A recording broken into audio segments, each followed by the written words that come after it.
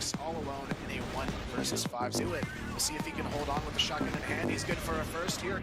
Hold on to this. LCK have to win this a little bit. Hang on here, install the push, but FaZe is still going to be on the back of sight, and it's not going to be for much longer unless FaZe can find something. Gets spotted down there as well. Good for one before the trade comes to the counter. Now has the off angle onto him. Creed's good for a first. The rotation can happen. Yes, they catch it off guard.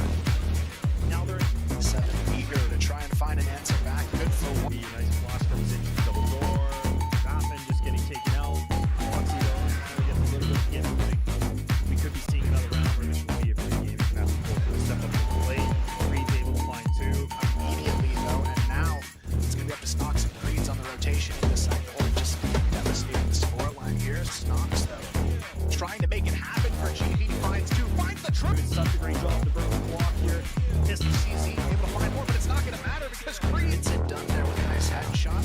Magno goes down. Awesome. One of these shots here. And being that tested, but awesome. Okay, there we go. He waits it. Does he have enough in him to get this kill? All down to Creed's. Low. Down to 5. They're going to jump out the window. The pistols are coming out. Creed's has to sneak his way in here. Snox, though, he's already good for 1. Good one. Oh, and over aggression comes in for them at all. They have to go for this fight. Snox just comes in and Awesome played that need to do. Why would Alucard turn around? See it?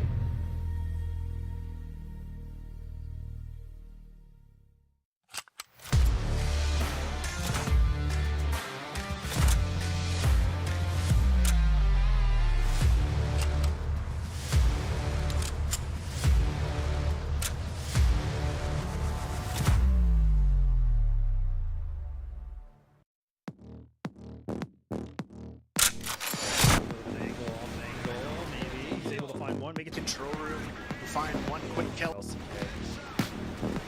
shooting. Not looking like it so far, but it's going to be back and forth on this kid, Line Claw. He's going to try to sit through his net. Matter to be able to find this and awesome. Place now as well. They seem to know what's coming here. Zane already now. Things are starting to look a little bit. The team of LCK has actually already wrote in really funny position. Coming in, 3BL just fearlessly going. Squash this whole thing with 3BL. With 3BL lost position. Now the names are coming in. Zane needs to come up with it. It's one of his own here, making a trip. He's going to wait himself and he's going to have to in. This is the one hitting shots, and he does. Things off, and Slayer trying to jump on in. Line ball. Making this competitive. Trying to get a little bit. No. Like, I mean, this is the other thing where we're just not kind of still seeing the same effect. Flex, man, you see it. It's a tough one because you've got to be able to win these duels. And that's a good start. He's able to find 3 now. He's over and finally comes alive. To try to get these early picks, but Flex, he's the one there.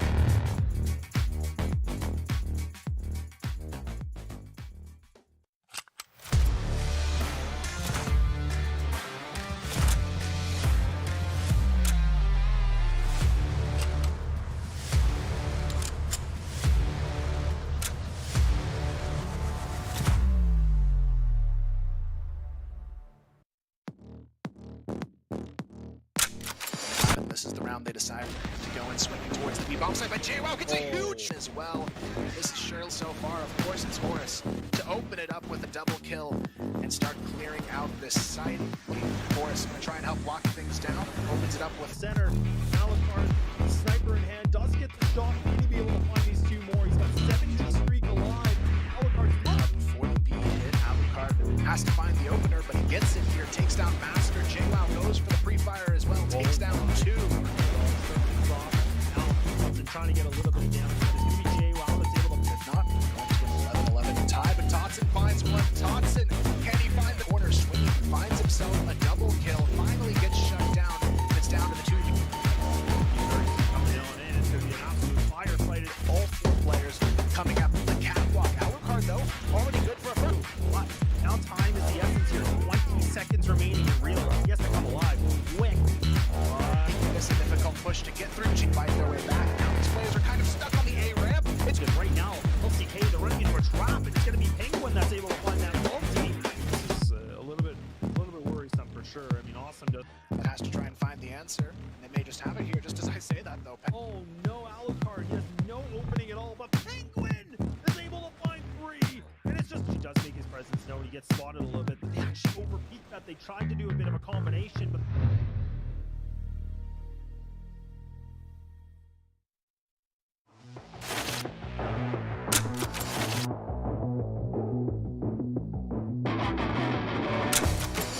Oh, nice. So I think our group is the easier one. We have LCK, who is not that strong. I think we definitely have the hard group. Group B looks like a very easy group. I wish I was there. Very hard group. We have a lot of pressure, but we will perform and we will do our best. We won last time, so this year it just gives me flashbacks. We might actually make it and GV is knocked out.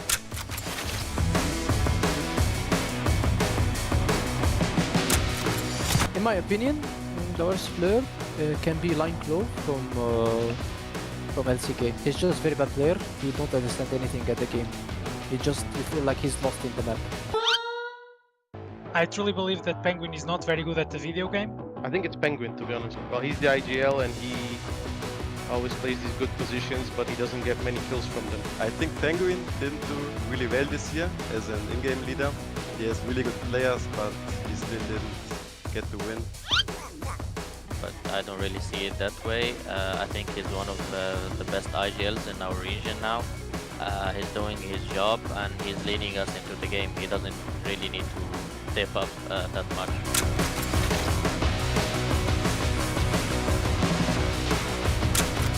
That player with Flex can easily destroy him in 1v1.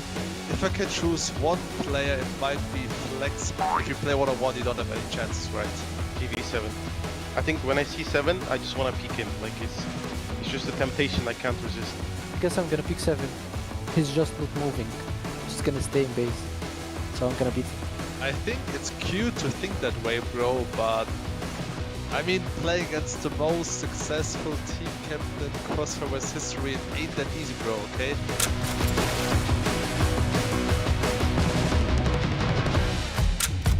First to drop. It's trivial. 100%.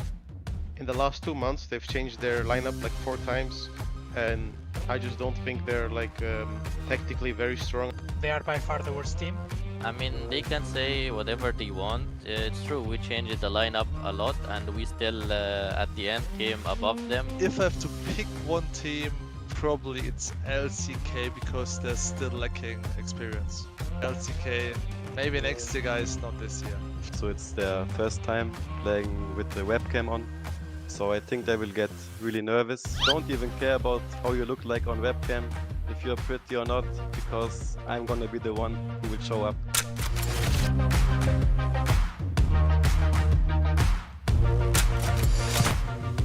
Knights, Anubis and 3BL. I guess the last slot is gonna be for our European team, but the first and second, Anubis and 3BL Esports. Unfortunately, you guys are not going this year again. Well, LCK, GV and Knights. That this time we get different teams going, because if you look at Trivial and Anubis, every year they go to CFS and they just get last place and make an embarrassment out of our region. First place GV, second place Anubis from Egypt, and third place probably Lazarus. So yeah, nobody from Group A anymore. I'm sorry, guys.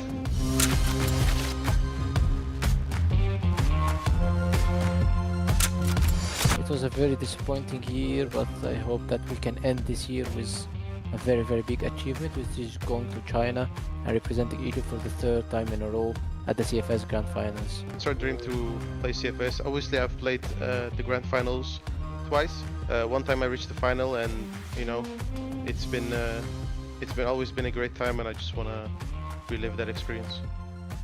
So even though we won the CFWL and the CFS Invitational Season 2, getting to the CFS Grand Finals is our main goal. So in my opinion, GV is the only team who can compete with the international teams. We saw in the last year that the other teams didn't even win a single map. So if Europe wants to shine on the Grand Finals, GV has to go there. We will never take your support for granted. Goodbye, guys. Peace out. See you.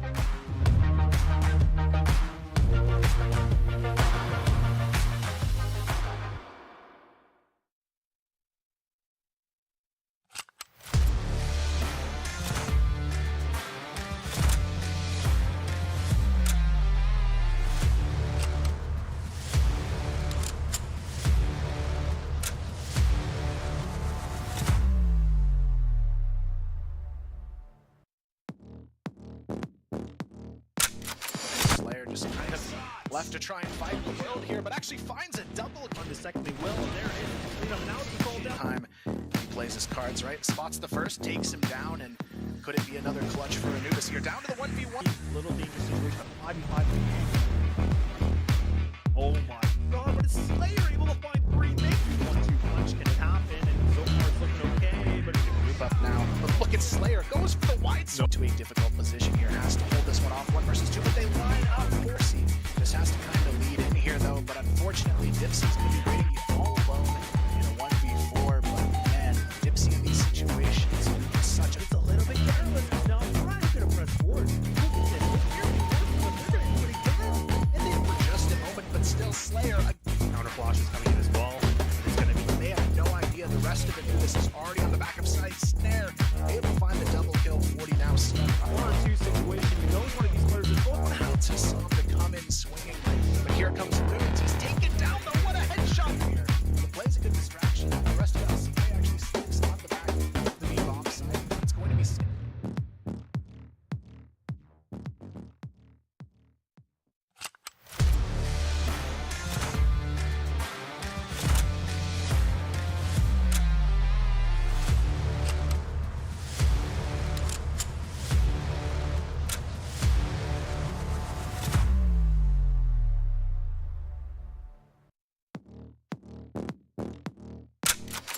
bomb site. Loons gonna run into trouble as the rest of his team takes down Pietro.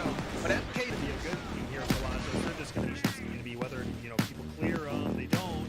Might be able to go for this hesitation. Pietro somehow getting away with not 1 but 2 free kills, looking for the third. It's a bit of a stack, but also kind of spread apart. MKC the timing here. Perfect flank onto Daisy though, getting a little dance over towards Spawn. What is this? They see that one solo hold on site, but this time around it's not going to be so easy. HTC finds the open, hard site to push into without that flank. Maybe, but he's able to find the one. Looking for Okay, here on the back of this A bomb site, HTC is able to find one. his monsters yesterday. Doing some good damage and a little bit of overextension here from Linefall. And now taking some bullet here. They're putting up big numbers right now. And again, Nice off angle, spots with that showing on his way out here, leaving it on phase, but it's out a little bit longer. HTC gonna be that anchor. Man, he still gets that shot. I don't even know how he sees it. He's able to find 2 more. Nice. They don't see that.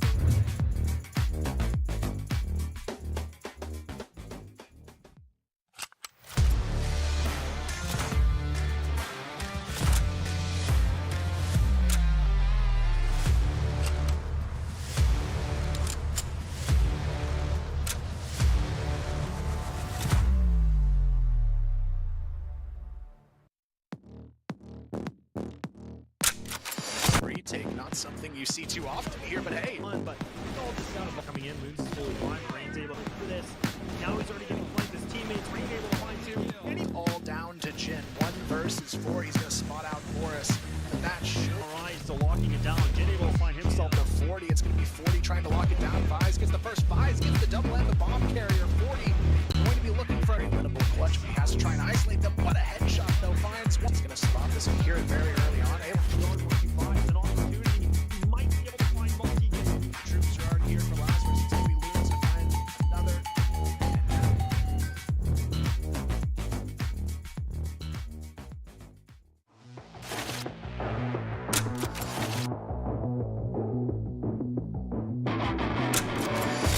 Actually, we feel pretty good. So that we made it to the RF Yeah, I feel very excited and I hope we gonna win. and win the playoff and qualify for CFS. That's our main goal, of course.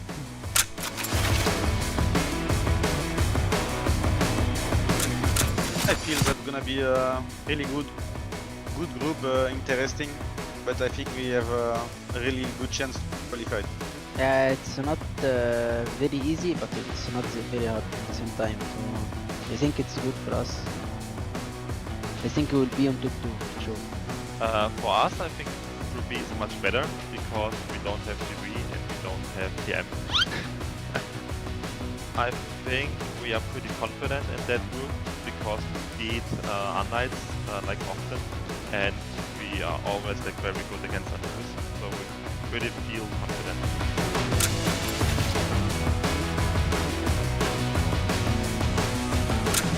I don't know, it would be someone from Man Knights, maybe HDZ or MKZ. HDZ for sure. Started the season with like 20 kills each match, so it's pretty good, pretty damn good. I would pick HDZ. We should all take care about our sniper HDZ because he's gonna come for you and he's gonna smash you. I think in Group B the outstanding player right now for me is Snare, because he's such an aggressive AWPer, like sniper, and he's like making my life very hard. Please Snare, take it easy this time, please.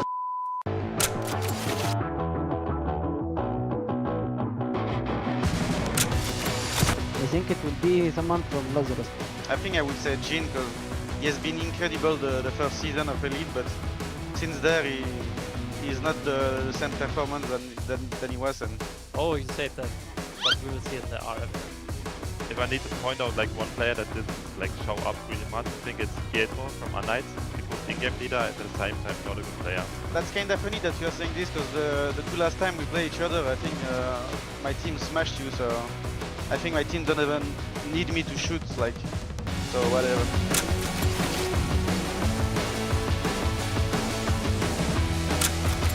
If I had to pick a player, it would be Sam from Anubis.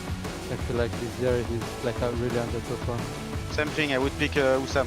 I think it's an easy choice. I think it will be Petro, because he's IGL for Knights and he's not very good enough. I'm gonna come for you, and if you do the mistake one time, I'm gonna smash you. It's not possible, bro.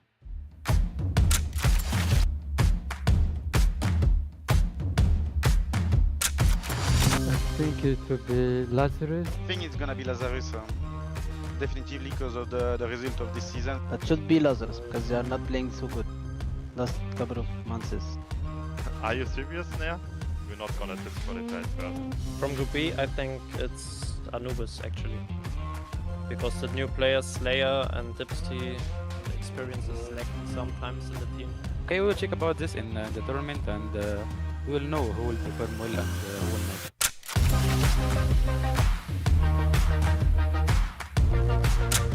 I think we're gonna beat you one more time, boys.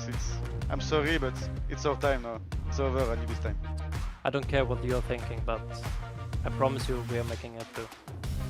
I know you guys wanna win, but unlucky you'll play against us, so good luck.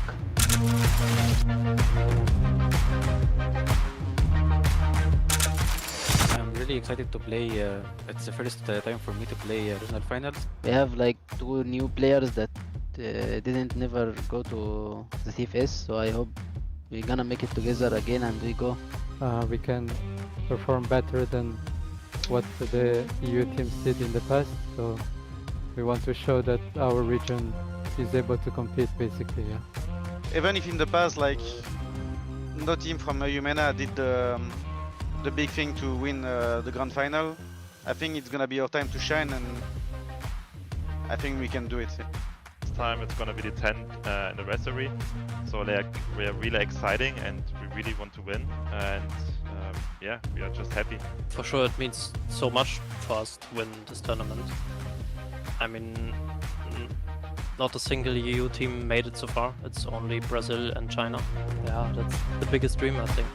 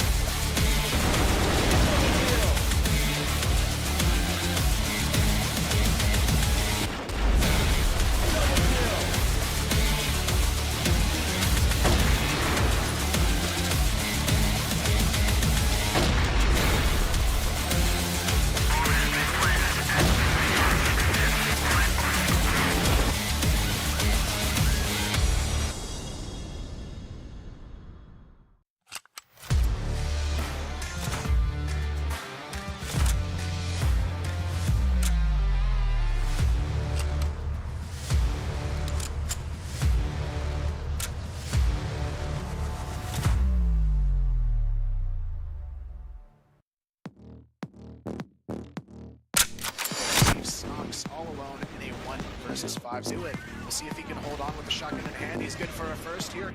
Hold on to this. LCK have to win this a little bit. To hang on here, install the push, but FaZe is still going to be on the back of sight, and it's not going to be for much longer unless FaZe can find something. Gets spotted down there as well. Good for one before the trade comes to capitalize on it. Now has the off angle onto him. Creed's good for a first. If the rotation can happen, yes, they catch it off guard. Now they're 7 eager to try and find an answer back. Good for one. nice flash comes in, double door. Raffin just getting taken out. Foxy though, finally gets a little bit of moving. We could be seeing another round where this should be a free game. Have to step up to the plate. Creed's able to find 2 immediately though, and now it's going to be up to Snox and Creed's on the rotation in the side court. Just devastating the scoreline here. Snox though trying to make it happen for GV. Finds 2, finds the truth. Such a great job to burn the block here. CZ able to find more, but it's not going to matter because Creed gets it done there with a nice headshot. Magno goes down. Awesome. One of these shots here. And being that tested, even awesome. Okay, there we go. He waits it. Does he have enough in him to get this kill? All down to Creed's. Low. Down to 5. They're going to jump out the window. The pistols are coming out. Creed's has to sneak his way in here. Snox, though, he's already good for 1. Good one. Oh, an over aggression comes in from them at all. They have to go for this fight. Snox just comes in and awesome played that need to do. Why would Alucard turn around? See it?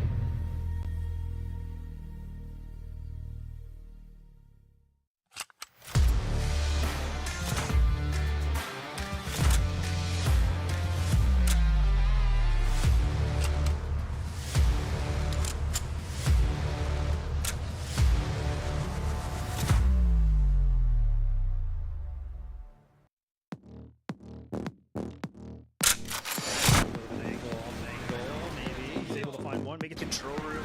Find 1 quick kill.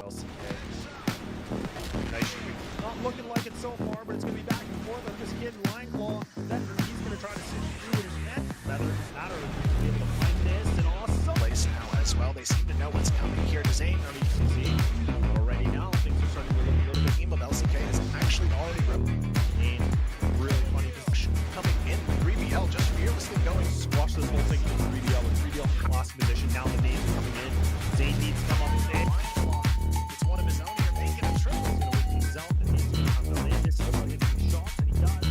Things off. The player trying to jump on in. Line ball. Making this competitive. Trying to get a little. No. Like, I mean, this is the other thing where we're just not kind of still seeing the same effect.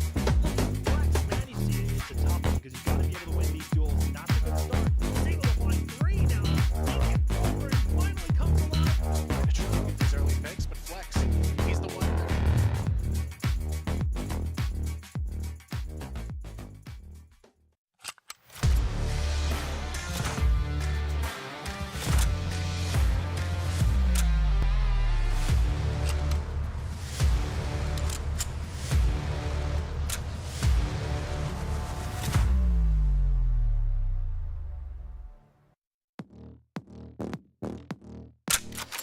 This is the round they decide to go and swing towards the B-bomb side, but JWoww gets a huge as well. This is Cheryl so far. Of course, it's Horus to open it up with a double kill and start clearing out this site. Horus going to try and help lock things down. Opens it up with center. Alucard, sniper in hand, does get the shot. Maybe be able to find these 2 more. He's got 70 streak alive. Alucard's up before the B hit. Alucard has to find the opener, but he gets it here. Takes down Master. JWoww goes for the pre-fire as well. Takes down 2. Trying to get a little bit of damage, but it's going to be JWoww that's able to, if not, going to 11-11 tie, but Totson finds one. Totson, can he find the corner? Swinging, finds himself a double kill, finally gets shut down. It's down to the 2. Coming down in, it's going to be an absolute firefight. All 4 players coming up the catwalk. Alucard, though, already good for a first. But now time is the essence here. 20 seconds remaining in real life. He has to come alive quick. It's a difficult push to get through. She fight their way back. Now these players are kind of stuck on the A ramp. It's good right now. LCK, they're running into a trap, and it's going to be Penguin that's able to find that multi. This is a little bit worrisome for sure. I mean, awesome to. That has to try and find the answer. And they may just have it here, just as I say that, though. Oh no, Alucard, he has no opening at all, but Penguin is able to find 3. And it's just, he does make his presence known. He gets spotted a little bit, but they actually overpeaked that. They tried to do a bit of a combination, but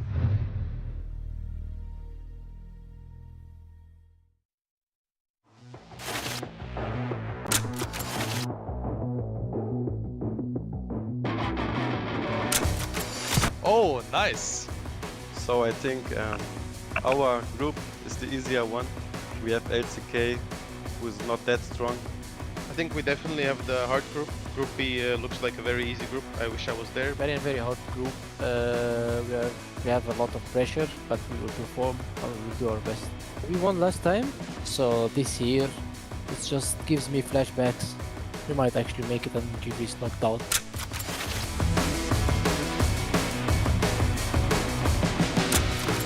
In my opinion, the worst player can be Line Clove from LCK. He's just a very bad player. You don't understand anything at the game. You feel like he's lost in the map. I truly believe that Penguin is not very good at the video game. I think it's Penguin, to be honest. Well, he's the IGL and he always plays these good positions, but he doesn't get many kills from them. I think Penguin didn't do really well this year as an in-game leader. He has really good players, but he still didn't get the win. But I don't really see it that way. I think he's one of the best IGLs in our region now. He's doing his job and he's leading us into the game. He doesn't really need to step up that much.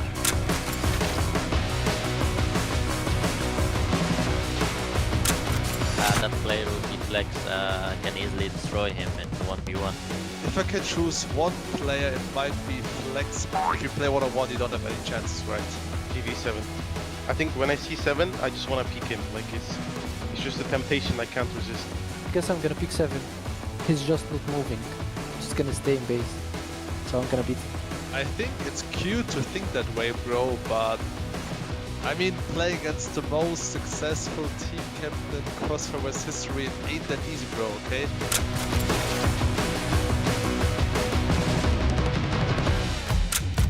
First drop. It's trivial. 100%. In the last 2 months, they've changed their lineup like 4 times, and I just don't think they're like tactically very strong. They are by far the worst team. I mean, they can say whatever they want. It's true, we changed the lineup a lot and we still, at the end, came above them. If I have to pick one team, probably it's LCK because they're still lacking experience. LCK, maybe next year, guys, not this year. So it's their first time playing with the webcam on. So I think they will get really nervous. Don't even care about how you look like on webcam, if you're pretty or not, because I'm gonna be the one who will show up.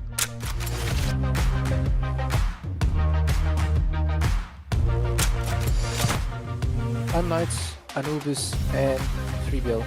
I guess the last slot is gonna be for our European team, but the first and second, Anubis and 3BL Esports. Unfortunately, you guys are not going this year again.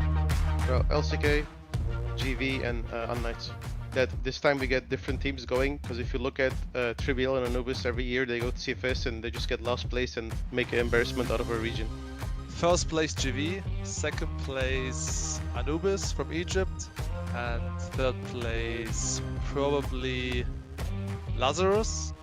So yeah, nobody from Group A anymore. I'm sorry, guys.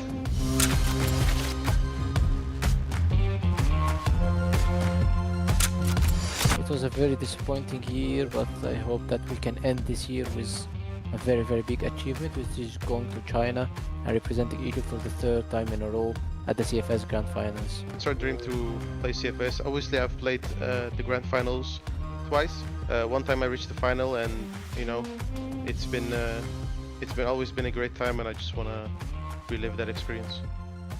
So even though we won the CFWL and the CFS Invitational Season 2, getting to the CFS Grand Finals is our main goal. So in my opinion, GV is the only team who can compete with the international teams. We saw in the last year that the other teams didn't even win a single map. So if Europe wants to shine on the Grand Finals, GV has to go there. We will never take your support for granted. Goodbye, guys. Peace out. See you.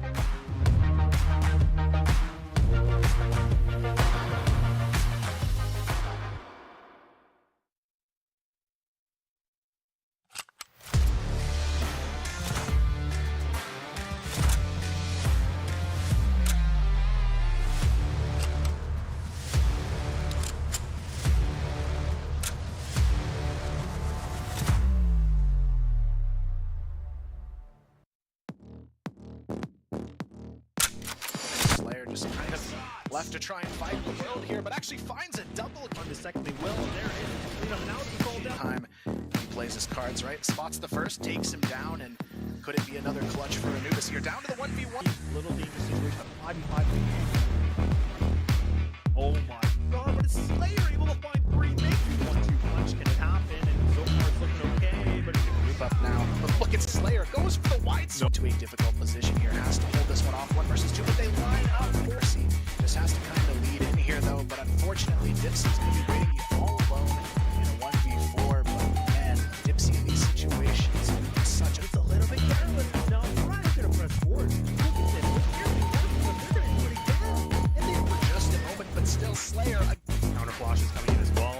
It's going to be... They have no idea. The rest of Anubis is already on the back of side. Snare able to find the double kill. 40 now stuck. 1-2 situation. You know one of these players is going Out to Sam to come in swinging. But here comes Loons. He's taken down though. What a headshot here. The play's a good distraction. The rest of us may actually sticks on the back of the B-bomb side. It's going to be...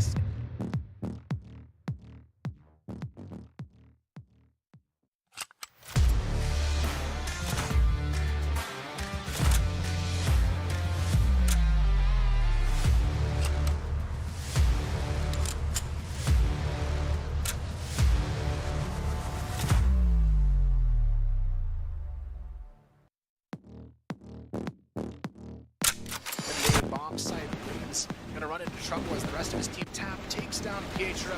But MK to be a good thing here for Lazarus. They're just going to be whether, you know, people clear them, they don't. Might be able to go for this hesitation. Pietro somehow getting away with not 1 but 2 free kills, looking for the 3rd. It's a bit of a stack, but also kind of spread apart. MK see the timing here. Perfect flank onto Daisy though, getting a little antsy over towards Spawn. What is this? They see that one solo hold on site, but this time around it's not going to be so easy. HTC finds the open, which is a hard site to push into without that flank. Maybe, but he's able to find the one. Looking for Okay, here on the back of this A bomb site, HTC is able to find one. his monsters yesterday, doing some good damage and a little bit of overextension here from Linefall. And now Jamie some equally here that's putting up big numbers right now. And it's again, And I just off angle spots with that shot on his way out here, leaving it on phase, but it's out a little bit longer. HTC gonna be that anchor. Man, he still gets that shot. I don't even know how he sees it. He's able to find 2 more. Nice. They don't see that.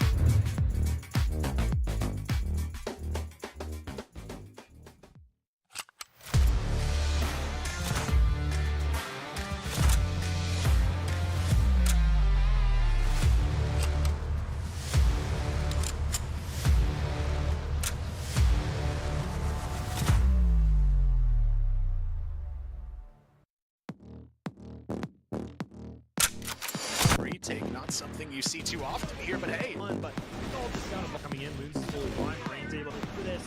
Now he's already getting flanked with his teammates, Rain able to find 2. And he's all down to Jin. 1 versus 4, he's gonna spot out Forest. And that should... Alright, still locking it down. Jin able to find himself the 40, it's gonna be 40 trying to lock it down. Vise gets the first, Vise gets the double and the bomb carrier. 40 going to be looking for a winnable clutch, but he has to try and isolate them. What a headshot though, finds one. He's gonna stop this and hear it very early on. Able to go and he finds an opportunity. He might be able to find multi. Troops are already here for Lazarus. It's gonna be Loons to find another.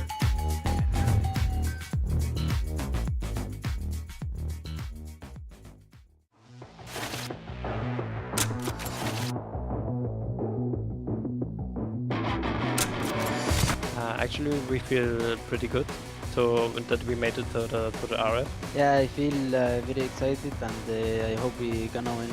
And win the playoff and qualify for CFS. That's our main goal, of course.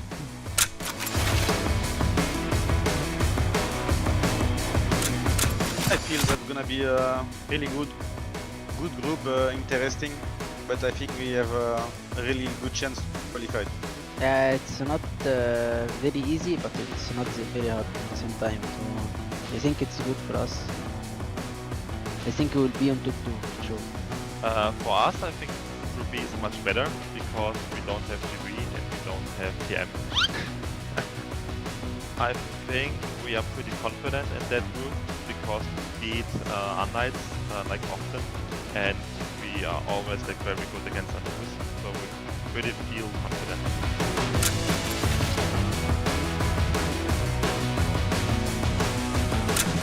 don't know, it could be someone from Knights, maybe HDZ or MKZ. HDZ for sure. Started the season with like 20 kills each match, so it's pretty good, pretty damn good. I would pick HDZ. We should all take care about our sniper HDZ because he's gonna come for you and he's gonna smash you. I think in Group B the outstanding player right now for me is Snare, because he's such an aggressive AWPer, like sniper, and he's like making my life very hard. Please Snare, take it easy this life, please.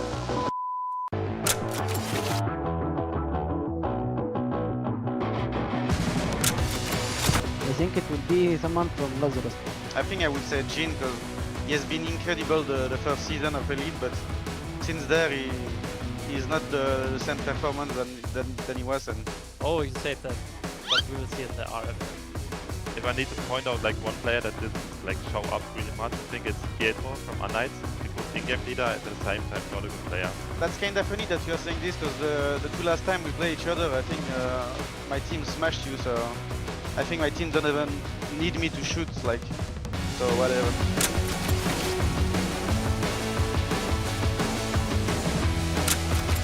If I had to pick a player, it would be Sam from Anubis. I feel like this year he's like a really underperformed. Same thing, I would pick Usam. I think it's an easy choice. I think it will be Petro, because he's IGL for Knights and he's not really good enough. I'm gonna come for you, and if you do the mistake one time, I'm gonna smash you. It's not possible, bro.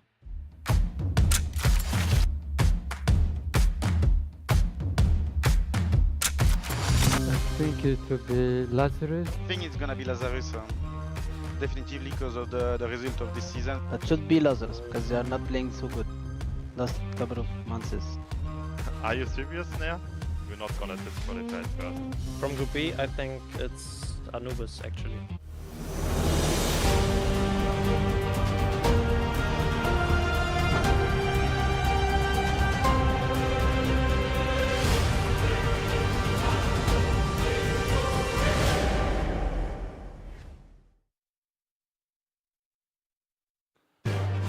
Hello and welcome to the final day of the CFS 2023 Regional Finals. We are here once again. I'm Valdez, with me is Simon, and we are going to be going into the third place match plus the final match here at the Regional Finals.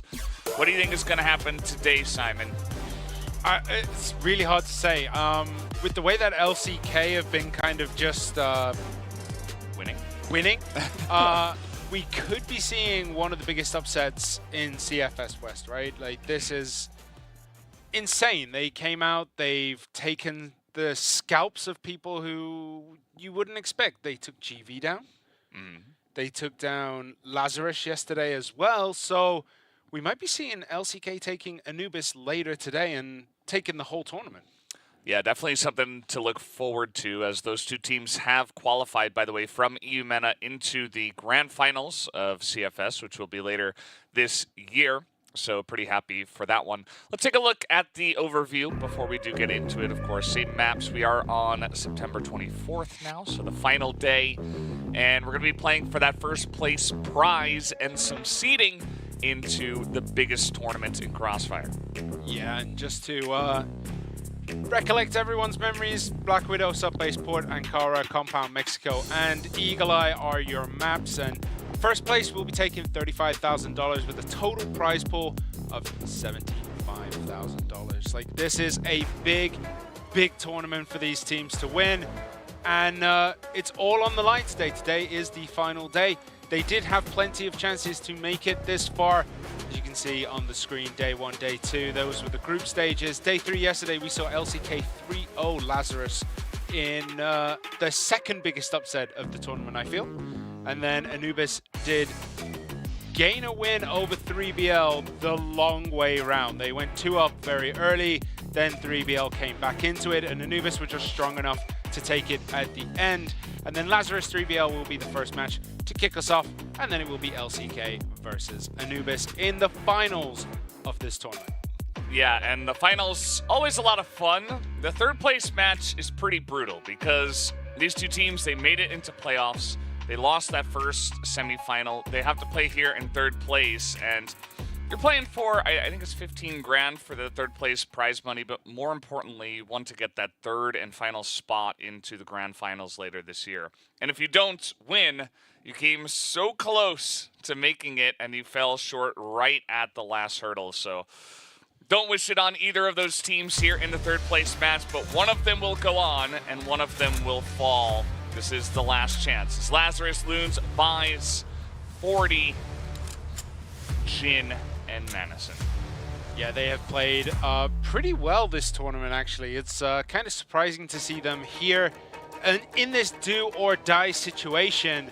But yesterday, they just didn't quite bring it home the way that we know they can. They kind of struggled quite a lot with LCK, who made it look a little bit too easy. Yeah, LCK kind of manhandling them in record time almost yesterday. And even the final map being 10-2, it didn't seem like Lazarus were, didn't seem like they had their heads in the game. They definitely weren't playing the same level of CROSSFIRE we saw from the day before. So certainly hoping that they can reach that level once again, because 3BL, they got really close, getting over their Egyptian brothers on the other side on Anubis. Wasn't meant to be, though, as you can see here. 2-1, 2-0, start off great, and then LCK. Yeah, and it's really weird because, everyone was talking that on nights were probably the better of the teams, and they made them look, it was good. It was a good close match. But then LCK, they just came in and rocked this team, and you can see overall their stats are kind of okay, but they are struggling on that blacklist side. Yeah, and if they can reach the level they had earlier on in the tournament, I think they definitely do have a chance. But if not, they might struggle up against 3BL. Penguin putting the team on his back yesterday to try to get them back in it. Alucard, Horus, Thompson, and Hunt all performing really well yesterday. But again, just so close, yet so far away. They fell 10-8 on the final map, so one round goes their way. Maybe they get extra rounds. Maybe they're in the finals, but it wasn't meant to be for them. Yeah, I mean, there's only so much, your IGL can do. Penguin can only do so much to carry them forward through that match. And you can see they're all smiles, and that's one of the good things about 3BL is it doesn't matter what's happening to them. They always seem to come out super positive. You can see that they're all smiles, they're super happy guys. And that actually matters when you get into these matches, right? When you get down to it. Just be positive is a mindset that will carry you forwards. Yeah. No, they look like they're still having a lot of fun and that their spirits are pretty high. And, I feel like they should feel pretty good, right, about the situation from yesterday. Like, they went down 2-0. It was almost another blowout, like back-to-back blowouts. But then they tried so hard. Like, I think that actually instills confidence, even though you did lose. It's like, well, we were able to fight back against a really strong team, and we got so close, maybe a little unlucky. One round goes our way. Maybe we're on the other side. And so I'm sure that these guys will be confident to try to face off against Lazarus, who didn't have the best regular season and also just got 3-0. So if I'm in 3BL's sneakers, to be honest, I would consider myself the big favorite. Yeah, and one of the other things to remember is that 3BL always show up on the last day of a tournament. They always come through. They could be, I think during some of the invitationals that we casted this year, they got kind of bopped in the group stages. Fourth seed and then... Yeah. And then on the final day, they just went on a tear and got to the finals. Obviously, they did end up taking second place in those. But they came back after looking very shaky on day one, day two. That final day was a completely different team. And we can take a look at their stats on some of these maps. Well, that 0% definitely sticks out like a sore thumb. Lazarus did play the one map of Port, and they looked pretty good on both sides, but especially on the GR side, so definitely have that going on. On the other side, 3BL pretty consistent across the board there on Kara, very strong from what we could see, which is going to be important against this team. It is, and we're going to have to find out what the maps are very, very soon, so they are coming up onto your screen right about now. Whoa, the timing. I know, right? It's almost like I had control of everything. Black Widow and Eagle Eye are banned, and we go Mexico first, then Compound, Port, Ankara, and finally Sub-Base. So I'm just going to make a note of that. Yeah, and the fact that, you know, Lazarus getting winning the coin toss, deciding to select first, they go back onto Mexico to start off, and kind of feels like, okay, well, 3BL is pretty good at Ankara as well. We're confident at Mexico. Let's jump onto that map. We haven't seen, I think, 3BL play it much at all. The rematch of the CFS 2022 regional finals. As you can see, ex-Team Myth, a lot of the guys from that Team Myth roster now joining 3BL and making this new team. And it was a 3-0. I remember it was very one-sided. Yeah, I don't know if we're going to get the same today, but Lazarus 3BL will be delicious for us, and we're your worst nightmare, so be ready to be knocked out. I mean, again, the key points, the ones that they add are delicious. I'd say. They're short and to the point. Yeah. You know, it's better to keep it short and then show it through your play, right? You don't want to say like just you be like, guys suck, we're the best, like, and then you know. I mean, one of the worst Not would like be that's just happened here at this tournament. Yeah, I think the worst would be, who are you? Yeah, that's like that would just hurt, especially when you're Lazarus and 3BL are just like, who are clearly you know guys? each other. Like, you've hung out many times. Like, yeah, right. That would be fun. It would. Somebody actually. should do it. Yeah. Simon would do it. 100%, but I would never get this far, right? Yeah. I'd have been knocked out years ago. Like, there's no way I'd have got to this point, but we're gearing up to get into Mexico very, very soon. Yeah, Mexico, the first map of this best of 5. I think this is really going to set the tone. Lazarus' map pick. You got to show something better than what we saw yesterday. Certainly, we know you're capable of more than what you showed yesterday. 3BL showed a lot. Maybe they're a little bit exhausted. Maybe you can kind of come in quick and get aggressive. They did that actually when they did play on Mexico. I think it was against Unknights, right? Where they were extremely aggressive from the Blacklist side. And maybe they can do it again. But let's see as we hop on to Mexico here for map number 1 of the 3rd place match between Lazarus and 3BL Esports. Yeah, we have Lazarus on the Blacklist side. We do have 3BL on the Global Risk. And this map is usually one that is very Global Risk kind of favored, but that's not what we saw the other day against Lazarus. And I think, yeah, you're right. It was on Knights, as we do have a breach coming up from the waterway here. Tutson gets the first kill, but Penguin gets one as well. And Horus, it's back and forth between these two teams. They have traded 1 for 1 all the way down. And Alucard and Hunt, last 2 remaining on 3BL against Madison and a very injured Loons.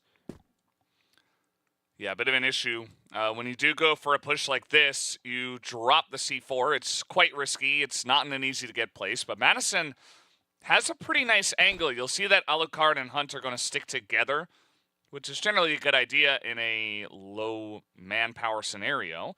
And they're also sticking near the bomb, so just in case anyone tries to grab it, which I guarantee someone will eventually, you can try to defend that. So let's see how Lazarus do want to attack this. I mean, the one thing is 3BL are kind of pinned down here, so all it'll take is a good entry into the waterway here for Madison and Loons, and they could definitely be taking this first round as we have Loons poking out in the front. He goes down. Madison actually goes down first. Loons does survive. Alucard and Hunt. Hunt and Loons. And that's all it takes. A little bit of a spray transfer there by Hunt.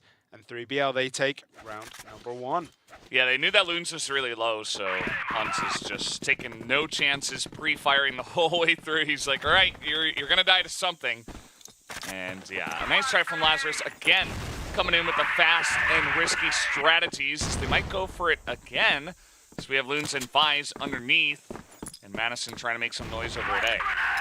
Yeah, he's making Tutson actually got a face full of him, but Horus is the one who wraps around the back. Penguin picks up a massive double kill here. He takes out Vise and Loons. And Alucard gets 40. It's all going wrong for Lazarus in this as Hunt. He takes down Jin. And just like in the blink of an eye, 3BL are 2 up. Yeah, I mean, it was smoked up, right? So if you're going to make an entry like that, it's very difficult to push in 4 members through smoke. You're just going to get sprayed down if anybody's looking at it. And Penguin, he knows these guys very well, right? He doesn't have to ask, who are you? he has been watching their play. So now here comes Jan pushing in down the stairs with his team, but Hunt and Alucard just take them all down, and it's already 3-0 in the first map. Very much a blink and you'll miss it. But I think the last time Lazarus were on this map, they did mention that like the first 3 or 4 rounds you can just go all out offensive, and then after that, then it'll be time to, you know, settle down and play a much slower map. So they're not out yet, Lazarus. They are making it difficult for themselves though. They are 3 down. And it feels like it's barely been a minute of gameplay so far between these two teams. Yeah, I think definitely the issue is, you know, if you want to get aggressive, it worked against Unnights like at least once. And a lot of the rounds were kind of close, right? But this was just getting absolutely swept up like some dust bunnies, you know. It was the end of them before they could even get any pressure going. So that's going to really hurt. And they're down those 3 rounds. But let's see, as they have gone back to kind of standard play, as you mentioned, back to the playbook here. Yeah, so slowing things down on this map. I mean, it is a very hard map when you are the Blacklist. There's so many tight little angles to cover. You know, Global Risk can get in and around those spots very quickly. They're all flashed up. Lazarus here. Are they going to continue pushing here? You see Jin just firing into the boxes where Hunt should be. And that's exactly where he is. We're on board with Alucard, who's taking a peek through the boxes here, seeing if he can get any kind of sight line on Lazarus, but nothing doing right now as they've taken this center area. And we do have 40 going in and just getting absolutely obliterated there as it's all go again. And 3BL are just much better right now with their gunplay than Lazarus. Yeah, I mean, it just feels a bit predictable, and the entries are not very clean, and 3BL are just taking advantage of that over and over and over again. Fies over here doesn't even have the bomb. I don't think he's got a chance to pick that one up and plant this against 3 people. Pretty low health on the side of 3BL, but it just does not matter. It's 4 rounds in a row from the GR side. And 3BL are, yeah, I mean, you know, we've talked so many times about Mexico, but I think outside of the way this map plays, this is also just a bit of 3BL playing much better Crossfire right now. Yeah, there was that point there where 40 kind of tried to breach A all on his own, and it just didn't work out. But we have a massive engagement right now as Horus does get Madison, but somehow that is the only kill so far as Penguin picks up Loon's Totson, and just complete collapse, and Hunt picks up a double with the Shoddy. And there's a way to rub salt in wounds in Crossfire, and that can do it, but the Shoddy is actually really good on this map due to how close it is. Yeah, Hunt has not died yet. He has 0 deaths. He comes in with the Shoddy and cleans it up. That was also pretty much a flawless round. There was a lot of damage done to the guys on 3BL, but nobody died. So once again, Lazarus just struggling to get any amount of damage done, and it's pretty apparent that, I don't know, 3BL are just a better team right now. Yeah, they are on a different level, but don't count Lazarus out yet. This is still only the first map. It is the first half of a map that is kind of Global Risk favored. So they're down but not out as Penguin gets 40 on the entry there. Horus, oh, it's all going wrong for Lazarus right now. Totson through the smoke, clears out Loons. And that's 6 in a row. Are we going to get a 9-0? You know, I think I've seen it once. In like the 4 years I've been casting this game, it's not very common, to say the least. So I think Lazarus will eventually figure it out. I think it's just a really rough start for them. Maybe still feeling the burn from yesterday. And, I mean, 3BL are playing fantastically. Like, they're hitting all of their shots very, very crisp. Their defense is pretty much perfect. They're reading every single push that Lazarus try to go for. If they go aggressive, 3BL are right there. They know that they're going aggressive. If they're staying back in the defensive, they know exactly when they're going to push and how to shut it down. So it's been a brick wall so far. So I don't envy Lazarus in this situation. Yeah, not at all. And the problem is, this is the first map. You're coming out after kind of getting dominated yesterday as well, and this is a complete morale breaker.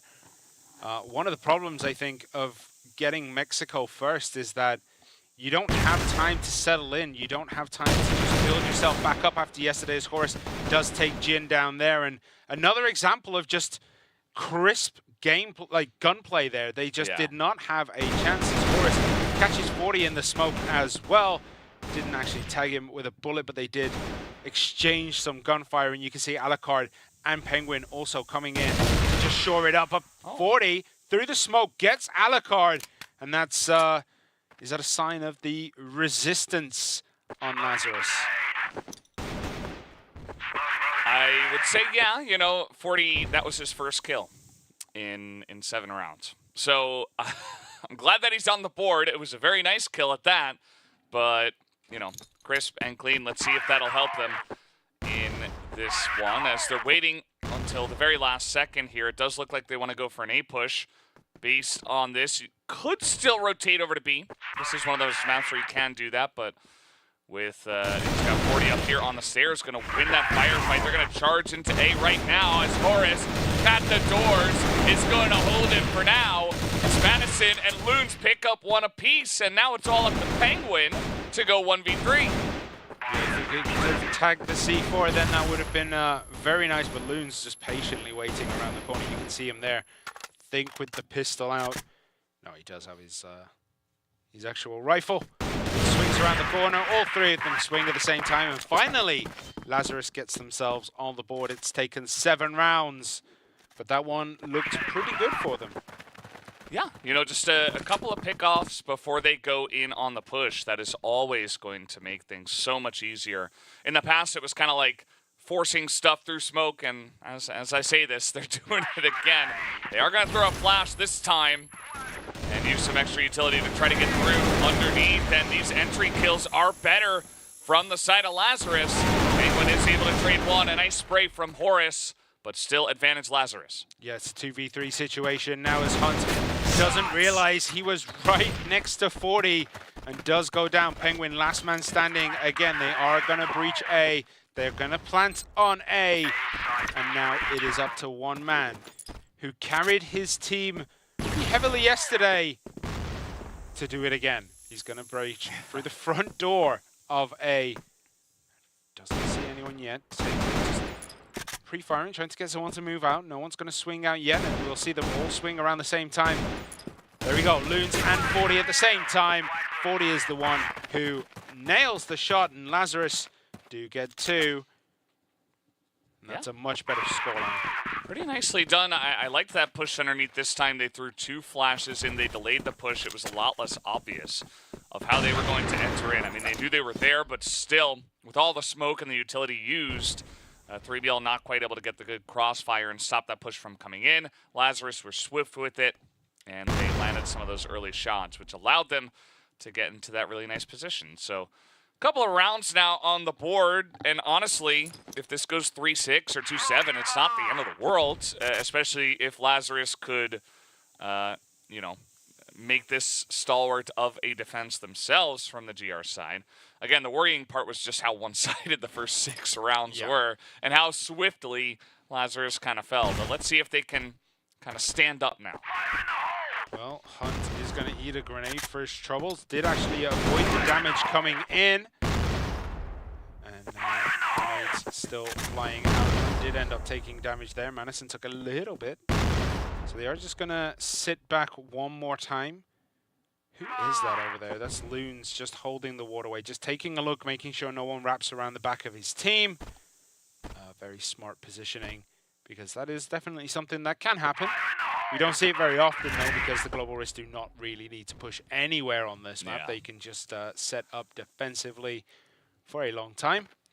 But they are going for it. Penguin and Horus, they're looking into Waterway, just making sure it's clear. Yeah.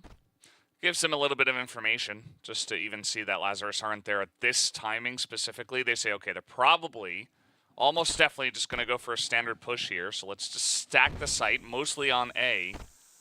And we have guys towards the middle there, in case they do rotate over, which they are at this point in time. Yeah, it's a very smart move here to rotate over to B. The flashes are out, but Penguin is unaffected. Alucard trying to do what he can between the boxes, isn't going to get anything done. So he does join the rest of the team. Madison is on the hunt and gets punished for his over-aggression as Penguin takes him down. 40's lined up this shot on that back corridor, making sure that he has that covered. Alucard just pre-firing there, just making sure that they know he's in the area. The grenades are going to come in as we see Loons get Penguin down. He wraps around very smartly. Horus and Tutson are also looking there as Jin gets Horus. Hunt and Tutson, though, they pick up 2 big kills. Jin goes down as well. It's a 2v1. 40, last man standing for Lazarus. Alucard and Tutson need to get something done. And oh, 40 with the big double kill there. 6-3 in the half. Well, that was just excellently handled by Lazarus. They've woken up. Like, the difference is almost magical. They come in, very nice late push onto B, and 3BL, they concede it for a retake. But Loons comes in late from underneath and causes some chaos. And then 40 comes in right at the end to clutch it. So pretty huge stuff from the side of Lazarus. Now they get to go on the GR side. And 3 rounds in a row just to make this 3-6. I mean, if you didn't watch the first half, you'd be like, oh, this is normal. Yeah. This is fine. What you don't know if you just joined is that it was complete one-way traffic, and then it stopped and slapped it in reverse. 6-3, 6 rounds going to 3BL, the first 6 rounds, and then the last 3 rounds going to Lazarus. So we're going to have to see if 3BL can perform any better on this blacklist side. They do have the advantage. However, Lazarus have slowly started to claw themselves back into this match. And it is Mexico, which, as we all know, is pretty global risk favored. Yeah. Lazarus's global risk actually fell pretty hard to the side of Unknights' blacklist, so I'm worried for that as the next step for Lazarus, because 3BL also very capable on these entries. Already going to get that pick off on Nevias, who unfortunately, you know, he's doing a lot of the aggressive work from the blacklist side. Only has the 1 kill so far. This has been the punching bag of the team, as now pushing in through B. Horus, excellent entry, and Penguin's right there to help him out as well. Madison trades just the 1, but it is going to be 3BL back on the board. 7-3. When you say back on the board, it feels like, you know, it's one of those things where they're down by like 5 or 4, you know? Not already up by 3, now up by 4. But the way that the end of, you know, that first half went, it's very much back on the board. Yeah, just a little streaky from both the teams. 6 in a row and then 3 in a row. But if 3BL, they get, you know, 3 more in a row here on the blacklist side, and then maybe this is just over. Let's see if Lazarus have the answer. It's really what I'm looking towards, as they've kind of put themselves behind the 8 ball with the way this one started. But 3BL's entry was fantastic the last time around, and here they are considering it, but they're not going to go for it yet. No, they're just going to kind of sit and feel this one out. And one of the good things about this map is you can wait until like the last 30-40 seconds before you commit to a push. Still get the C4 down.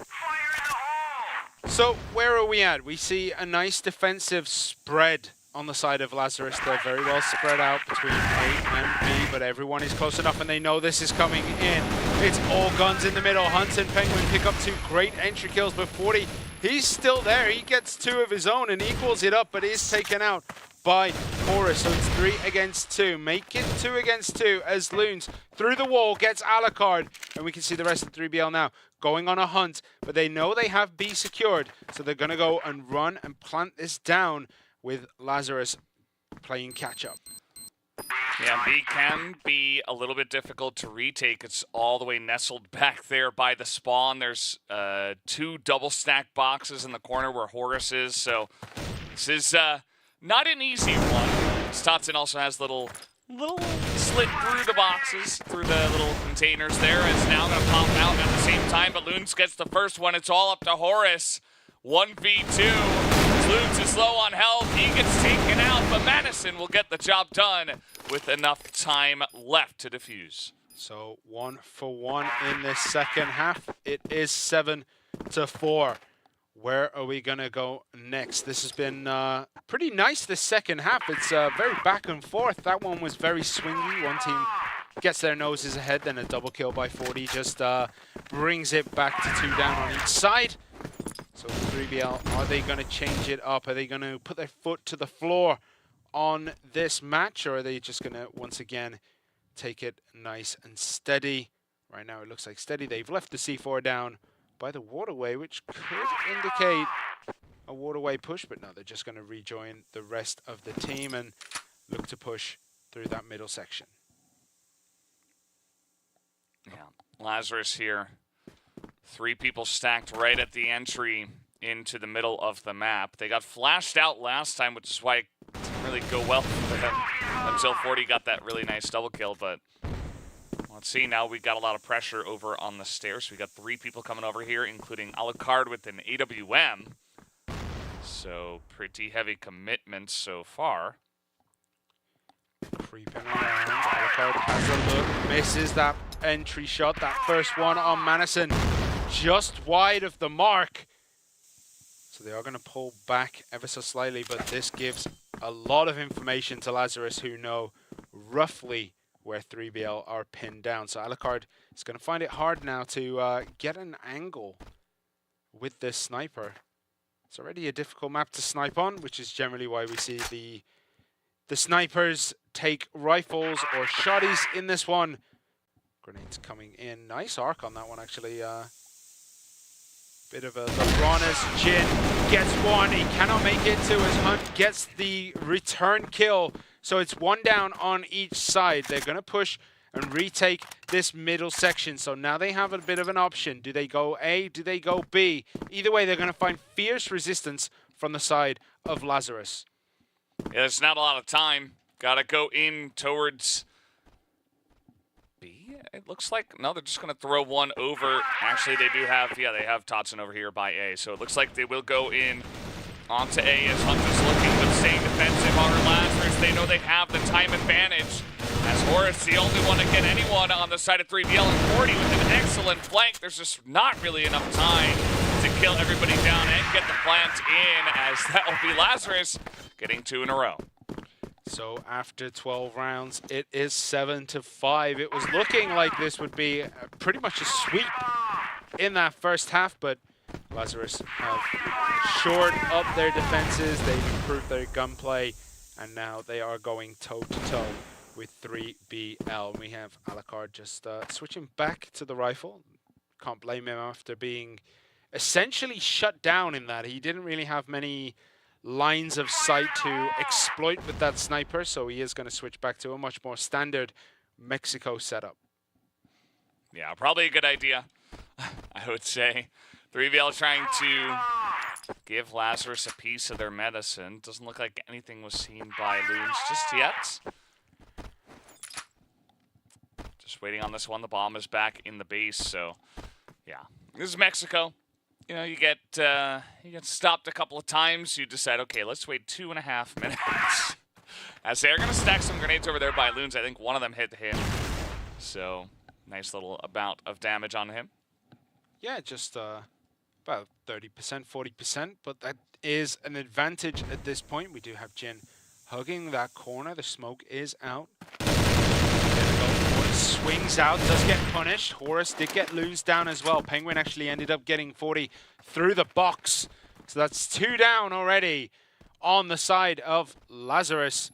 Manison, Jin, and Vise, they have a lot of work to do to bring themselves back. We can see Jin hugging this corner. Hunt's going to breach. He jumps over the top. He does get punished for it, but it's 1-for-1. Vise gets Penguin down as well. Horus gets Vise. So it's a 1 against 3. Manison has it all to do. He's going to try and hold this site all on his own, but it doesn't matter. Everyone else has gone over to B. Yeah, and if you're alone against 3 going into B, this is maybe too much to ask. He's going to go back behind the site here. Horus did go for a little check. The timing not really there, but Manison trying to make his way in. There's a double stack on the site. And it looks like they may have just seen him. A couple shots fired. He's just going to have to try to force it, and it's not going to work. Horus picks up the kill. And yeah, it really comes down to that very patient play and under need to get the 2 pickoffs and from there go for a pretty standard push. Yeah, Horus's swing out there on that little corridor from B was perfectly timed. He just saw enough to know exactly what direction they were going to get pushed in, so they just shored up the defenses on that side. Very nicely done by 3BL this time around, as we see Totson just swing to these boxes, get a little bit of a tag there on these opponents, and just gets out, but does eat a face full of grenade on his way out. Very spicy, that pineapple. Yep. And where are we going with this one? We do have what looks to be a waterway push. Loons is ready and waiting. I don't know if he actually saw it because no one else on his team is rotating over. So when is Loons going to swing out on this one? He's letting Penguin, Horus, and Alucard feel kind of safe as Penguin creeps around. Oh, he spots him first. Penguin gets Loons down. And you can see now they're just going to retreat back through waterways maybe just to shore up the defenses. They get 1 kill and back out. But look at this. Who is that? Number 5 is looking through the doors. He's going to make a push through, or is Jin going to back up? No, Horus does get that one on 40. So Horus and Jin, they're very close to each other. Of course, Horus is underneath. Jin is probably on top. Yeah, I like the way that 3BL have been handling the last couple of rounds where they're just dry peeking and waiting. They're just very patient. They're saying, okay, Lazarus is probably going to check this angle eventually. We are the better players, right? Like, we're just going to win this firefight. We are going to beat them 2v2, 3v2, and isolate them 1 by 1. There's 2 really important picks, as now Jin does get the 1 kill, but he's very low on health. Easy cleanup for Horus, who has 19 kills. What? That's insane. Yeah. He's just been stacking them up quietly, bit by bit. He's getting like 2 or 3 every single round, and or at least that's what it feels like. Not quite. But still, gotta get this bomb down, and it's looking pretty likely like that 3BL do hold on to this 4v2. He's gonna get swung on by Totson as Horus picks up another, and that makes it 20 for him right now. 3BL are 1 away from taking Mexico. Yeah, and it's been pretty simple for them the last couple of rounds. Again, it kind of feels like the beginning of this map where 3BL, just the better shooting, the better snipes that they have been getting down, the better headshots. And from there, just able to make some pretty elementary pushes in that Lazarus were not able to handle, down a couple members. So, gonna try to go for a more standard hold, it looks like here. Our Lazarus, they have a couple of guys looking at underneath once again. As another dry peek here from Horus and the gang. And they are gonna trade 2 for 2. This keeps on happening. Just no utility, just straight up peeking them. Yeah, and the worst part of this for 3BL is they've been carrying a man advantage usually going into the later stages of a round. This time round, it's dead even, so they're going to have to try and find something through all of this to give themselves that little bit of an advantage so they can, you know, progress through the map. This is a map that you need those early advantages when you're on the blacklist side because, again, it is a very difficult push to take. We see Totson peeking between the boxes. Madison does swing out. Totson did not really catch anything there, but the grenade looks to be all right. Madison's going to carry on swinging. And Madison picks up a big double kill on Hun, and Totson got 1, turned around, got the other. Now Alucard's all alone. He gets 1. Can he get 2? He swings at Loons. Loons did take a little bit of damage there. So basically he has full health. Does Alucard against 2 at 25%. So they're going to push down. Alucard's looking through the boxes. Swings around, gets 1. Doesn't actually nail the kills, but he's just buying time. Swings up, gets through the box on 40, but 40 is just good for it. He did end up surviving. The C4 gets defused. And Lazarus draw 1 back. It is 9-6. Yeah, nice play there from Lazarus, pushing in as a couple of guys. Madison also, heroic effort. We didn't get to see the first-person view of that swing. I don't even want to call it, you know, spray transfer. You just killed the one guy, did a 180, and immediately popped the other guy's head off. And now, 3BL getting pretty aggressive, looking once again for these early picks. But Lazarus rolled down the fort. They do indeed, but 3BL are pretty committed over on that left-hand side going up towards A, so they're going to have a hard time disengaging from this. Penguin does actually pop up. Vice is there. Vice does get the kill. That's very important for Lazarus. That early kill can definitely snowball into a global risk victory. Vice still hanging around the boxes. Tutson is in the smoke. They're right next to each other. And there we go. Vice gets Alucard, but Tutson swings out, gets revenge on Vice. So it's a 3v4 situation. Tutson is very low. So is Jin. But it looks to be advantage Lazarus going in to the end game of this Mexico map. Yeah, absolutely. Just winning out there in the middle of the map. And now low on health. 3BL, they're going to have to make a push on to A, I would imagine. There were a lot of eyes on underneath from the side of Lazarus. But now they have spread out a little bit more, as it does look like 3BL will do something more standard. And this bomb is slowly edging over towards B as Horus is checking out a lot of different angles, saying, hey, I don't see anyone. Maybe we can sneak onto the site. Yeah, but what he doesn't know is that Jin is right next to him. Hunt actually tries to re-angle himself against Loons. Horus does swing out, but Jin does get Horus down, and that was what we were saying. He was right in position to just swing out, get a couple of taps in, as Tutson does go down to Madison, and it's all collapsing for 3BL. Hunt has it all to do on his own. It's 1 against 3. There's 20 seconds remaining. Does he have the C4? He does, but he's not going to be able to plant it. Jin and 40 are right through that door. He has to take Madison down first, and he cannot. Madison is just a little bit better than him this time round, and Lazarus get another win. Yeah, they're holding on. It doesn't feel... Was that a cat? That was a cat. Just grab the cat. Playing CROSSFIRE. Dude, get off my keyboard. Yeah. Oh boy. But you know that cat will be back in about 5 minutes. Oh anyway, yeah. By the next round, he'll be back. Yeah, Lazarus have been doing a good job of just holding it down. And it has been a bit desperate because their backs are up against the wall, which is 9 wins for 3BL. It hasn't been, you know, easy going GR side as 3BL got some rounds early. But let's see if 3BL can get 1 out of the next 2. Otherwise, we will go into extra rounds and settle it there. As this time, it looks like a lot more standard of a push here from 3BL. Just a lot of utility used as they move in. They do take a bunch of damage onto Penguin, though. Yeah, and that's going to be hard. Penguin has been playing phenomenally so far, 15 and 13. Sure, it's not up to what Horus has been doing, but that is a very important kill stat line for 3BL. Alucard just having a little dig into the A site, seeing if he can get anything, but no one is biting right now as Penguin swings over.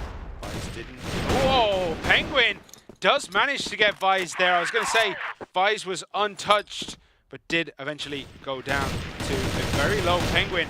Jin gets 1 in return, though. He takes down Alucard. Jin is very low himself. He goes down to Horus. Horus cleans it up, but Horus does get taken down through the wall by Loons. 40 picks up a massive double kill on Hunt and Penguin. And just like that, everything collapses on the side of 3BL. And Lazarus bring it all the way back to 9 to 8. Yeah, from here you got to be feeling pretty good. As Lazarus, just 1 more round. You've got 3 in a row. And they have really shorted up here on the GR side, unsurprisingly. And 3BL just kind of running out of steam. You know, I liked those 2 rounds in the middle where they got those pickoffs and then went for later pushes, but going for standard plays, it does look like Lazarus know exactly what to do against that, which makes sense. This is their map pick. They're very practiced on it, but I don't know. Will they have the answer now coming into the 18th round? Yeah, sometimes it does feel like Lazarus wrote the playbook on this map with just, you know, how strong they can be. They didn't show it earlier on, though. They did go 6 down, but they have drew it back. It's 9 to 8. If 3BL win this, we go to compound. If Lazarus win this, we're staying on Mexico for another few maps. But here we go. Jin gets Hunt. Penguin looking to swing around.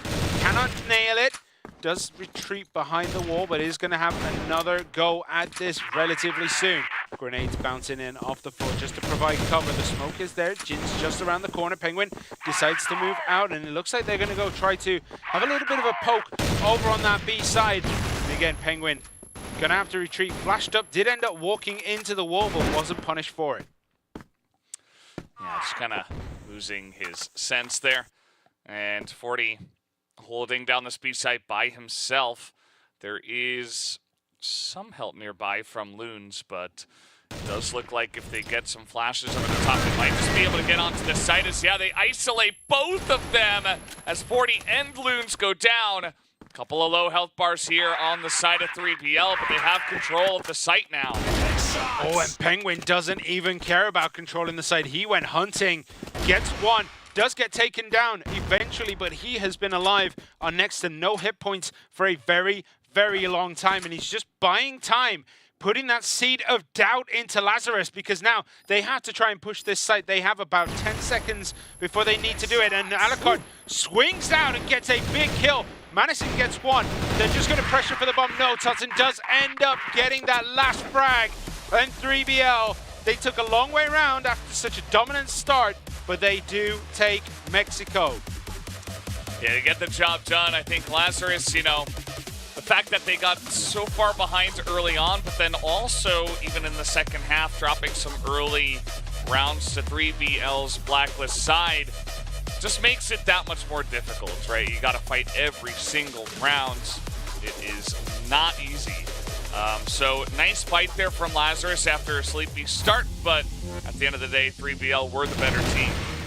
They definitely were, and I mean, this highlight really is just going to show how dominant early on 3BL were. Round after round going their way.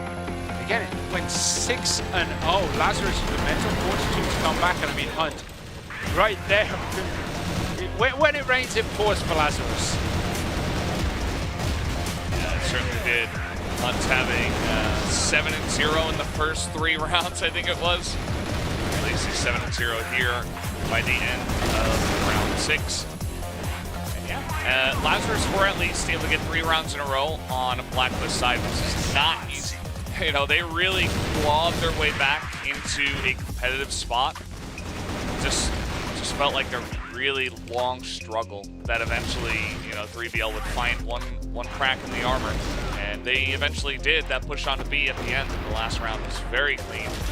There's 40, some big moments. Definitely some clutch moments from the guys on Lazarus. Yeah, 40 was one of the players in this where it felt like if he got an early kill, Lazarus win. If he ends up dying for nothing, it just kind of broke the back of the team. Like, he is such an important point player for his team, and they tend to focus a lot of their defense and aggression around the fact that 40 can pick up these great kills. But we have to take our hats off to Boris, who is kind of hidden right now with the set highlights section in the bottom left-hand side of the screen, but he was popping off. Who? Who? It was 5 against 4 the whole time. Look, they only have 4 players on 3BL. Like, how did it happen? But look at that, 2.56 by Horus. Wow. As we mentioned, he was 7-up in the first few rounds, and yeah, standout performance for him. But Penguin as well and Hunt both kind of proved themselves to be very important to 3BL when they were taking these wins. Yeah, absolutely. Great start from 3BL. Maybe bringing in some of their experience from yesterday. And speaking of yesterday, we saw a lot of 10-8s. 3BL start off with a 10-8, and Mexico keeping it close, at least were Lazarus. But now we go to Compound, and this is where I get a little bit worried, right? I want to have a competitive match. You know, I don't care about which of these teams make through. I just want to see some good crossfire and cast it. But I'm worried for Lazarus in this one. 3BL, it's their pick. They just got beat on Mexico, did Lazarus. Yeah. So I would expect 3BL to come in here and have a big advantage. Well, Compound is a much more standard map, right? It is one of those maps that tends to reward the most solid team. Not always the strongest team, but it you know, definitely the most solid team. So Lazarus can come back in this. They've shown that they're not out yet. They put up a fight on Mexico. But you're right, that was their map. It was their pick. So Compound being Lazarus, 3BL's pick does ring some warning bells for Lazarus, but they can definitely come back into it. They're down, but not out. It is 1-0 to 3BL overall. We have 3BL starting on that blacklist side against a Lazarus team on the Global Risk, who kind of a demoralizing loss on Mexico because it felt like they were coming back into it. It felt like they could bring themselves back into this match. But unfortunately, they just couldn't get over that final finish line. And where are we going to be now? We have 40 on this sniper. So as we said, much more standard. We do have Alucard on his sniper as well. Yeah. It's what we like to see. Seeing 40 and Alucard to some rifles doesn't make sense to me. Doesn't feel right. I mean, it has to be on Mexico, though, doesn't it? Yeah. You can't not have a rifle on Mexico. I mean, Shotty's work as well. We did see Horus get a couple of kills with that. I think it was Horus. It was either Horus or Hunt. It was Hunt, yeah. Yeah. So no Shotties on this one because there are so many long lines to kind of abuse for your team. There's Madison sitting in this little corner again. Is he going to be able to get a sight on Alucard? Alucard, I think, feels that visor's there. Just gonna run on in. Kind of questionable, but hey, I mean, they trade 1-for-1 to start, but then Madison takes out Alucard. Now you're down your sniper. You're running out of time. You got to push into service. This is not going to be easy if they go for this. Yeah, we can see that the pit is now taken by Lazarus. They do have Totson, though. Totson is pretty good at breaking into here. Penguin gets one. Madison gets Penguin. Madison then takes Totson. Hunt does get Madison down. So it's a 2v1. Loons is very, very low. 40 is fully geared and ready. He's looking at the back. He has the sniper. He's going to try and catch Hunt on the next entry. But Hunt is already in, and I don't think they know because he pops around. He gets Loons, but 40 does out-pistol Hunt there. And Lazarus draw first blood on Compound. Yeah, really important round to win for Lazarus. You got to get that momentum right back on the train tracks. And it was a pretty close one, you know, some pretty slick entry kills from the side of 3BL. Penguin getting in there, Hunt getting in there, but was not meant to be. Keep in mind, they also just kind of ran straight at Jin. In Madison, they're like, let's go. You know, we are going to take you down. And, you know, it can work. It worked at the beginning of the last map, but generally pretty risky. Yeah, Madison was where he is now, and we saw Alucard try to jump out the window to join his team, and Madison was just like, thank you, sir, I'll take that one. And gets the big kill on Alucard, because Alucard can be very important, especially in those spots where he can get those lines through the bomb site, where he can get those angles down for himself. And yeah, that was a big pickup for next to nothing, really. 3BL kind of wasting that opportunity, but we're back in here. We do see two in double pillars, but I don't think they're going to commit just yet. Madison still holding that little corner. That is pretty hard to get a sight on. I don't think there are any angles from the blacklist side that can see that corner in any way, shape, or form. I think the only way you can see it is from A site and B site. So you have to wrap through the bomb site to be able to get there. Let's see if they decide to push through here, as 3BL definitely taking their time on this map with these pushes. Took their time a little bit in the first round, and now we get onto the second one, and they're taking even more as Madison is still here. Penguin not going to check it, and he is going to get shut down. Alucard jumping out of the window, and Vice comes over to support as Lazarus are just making quick work of them right now. That was a repeat of what happened last time, just that, you know, Madison got an extra kill on it. Alucard drops out the window, goes down. Totson does go down as well. Madison having the time of his life right now, 6-1 in just 2 rounds. It's a very nice stat line, and I mean, 3BL are just not picking up that corner, are they? They're just not checking it properly.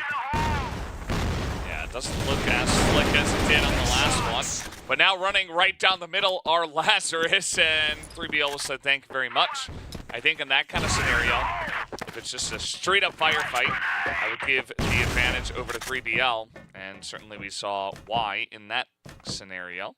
Trying to do what he can from the back in the server room, taking get a couple of tags there onto Loons, who is pretty low. Jin goes down, and now it's just essentially taking down Loons with the pistol. The rest of the team was pushing A. Yeah. Penguin's like, no, we're done. This round is over. I'm ending it now. Guys, I'm the IGL. Like I said, B. Why are you all in Yeah. A? Where are you guys going? Why'd you leave me all alone, boys? Don't worry, I got it. I'll carry it. You guys just go, you know, sip pina coladas over in A. Classic A maneuver. Classic A. Take it, then sit there, read the newspaper as Alucard gets a big kill on Manison there with the sniper. Where is Alucard, actually? He's in the tower here. The tower. Where was... Oh, okay. Nice little angle there, then. Straight through to the floor. You can see his just foot. see... Yeah, you can see his toe. He was standing next to the cubicle there. Yeah. Just enough for Alucard to get the shot off. And we do have a big push coming through double pillars. Jin is here all alone. He's going to see it a bit late as Vice does get Penguin down. Horus jumps through the window. So Jin thought, I'll go to relative safety and just waiting to be open up to Tots and Loons. Does get one, but Tots and Hunt, they get 2 more for their team, and it's a 3v1. This looks like it's 3BL's round to lose here. Yeah, it's looking pretty likely that they should be able to take this one down. 40 has picked up a rifle and will be looking to wrap around, but 3BL already reading this rotation. They got 2 guys here in the room just waiting, as this is almost impossible to break through alone. As 40 did get one, he did take down Alucard, but he was not able to take down Hunt. So tied up at 2. 3BL, they're back on the board. Looked a little bit shaky in the first couple of rounds, but these next 2 certainly mostly in their control. Yeah, absolutely. And we can see 3BL just separating around the map. Having a bit of a dig this time. Up that pipe. Up the gully. Up the alleyway. And push into A. So they're going to have a little bit of a poke. Are they going to get anyone? Loons is hanging around the corner. Alucard's bouncing grenades. Hunt 2. Loons tries to swing out. But no. Hunt jumps down the stairs but gets punished for it. Tutson does end up cleaning that one up. Tutson switches guns. Halfway through the fight. And relative calm has been restored here. It's a 1-for-1 trade. Hunt and Loons, they are out of this round. You want to say that hurts 3BL a little bit more because, you know, Hunt has been providing some very important pickups for his team. He is 6-3 within 4 rounds, whereas Loons is 2-5. But Loons tends to hold a very nice spot when he's defending. So we're going to have to see if Lazarus can cover those holes in their defenses, as we have Horus having a little bit of an excursion through double and heading up towards B, but isn't going to challenge Jin, who's hiding behind the box. Looks like maybe, you know, every single member that you lose on GR, on Compound, it just makes it easier to push into either of the sites, but generally the B site, if you can get past this room, you can find a lot of luck the less members they have, but not checking behind this box. Penguin just eyes straight ahead, and Jin is going to take down 2. No cats distracting him this time. Yeah, Manison gets Tutson as well on the back of this, and Vice cleans up Alucard. Alucard did take down 40 with him, but that is around going the way of Lazarus. So it is 3-2 for the Global Risk team, which is Lazarus at this point in time. True. Very true. And this time it doesn't look like they're even going to challenge in mid, trying to avoid some of that damage that Lazarus has consistently been putting out with the grenades. They charge into a room. This is with 3 members. Jin swings around the corner, does see Horus, but Horus is just a little bit better on that one. He gets Jin down. Big early pickup for 3BL. Now they're looking towards that A side. Are they going to commit heavily, or are they just going to retreat? No, they're retreating. They get the information they need. They picked up a kill. Tutson, though, I don't think he's quite got the memo yet. He's still just sticking around, making sure that the retreat is covered. And this gives 3BL the chance to hold this middle section. And it looks as though B is going to be completely free for them to take. We can see Vice looking with 40 in the back, gets one, Vice gets another. 40 makes it a double kill, while Alucard does get Vice down as well. It's a 3v2. What was looking great for 3BL has turned into an absolute disaster. Yeah, they just weren't expecting 40 on that angle, and he just took every single opportunity that 3BL gave him one by one. The dominoes fell as they just hopped into the B site. Not sure why the dominoes were doing that, but they were. And yeah, I mean, that's just 3BL. They didn't check every single box. And now here comes Lazarus, a bit of confidence behind them, pushing them forward into 3BL, trying to take the fight to them. Yeah, and it's working this time round. 3BL, they're nowhere on this map. They have no map presence at this point in time. Vice is hanging around the corner. You usually don't see someone hanging there, but Penguin actually picks up a very important double kill. He gets Vice and Madison down to just swing the needle in the favor of 3BL slightly here, as we are on board with Penguin trying to get 40 down, but Loons from the side gets him. And it's, I mean, everyone is everywhere. There's just no sense in this match right now. It's just very hard for both teams to get these kills. Yeah, 40 just playing point there, defending his teammates just in case any flanks came in, and was able to hold it down. It is 3-on-3 still, so an opportunity for 3BL to continue to push into this one. I think going 3 men into B is not a bad idea, although 40 still alive, and they don't know exactly where he is, and he's been a menace on that site. So let's see exactly how 3BL want to attack this, because they have been slow and steady with this Blacklist side, not really rushing anything, but it hasn't necessarily worked out for them. No, it definitely hasn't. So they are going to push up towards B. We have Jin in the pit. Everyone else making their way over. I think the grenade kind of just gave all the information that Lazarus needed, that this is where they're going. Yeah, I think it was a grenade popping in. I think he just saw a grenade coming through the door and thought, well, this is a sign. But now the timing, right? The timing, that push should have come through. So you can see the rest of Lazarus just relocate, because they know that the push isn't going to come through there anymore, because the time just doesn't make sense. Alucard takes the watchtower. 40 is going to get pressed in here. Doesn't get Horus down, but now he does with that pistol. Tutson just ignores 40 for now. Is just going to run into the site, plant the C4. He needs to do it. There's 14 seconds remaining. Now there are 30. So going to look into that. Flashes it out, but I think he completely missed the flash. And the rest of Lazarus could push him in. Alucard looking down at the...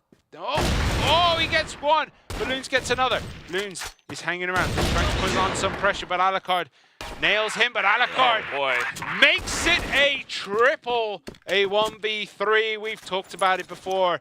That's fair odds when Alucard is feeling it. Alucard's position was so excellent, and his teammate was just, Totson, he was essentially just there to distract, and that's why you don't peek Alucard one by one. How many times have we seen this? Like the first guy, of course they didn't know he was there, that's fine, but then Loons peeks him, and then 40 peeks him. It's like, of course you gotta try to take him out of that point. This leads to another, essentially 1v3, 1v2 scenario for Alucard. And now they're trying to push on in here. Good start for the side of Lazarus, as Jin has been holding down this angle very nicely. Penguin is grateful that wasn't a frag grenade. Mm-hmm. Very much so. But we have Lazarus completely down in the pit right now, expecting, you know, a heavy committal into this B side. But they are going to start separating around. And that's a smart move, as the C4 does start to rotate back towards that center, where they're going to just reset and reevaluate how they're going to approach the rest of this map. Hunt and Alucard taking central positions. Is Alucard carrying a rifle? He is? Okay. Yeah, Penguin's pretty low, so just going to hand the sniper over to him in hopes of a quick one-to-one trade. But look where Penguin is. Yeah, Penguin just got punished. Yeah.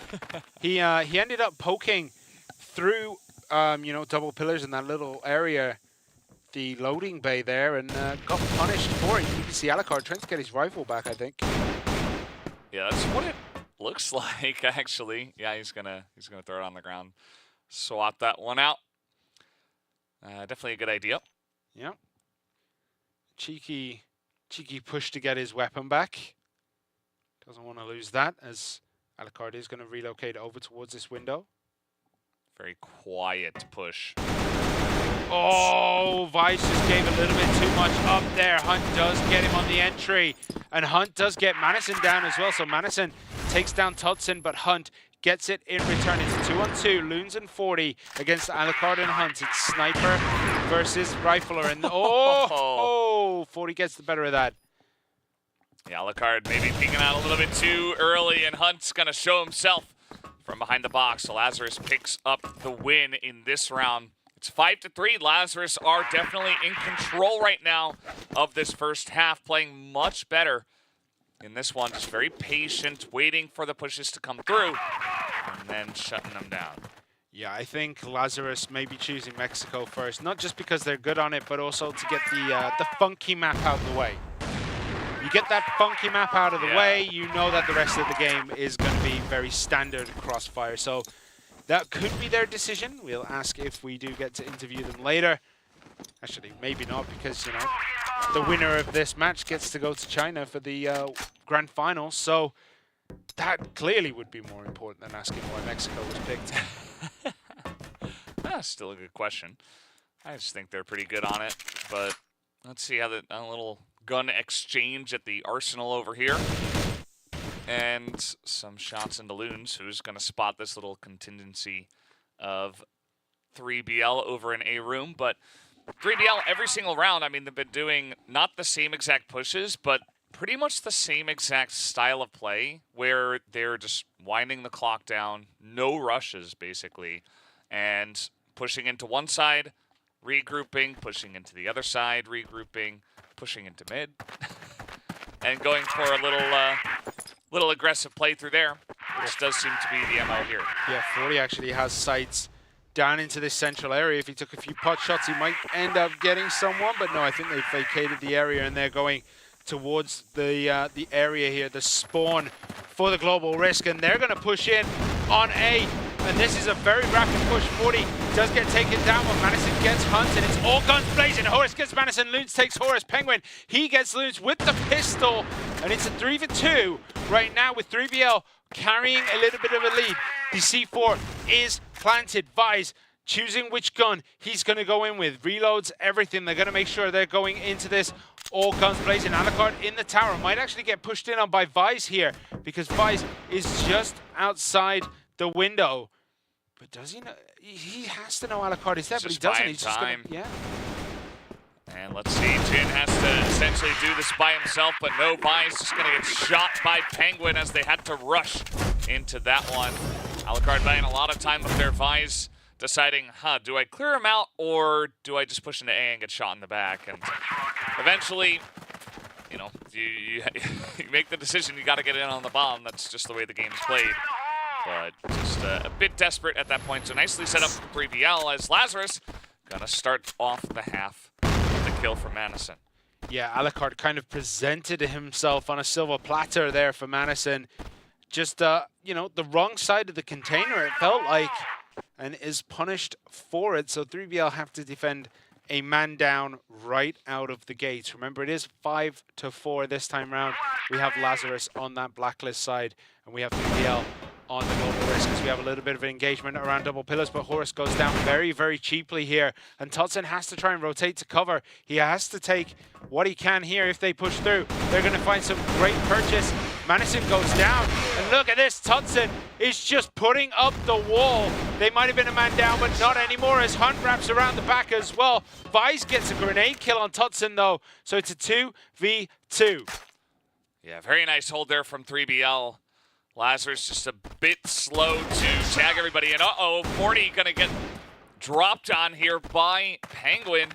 This 40 had no idea there was gonna be someone there. Just kind of unlucky timing from him probably to check that angle and then just get shot in the back, as now Penguin is still in mid. Hunt holding down B. Penguin here just in case Jin decides to go to A, which as we know does seem to be the angle. Yeah, now the thing is Penguin gonna wait for Hunt to join the fight through the window, or is he gonna try and solo it himself? We'll find out, as Jin is gonna get this C4 planted. And here we go. Let's look at the rotation here from 3BL. It does look as though Penguin's just gonna try and hold this corner. Jin is there. He gets a couple of tags in center mass. So that's just a little bit of damage so far. Jin swings around, and Penguin is good enough to take the cap off Jin's head. And 3BL, they're going to take the first round of the second half and tie us up 5-5. Yeah, keep in mind that Alucard got picked for free in mid to start this one, and then Horus went down. So it was 5v3. Lazarus, they push into B room. They say, okay, we should be able to get this. They get absolutely massacred over there, and then one by one, they fell down in the middle of the map and in A. And kind of, that one's going to sting. That's a round that you really wanted to take. Start off the half. You were very ahead in the round, but they were not able to put the nail in the coffin, and those are the ones that sting, because 3BL, very strong team. You give them an inch, they will be able to take it from down a couple members. And now, all tied up 5-5. Certainly anybody's map from here. Yeah, Alucard sitting deep on A, just a little bit of an angle towards where the watchtower is, and 40 tries to bend a bullet through the window, but all guns blazing. Madison gets Tutson down. A very, very easy kill for him, but Tutson did end up putting quite a bit of damage into the side of Lazarus. As you can see, they're very low. Horus as well is pretty low at this point over on the side of 3BL, so he's going to try and just hold a corner here as long as he can. He just needs to get the information for the rest of his team to rotate to cover that B site, but that's not going to happen this time around, as we do see Lazarus just resetting the map, entering into that central passage, just hiding around the containers, with Jin taking the watchtower. Yeah, Compound, definitely another one of these maps that, although there are a lot of angles to attack from, you don't necessarily have to rush it by any means. So up a member, Lazarus going to wait, see if anyone is trying to rotate on them, and then go for a later push. I'm curious to see where they will go. If I had to guess, probably through mid, but C4 moving back now, maybe moving over towards double pillars, where they, you remember, did not have a good time last time around. Well, there is only Horus here right now. Of course, Hunt is in the vicinity. Horus shoots through the window. He does go down. Loons gets that kill, but Hunt gets one, cannot make it to as Madison picks him up with Penguin. He gets Madison through the smoke on that door, and now we have Lazarus in the pit. The C4 is there as well. Loons is just going to swing around and get Penguin as we're on board with Alucard. Last man on 3BL. He's going to get pushed by 40. Oh! How did he manage that? The composure to just pull the trigger on the sniper and switch to that pistol. He didn't even need the pistol, but just the composure of Alucard is something to watch. When he is playing well, it's just a delight to watch. And now 1v1 situation. He's got to push in here with the sniper. Excellent timing from Loons. Such a great defensive player. Is going to hold down the B servers. And a quick headshot onto Alucard. Is going to keep things close once again. Lazarus take the lead. 6-5. So now we can see that Madison's just pretty static on the map right now. He's just holding down a central line. The rest of the team going to just start pre-firing into boxes, making sure no one's there as they assess where they think 3BL are going to be this time around. We have Vice just, putting bullets through the boxes. No one's on the other side, but you never know. If you can see around corners, it'd be a very different game. Maybe someday. Yeah, I mean, just try to get some extra damage done. Still a lot of time in this round, so let's see. I mean, Lazarus is kind of interesting that they haven't gone for any of their crazy aggressive Blacklist side pushes on this one just yet. I do say that they are going to push pretty early on compared to some of the other pushes we've seen, but Penguin immediately going to shut that part down, as now it looks like they want to go into B. Dotson isolated, Horus alone on the servers, and they just absolutely swarmed them. Big win in the 1v1 from 40. Now he's going to take down Penguin as well. Yeah, they kind of all went wrong for 3BL there as 40 picks up a triple towards the end of that. He gets the 3-for and closes out another round, so it's 7-5. 40 is scary to watch. Not only in game, but also in real life. He's so focused on making sure he can see everything. As now, 3BL moving forward, trying to take the fight to Lazarus. It is going to work out for Horus, who's just so good with those sprays. 40 is going to get the one, not able to get this pistol kill, though. Now it's only Madison going to start it off well. Picks up the 1 kill, but needs 2 more. Feels very much like a bit of frustration there. But down in double pillars, Alucard, sir, did you even see that? Yes. Well, what did he see there? He saw Madison. He took a quick shot. Such a quick scope. He barely even had to take any time at all. Alucard, nice spawn here. Not going to see anything because everybody on the side of Lazarus is rushing into the double pillars. It didn't work out particularly great last time round, but we'll see what they can do. Remember, it is 7-6, first to 10, unless we need to go to extra rounds. Totson is in the window. It's just going to maybe slow this down a little bit for Lazarus. They bounce off the wall. Nice angle there. Totson does take a little bit of damage from the grenade. There's 3BL. They're going to look to just hold that corner. And everyone else is on A. We have Penguin. I think Hunt was there. And of course, Alucard, because you get that nice little angle towards the watchtower. And obviously, you can just swing around and look down to that passageway. But Penguin trying to get what he can. All the information right now is saying they're pushing in the center as Penguin gets Madison. Will Penguin continue to push out of his location? B is the side. Hunt gets Jin as Fies takes down Hunt. It's a 1-for-1 there. Penguin gets Fies on the back. And they're trying to rotate over to A and push through here as Loons does eventually gun down Penguin. But 40 and Loons, last two men alive. And they're just going to get swarmed in on by 3BL. Horus on the hunt. Does get the spray onto Loons. So 40, last man standing with the sniper. He's going to see Totson first. Doesn't take the shot with that. Does swing out, but Horus is just a little bit better there as 3BL, they take another round. Yeah, pretty good stuff. That was a much better defense of the Central Plaza push that we have seen a couple of times now from Lazarus. The first time around, they got onto B so easily because they isolated the one guy with the flash around the doorway, and then they were able to take servers. But not the case this time, as I think it was Totson was able to hug the wall, even though he was flashed. Nice spray and defense with the smoke there in that alleyway to just stop the push from getting in there fast enough. So now Lazarus, definitely a lot of pressure on them. The last couple of pushes have not worked. So do they just go back to this passive style of play? I would say, based on what we've seen from Lazarus, they probably just slow things down and try to take it bit by bit from here. Yeah, but we do often see Madison go a little bit rogue when he's pushing up. He'll just push a little bit further than you usually see players do.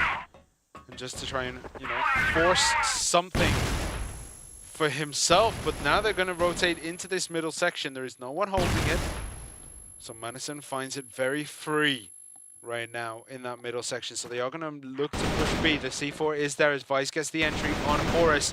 As Totson does get one, but 40 and Madison, they get one each, and Hunt does eventually take down Madison, who is rotating around. It's 3 men in the pit. Hunt gonna try to do what he can do. He's 15 and 10 so far. Can he extend his skills? Loons gets Alucard, and 40 takes down Hunt with a pistol as Lazarus get their toes in front. It is 8-7. That push onto B has worked so many times for them now. Just one guy getting picked off in the room and then another guy trying to peek out. This time Totson. It's not working for them. Totson now getting a lot of information, pushing up mid, moving in with this team now into pillars, and Lazarus just not seen. So there's only one spot where they could be, essentially. Either back by the spawn, or they're up here in front of a room, and it's now towards Central Plaza where Alucard is sniping them. Yeah, Alucard couldn't have been any easier for him there with his skill level, but did drop the shot. No harm, no foul though, just a wasted bullet. Nobody else took any damage. So we do see 3 in double pillars, Horus, Totson and Penguin. They're eagerly awaiting Madison and friends to push in, but 40 and Madison, no, they decide to back out as Totson does give himself a very aggressive position here. Is he gonna swing? Does decide to retreat back just a little bit. He's going to cover his 6 as he makes his way back up to that B side. Probably going to hang outside the window and the boxes. And there we go, grenades out. the rest of Lazarus, though, they're on the opposite side of the map. Totson's kind of a non-factor right now. As Alucard sees this coming, he gets buys with an excellent snipe. And Alucard just relocates to the high ground. Penguin swings out. He gets one. Hunt got another, but Loons does get Penguin down. 40 is hanging around. Alucard's trying to get Loons. They're looking at each other. Totson got 40. Loons, last man standing, is going to get rotated in on. You can see Alucard just looking down, making sure that he doesn't get picked. Hiding behind the door, Loons. Trying to do what he can. Hunt is slowing it down. Loons does have work to do. There's about 30 seconds remaining. Loons does have some utility. He has his smoke and a flash, but has to go against 3. Totson, Hunt, and Alucard have all collapsed in on this A spot. They're going to engage together. The sniper of Alucard is just enough as 3BL. They take another one, and the back and forth continues.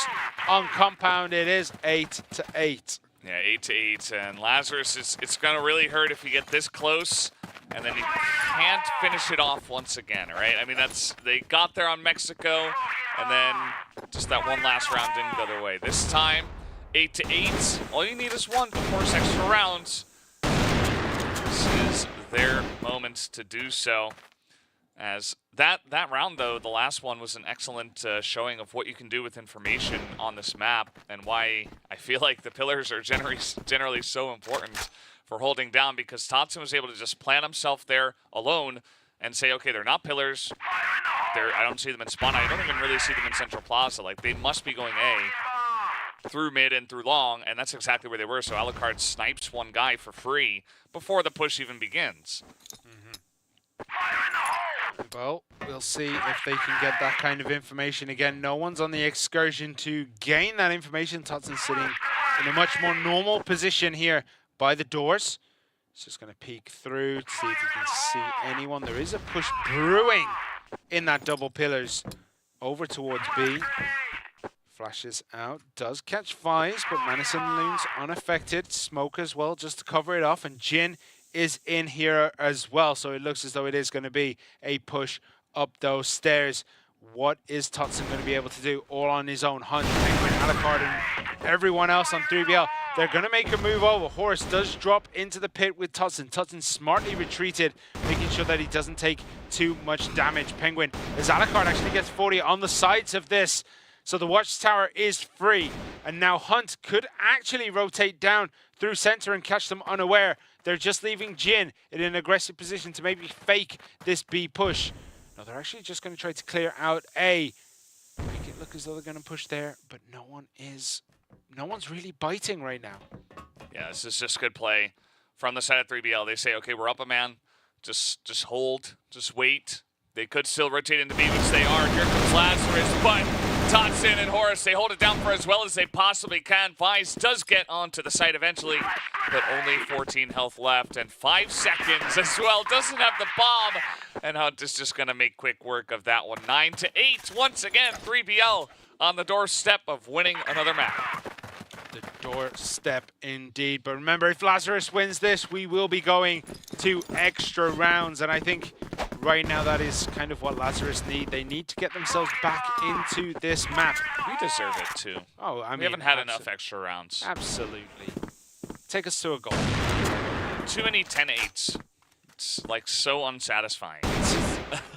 We're just teased so hard by the teams. Yeah. We do want extra rounds. We want more crossfire action. As Jin takes the watchtower position here. Is he going to get sniped by Penguin? Alucard's looking for an angle just to see where things are going. See if he can see any boots on the ground. And, didn't quite catch Jin there, I think. I think the smoke just protected that movement. If indeed there was movement down there, I'm not quite sure what he was seeing, but he saw enough to relocate just a little bit. Horus going to sit in this normal spot by the door. And again, it is a push through double pillars for Lazarus. They're going to maybe commit to this. 40 is far and away on the side, looking through center. So is it going to be the split push?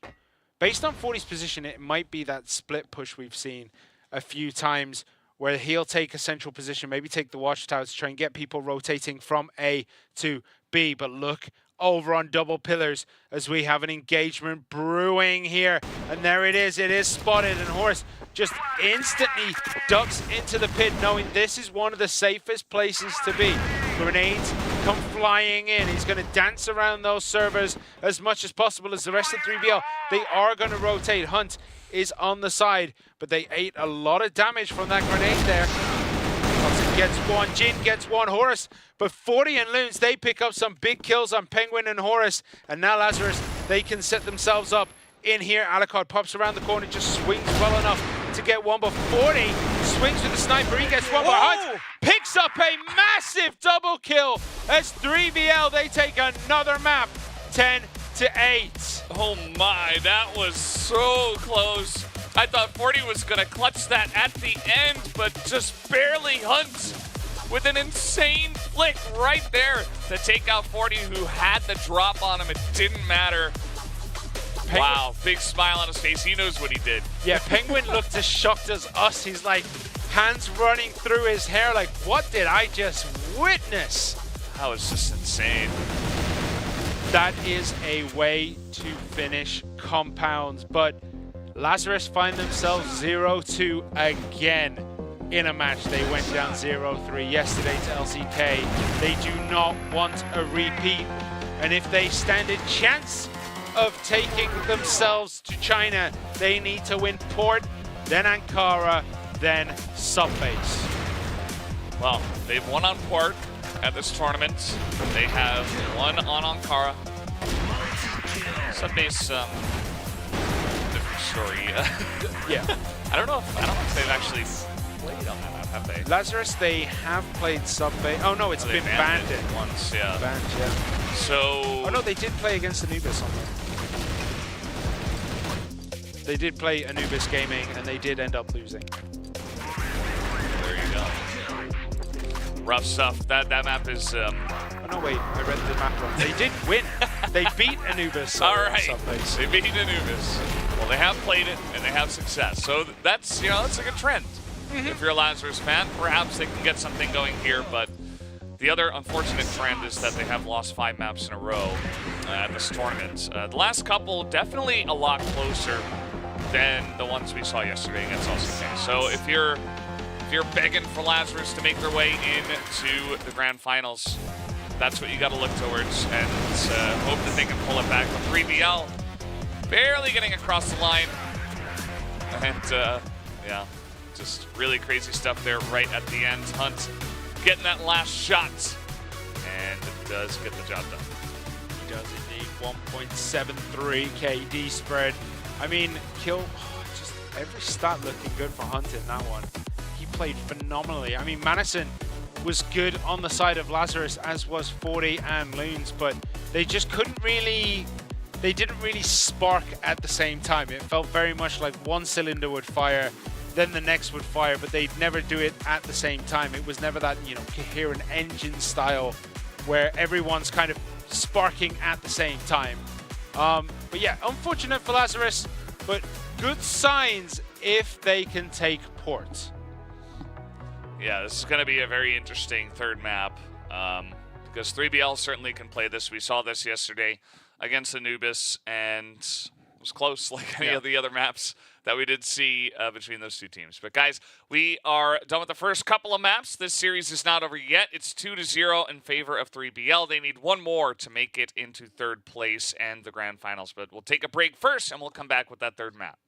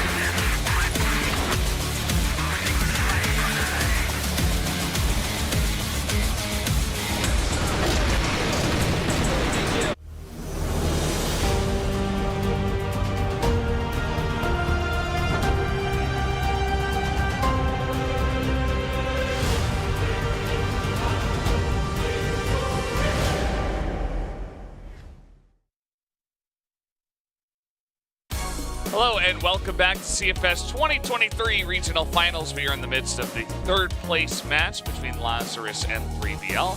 3BL currently 2-0, but the maps were both very close, 10-8 and 10-8 in terms of the rounds. So squeaking by with a couple of map wins. I was going to say rounds twice.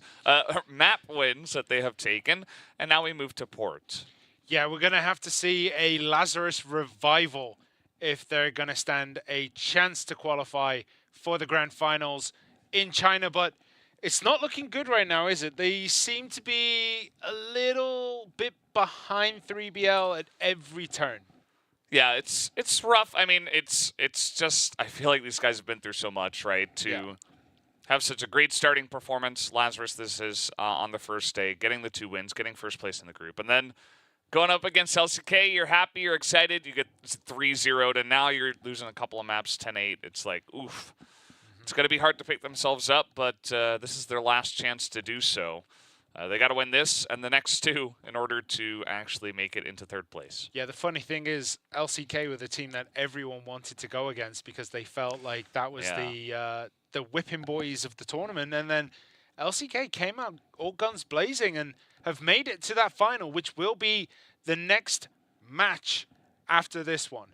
So yeah, it's a bit rough for every team right now. Yeah, a bit rough. Definitely the regional finals have provided a lot of surprises so far, and good surprises, I think. You know, to have LCK really show up as one of the better teams, and of course the 5-game series yesterday was also maybe not too surprising, but has been a lot of fun so far. But we do have Port on the way. It is map 3 for this best of 5. Let's see if Lazarus can start their comeback right here, or will 3BL give them another 3-0? Yeah, we have Lazarus looking to push A right now. They were just figuring out whether it was worth it. They are on the blacklist side, and we have 3BL on the global risk with Alucard sitting in that eagle nest. Jin actually might be able to get a peek. He does, but Alucard takes 41st.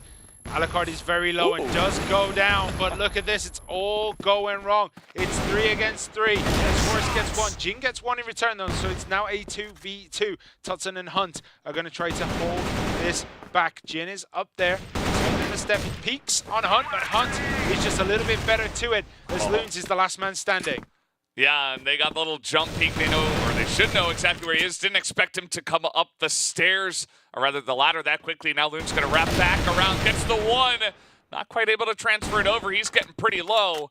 Still a lot of time here, but Todson has the high ground and the higher health bar, and that is going to be enough to get them the first round win. 3BL on the board. Lazarus trying to bring the swift pushes once again, but it didn't work here in the first one. Yeah, the swift push is just not working out for Lazarus at all against 3BL. We saw it on Mexico as well. The first 3 or 4 were just complete bum rushes, and they got no purchase whatsoever as Penguin actually takes a face full of lead there through the door. He's going to be able to back out and just reset himself, but he is down to about 50%. So we have much slower pace this time. They're sitting in that sideways passage. Maybe pushing towards A is once again on the cards for Lazarus as Madison drops down, and that is a sign of a commitment here as Alucard is, oh, okay. At the moment, they only have 3 members. They might have taken damage, so they might just have to stay and see what happens from here. We'll let you guys know. I mean, Todson is kind of holding his own. I mean, if he wins this round, it's still a win, right? So let's see if he can get it done. This is about to get very interesting. That would be quite demoralizing for the side of Lazarus. Madison and Loons, though, incredibly low. And Todson going to make a play for it. He's actually going to wrap around the back, but Loons might peek up here. There's 1. Can Todson make it 2? He shoots and he gets it! Todson with a big double kill to finish this off. And if you are Lazarus, that is the icing on the cake. That is one of those that just feels bad no matter which way you cut it. Yeah, I mean, Todson's got a big smile. He's like, all right, don't need my whole team. We can just get the job done anyway. No smiles here on the side of Lazarus. Understandably, I mean, that's it's funny too, because in a regular game scenario where you get a couple of kills and you're up 5-3, everybody's lost even as the 5 multiple times in that. I think it even happened to Lazarus on Compound, where they got the 2 kills in B room and then they actually lost the round. But just the fact that they like disconnected and then they still won, it's like that one hurts more for some reason. Oh, it will absolutely sting. It's like being slapped in the face. Like, they should have, they would have felt that they could have closed that out, right? Tutson is on his own. Tutson has been kind of, he's been good, he's been solid, but he hasn't had, I think that's the first round this tournament that he's finished off all on his own. Like, yeah. I mean, he's strong. He's just not necessarily, there's so many big names on this roster that, you know, he will have his moments to shine, but yeah, this is going to be another one of them. Kind of a funny one to add to the list for him. Just waiting on hearing what is going to happen with the players, if they can come back and be ready to continue playing in this best of 5. That is very important, of course. Remember, if 3BL do win this, they advance to the grand finals in China. They also take 3rd place. So all on the line to play for. Lazarus, though, they need to start this comeback here and now, because they're just not looking as solid as we know they can play, right? We usually see them just completely like dominate and control the pace of play, but 3BL have just been good at it. They're kind of like water. They're just flowing right now. Whenever they're on the map, they're just flowing from A to B. They're in the right spots. If something goes wrong, they'll just fill it in. It's just, they're playing perfectly, 3BL. Yeah. It's been great play. Maybe all of that practice yesterday for the for the match yesterday. But guys, I'm getting a word that this is going to take a bit longer, so we're gonna have to take a 10-minute break, unfortunately, and join us after that break to come back with the conclusion of this series.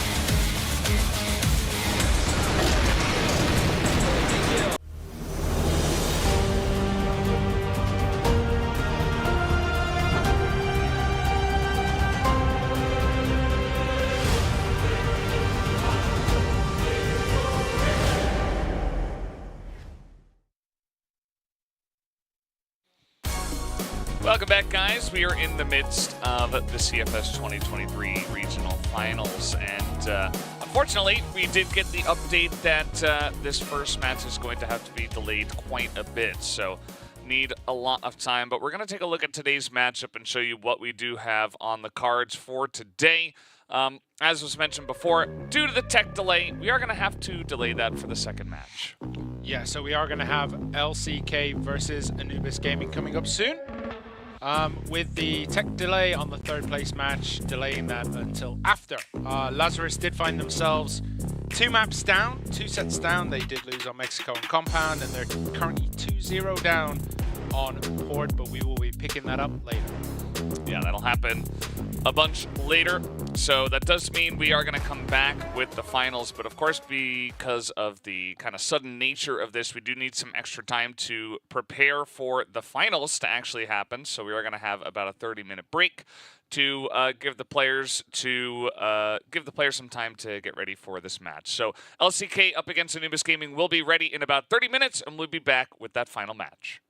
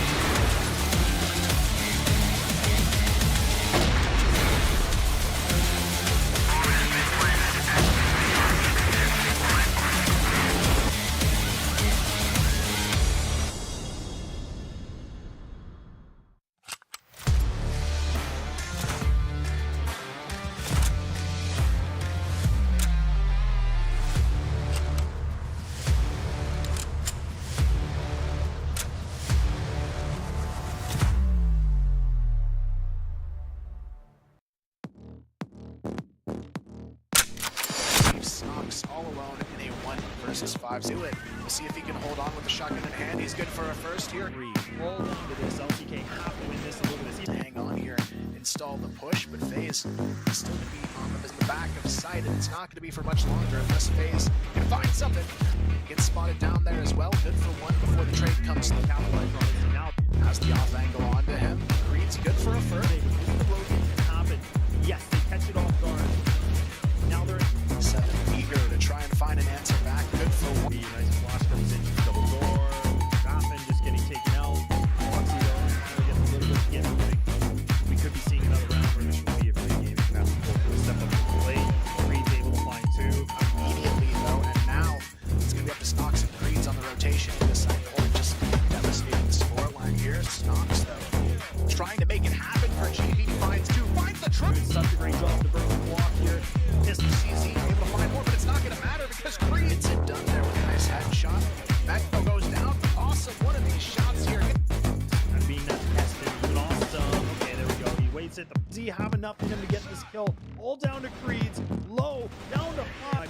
They're gonna jump out the window. The pistols are coming out. Creed's has to sneak his way in here. Snox though, he's already good for 1. Good one. Oh, and over aggression comes in from them at all. They have to go for this fight. Snox just comes in and Awesome played that need to do. Why would Alucard turn around? See it?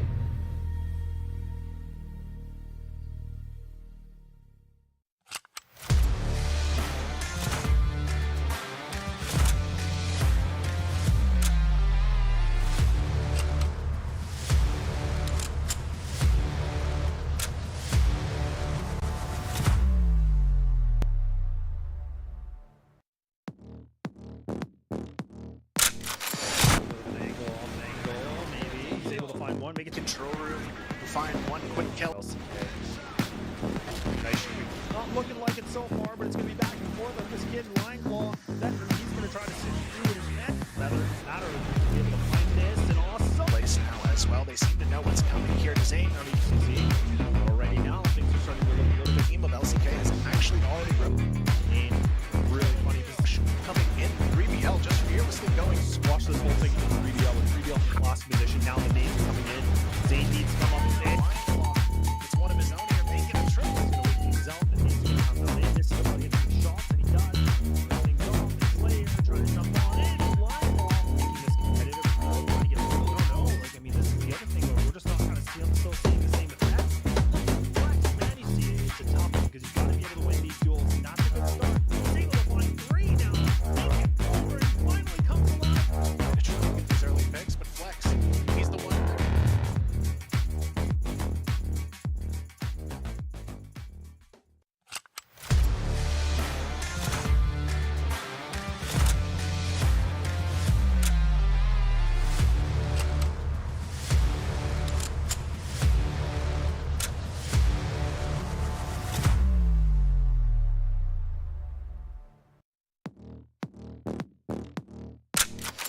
This is the round they decide to go and swinging towards the B-bomb side, but JWoww gets a huge as well. This is Cheryl so far. Of course, it's Horus to open it up with a double kill and start clearing out this site. Horus going to try and help lock things down. Opens it up with center. Alucard, sniper in hand, does get the shot. Need to be able to find these 2 more. He's got 70 streak alive. Alucard's up. Before the B hit, Alucard has to find the opener, but he gets it here. Takes down Master. JWoww goes for the pre-fire as well. Takes down 2. Trying to get a little bit of damage, but it's going to be JWoww that's able to, if not, going to 11-11 tie, but Totson finds one. Totson, can he find the corner swing? Finds himself a double kill, finally gets shut down. It's down to the 2. Coming on in, it's going to be an absolute firefight. All 4 players coming up the catwalk. Alucard, though, already good for a first. But now time is the essence here. 20 seconds remaining in real life. He has to come alive quick. It's a difficult push to get through. She fight their way back. Now these players are kind of stuck on the A ramp. It's good right now. LCK, they're running into a trap, and it's going to be Penguin that's able to find that multi. This is a little bit worrisome for sure. I mean, awesome to. But has to try and find the answer. They may just have it here, just as I say that though. Oh no, Alucard, he has no opening at all. But Penguin is able to find 3, and it's just he does make his presence known. He gets spotted a little bit. They actually overpeaked that. They tried to do a bit of a combination, but.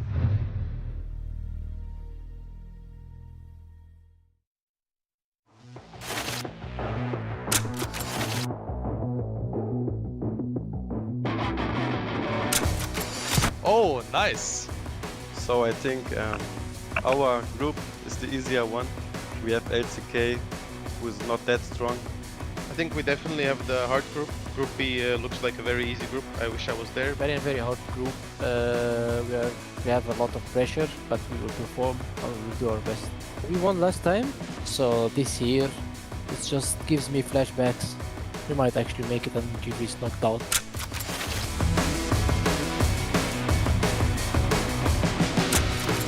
In my opinion, the worst player can be Line Claw from LCK. He's just a very bad player. You don't understand anything at the game.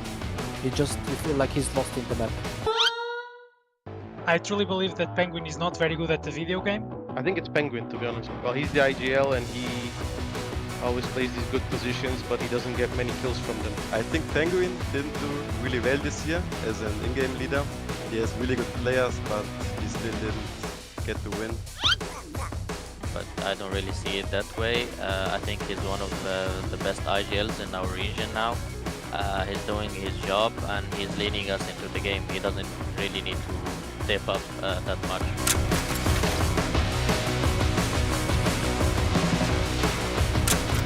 That player who beat Flex can easily destroy him in 1v1. If I can choose one player, it might be Flex. If you play one-on-one, you don't have any chances, right? TV7.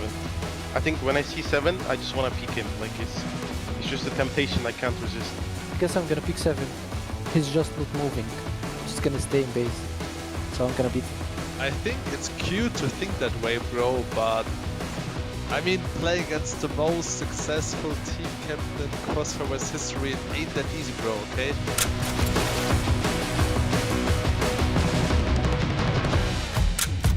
First to drop. It's trivial. 100%.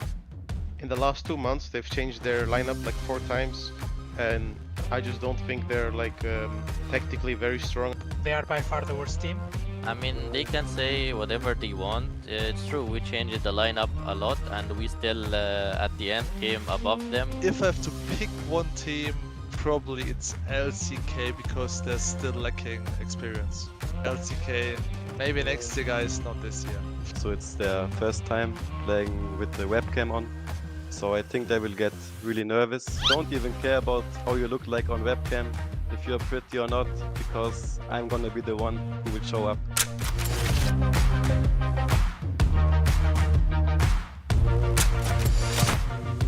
Knights, Anubis, and 3BL. I guess the last slot is gonna be for our European team, but the first and second, Anubis and 3BL Esports. Unfortunately, you guys are not going this year again. Well, LCK, GV, and Knights. That this time we get different teams going, because if you look at Trivial and Anubis every year, they go to CFS and they just get last place and make an embarrassment out of our region. First place GV, second place Anubis from Egypt, and third place probably Lazarus. So yeah, nobody from Group A anymore. I'm sorry, guys.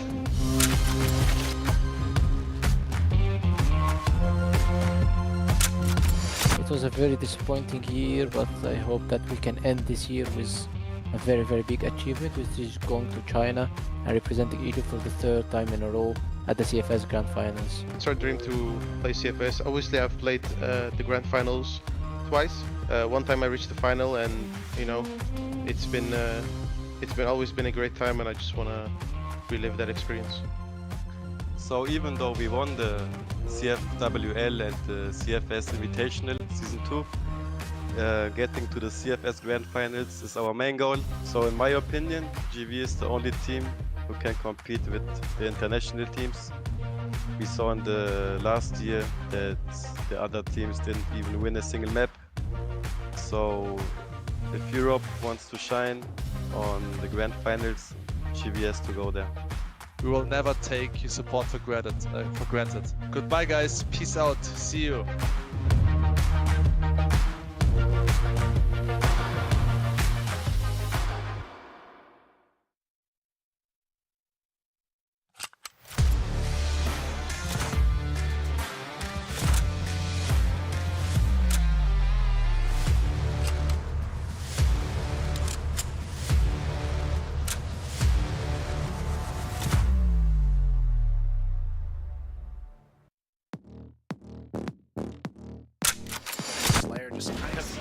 have to try and fight the world here, but actually finds a double On the second, they will. There it is. You know, now it's all down. time. He plays his cards right, spots the first, takes him down, and could it be another clutch for Anubis here? Down to the 1v1. Little dangerous situation. 5v5. Oh my god, but it's Slayer able to find 3, make 1-2 punch. Can it happen? And so far it's looking okay, but it's a Move up now. But look at Slayer, goes for the wide zone to a difficult position here. Has to hold this one off 1 versus 2, but they line up. Forsey just has to kind of lead in here though, but unfortunately Dipsy's going to be waiting all alone in a 1v4. But man, Dipsy in these situations, it's a little bit careless. no, we're not going to press forward. Look at this. Look here. They're going to do it again. And they were just a moment, but still Slayer. Counter flash is coming in as well.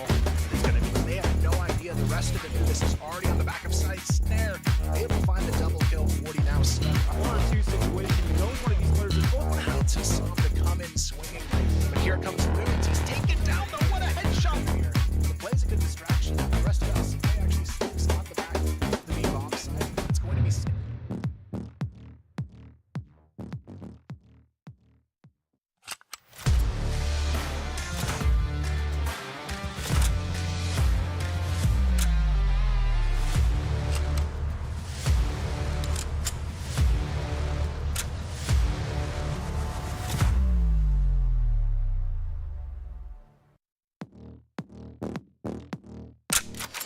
bomb site. Loons gonna run into trouble as the rest of his team takes down Pietro. But MK to be a good team here for Lazarus. This condition's going to be whether, you know, people clear them, they don't. Might be able to go for this hesitation. Pietro somehow getting away with not 1 but 2 free kills, looking for the third. It's a bit of a stack, but also kind of spread apart. MKC the timing here. Perfect flank onto Daisy though, getting a little antsy over towards Spawn. What is this? They see that one solo hold on site, but this time around it's not going to be so easy. HTC finds the which is hard site to push into without that flank. Maybe, but he's able to find the one. Looking for Okay, here on the back of this A bomb site, HTC is able to find one. his monsters yesterday, doing some good damage and a little bit of overextension here from Linefall. And now he needs some equal here that's putting up big numbers right now. And it's again, Nice off angle spots with that showing on his way out here, leaving it on phase, but it's out a little bit longer. HTC gonna be that anchor. Man, he still gets that shot. I don't even know how he sees it. He's able to find 2 more. Nice. They don't see that.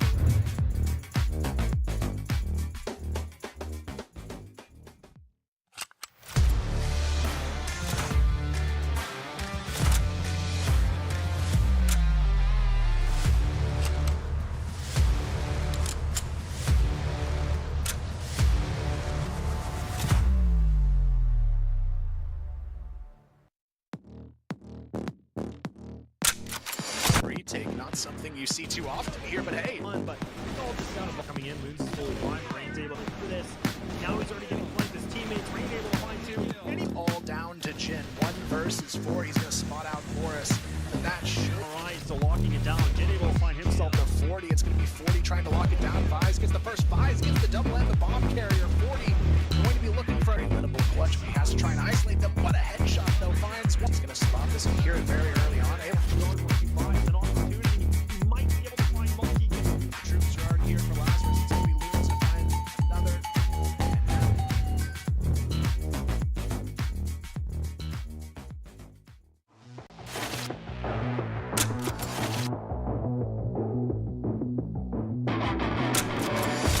Actually, we feel pretty good. So that we made it to the RF. Yeah, I feel very excited, and I hope we're gonna win. And win the playoff and qualify for CFS. That's our main goal, of course.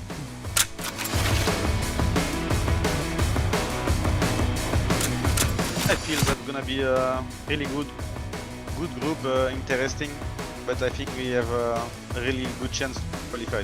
Yeah, it's not very easy, but it's not very hard at the same time. So I think it's good for us. I think we will be on top 2 for sure. For us, I think Group B is much better because we don't have GV and we don't have TM. I think we are pretty confident in that group because we beat Unlights like often, and we are always like very good against Anubis, so we really feel confident.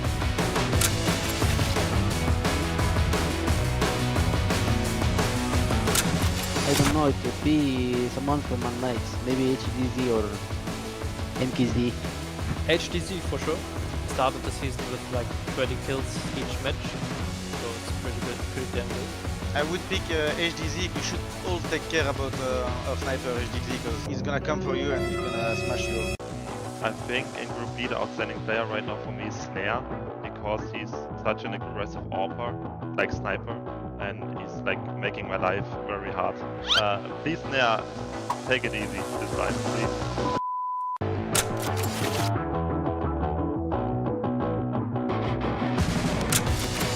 I think it will be someone from Lazarus. I think I would say Jin because he has been incredible the first season of Elite, but since there he's not the same performance than he was. And oh, you said that, but we will see in the RF. If I need to point out like one player that didn't like show up really much, I think it's Pietro from Knights. He was in-game leader and at the same time not a good player. That's kind of funny that you are saying this because the two last time we play each other, I think my team smashed you. So I think my team don't even need me to shoot, like, so whatever.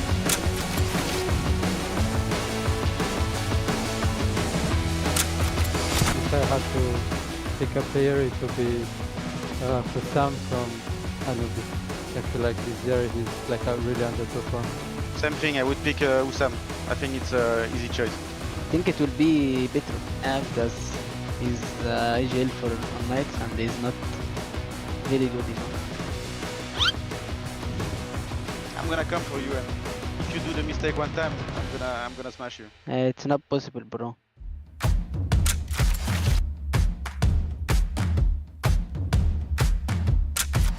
I think it would be Lazarus. I think it's gonna be Lazarus, definitively because of the result of this season. That should be Lazarus because they are not playing so good last couple of months. Are you serious, Snare? We're not gonna disqualify first. From Group B, I think it's Anubis actually, because the new players Slayer and Dipsty experience is lacking sometimes in the team. Okay, we will check about this in the tournament, and we will know who will perform well and who will not.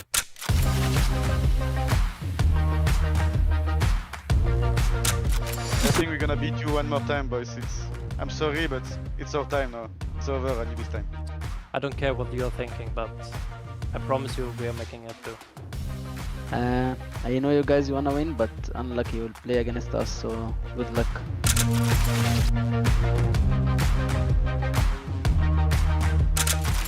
I'm really excited to play. It's the first time for me to play regional finals. We have like 2 new players that didn't never go to the CFS, so I hope we're gonna make it together again and we go. We can perform better than what the EU teams did in the past, so we want to show that our region is able to compete, basically, yeah. Even if in the past, like,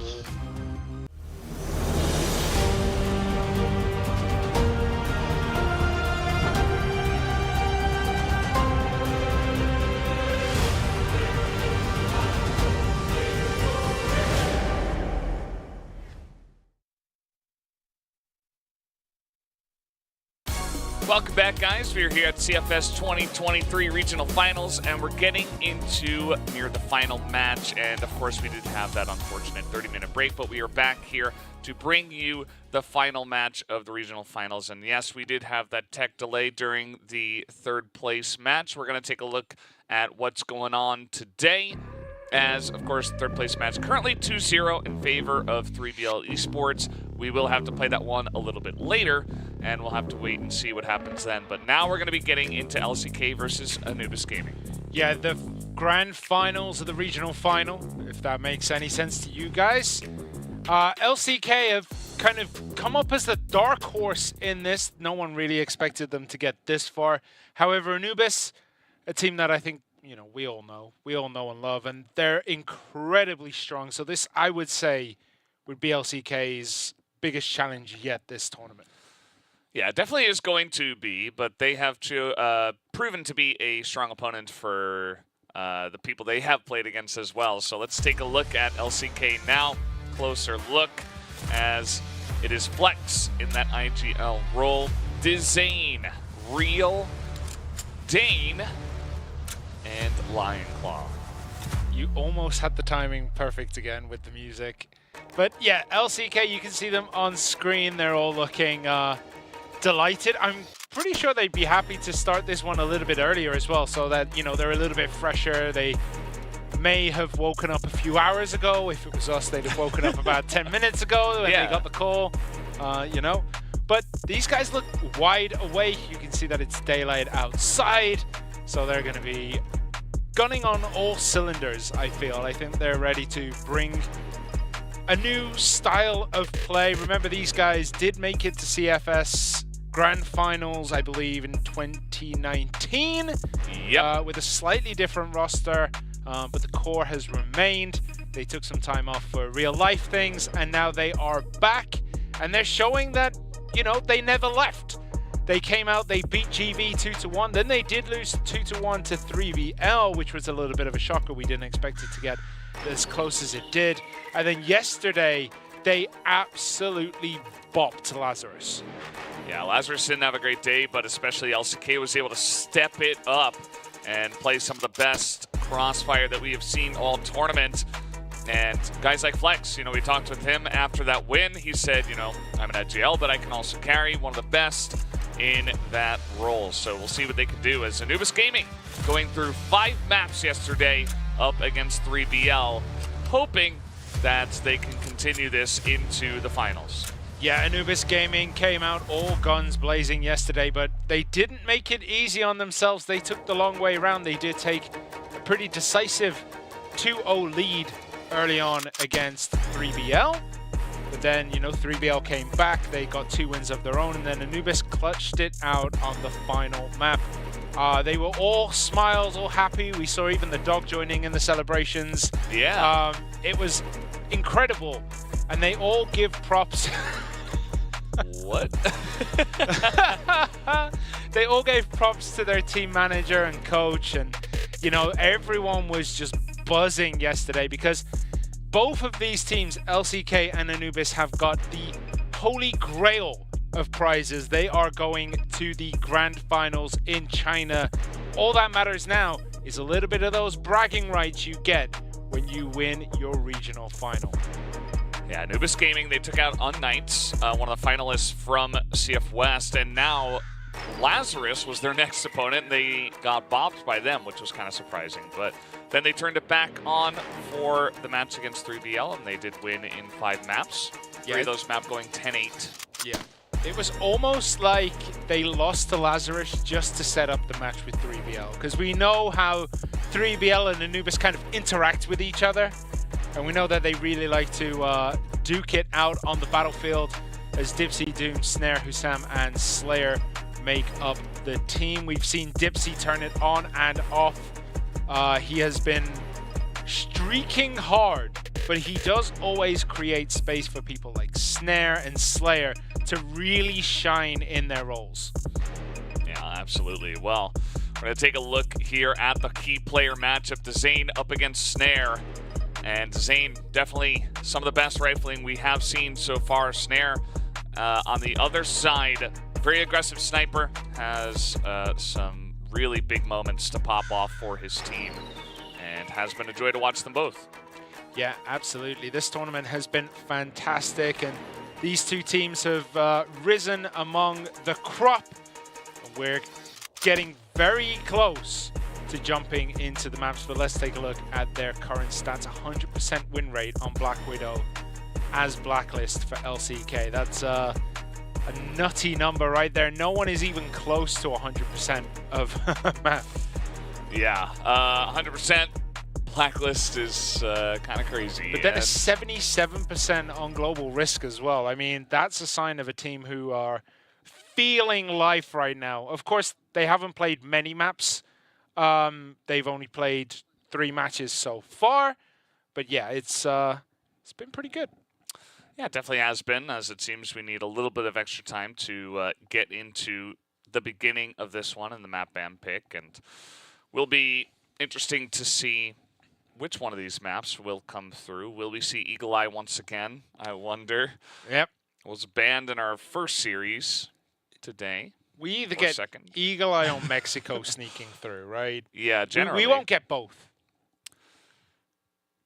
Maybe. I don't know, because those are kind of like wild card maps. Like maybe maybe they don't want to play on it, so they just ban it away. But also you could say like, well, I really don't want to play against this team on port. Yeah. Like I really don't want to. I just don't want to have to deal with that. So they ban that away, and then the other team doesn't ban away Mexico or Eagle Eye, and then all of a sudden, maybe you're playing it in map 5, maps 4.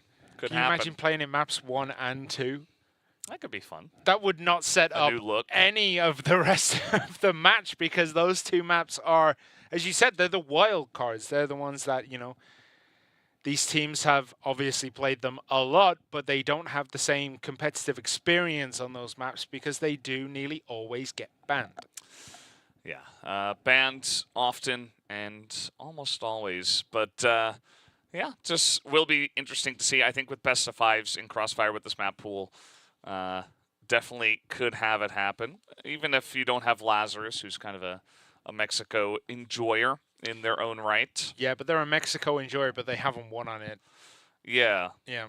They have struggled a little bit in the latter stages of this tournament. And just to go back over, they are currently struggling against 3BL. They are 2-0 down.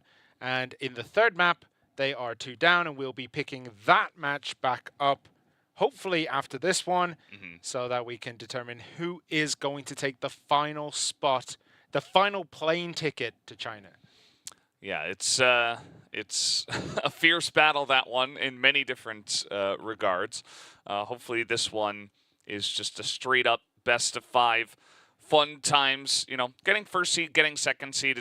I think it's a pride thing. You know, you want to win this tournament. You want to be the biggest representative, known as the best team from your region. I think especially guys like LCK definitely want to say like, hey, everybody was trashing on us. We're the best team now. We're going to lead this region to some success in CFS. But guys, I am hearing that we do need a little bit of extra time to get this one started. So we'll be right back after the break.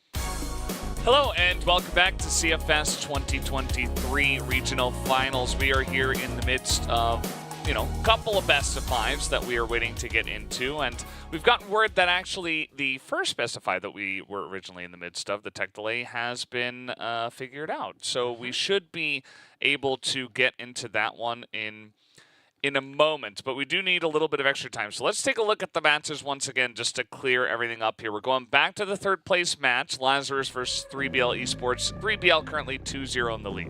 Yeah, 2-0 in the lead and also 2 up on Port.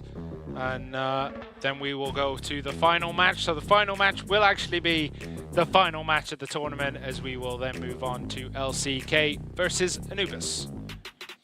Yeah, definitely going to be very exciting for those matches to happen. The thing is, guys, we do need a little bit of extra time to get into this original first match once again. So we're going to have about a 20-minute break and have the match between 3BL and Lazarus going head-to-head. So during this downtime, we are going to have a bunch of highlights ready for you guys, so hopefully you can enjoy that while we do get this. Sorry about the delay once again, but we'll see you in about 20 minutes for the third place match once again. See you then.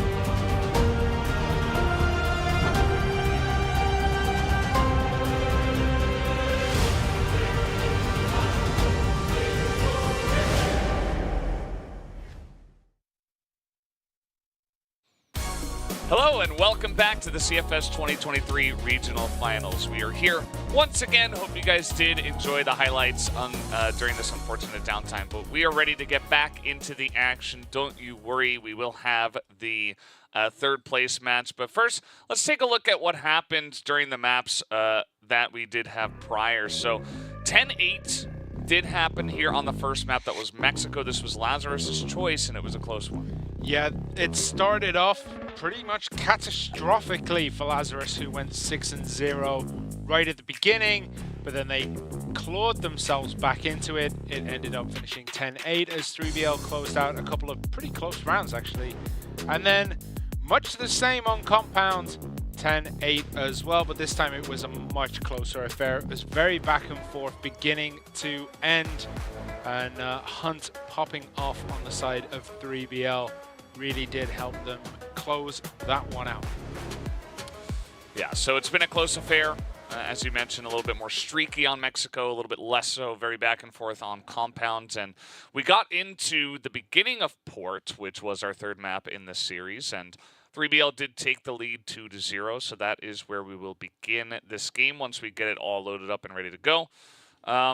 Those two maps we had on Port as well were, I feel, pretty, like, one of them was kind of close. Remember, they, like, rushed onto the A side, and it was, like, down to the wire 1v1, but the other one pretty handily going the way of 3BL. So, you know, after this long break, I wonder how the players are doing. Hope everybody's mental is in the right place, and we get some good crossfire once again. Yeah, it was pretty much 2 rushes by Lazarus, if I remember correctly, down on that A side. They are playing the Blacklist. It will be 3BL on the Global Risk, who held relatively nicely, to be fair. And there was that one point where Alucard got 1 kill and then just relocated down and got another, I think. Yeah.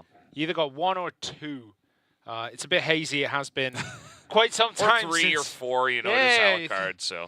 Yeah, he got 6 people. There's only 5 people on the team, you know. He 1v9'd, and yeah, that was the end of it. Yeah. So 2-0 to 3BL as we make our way onto the third map of Port.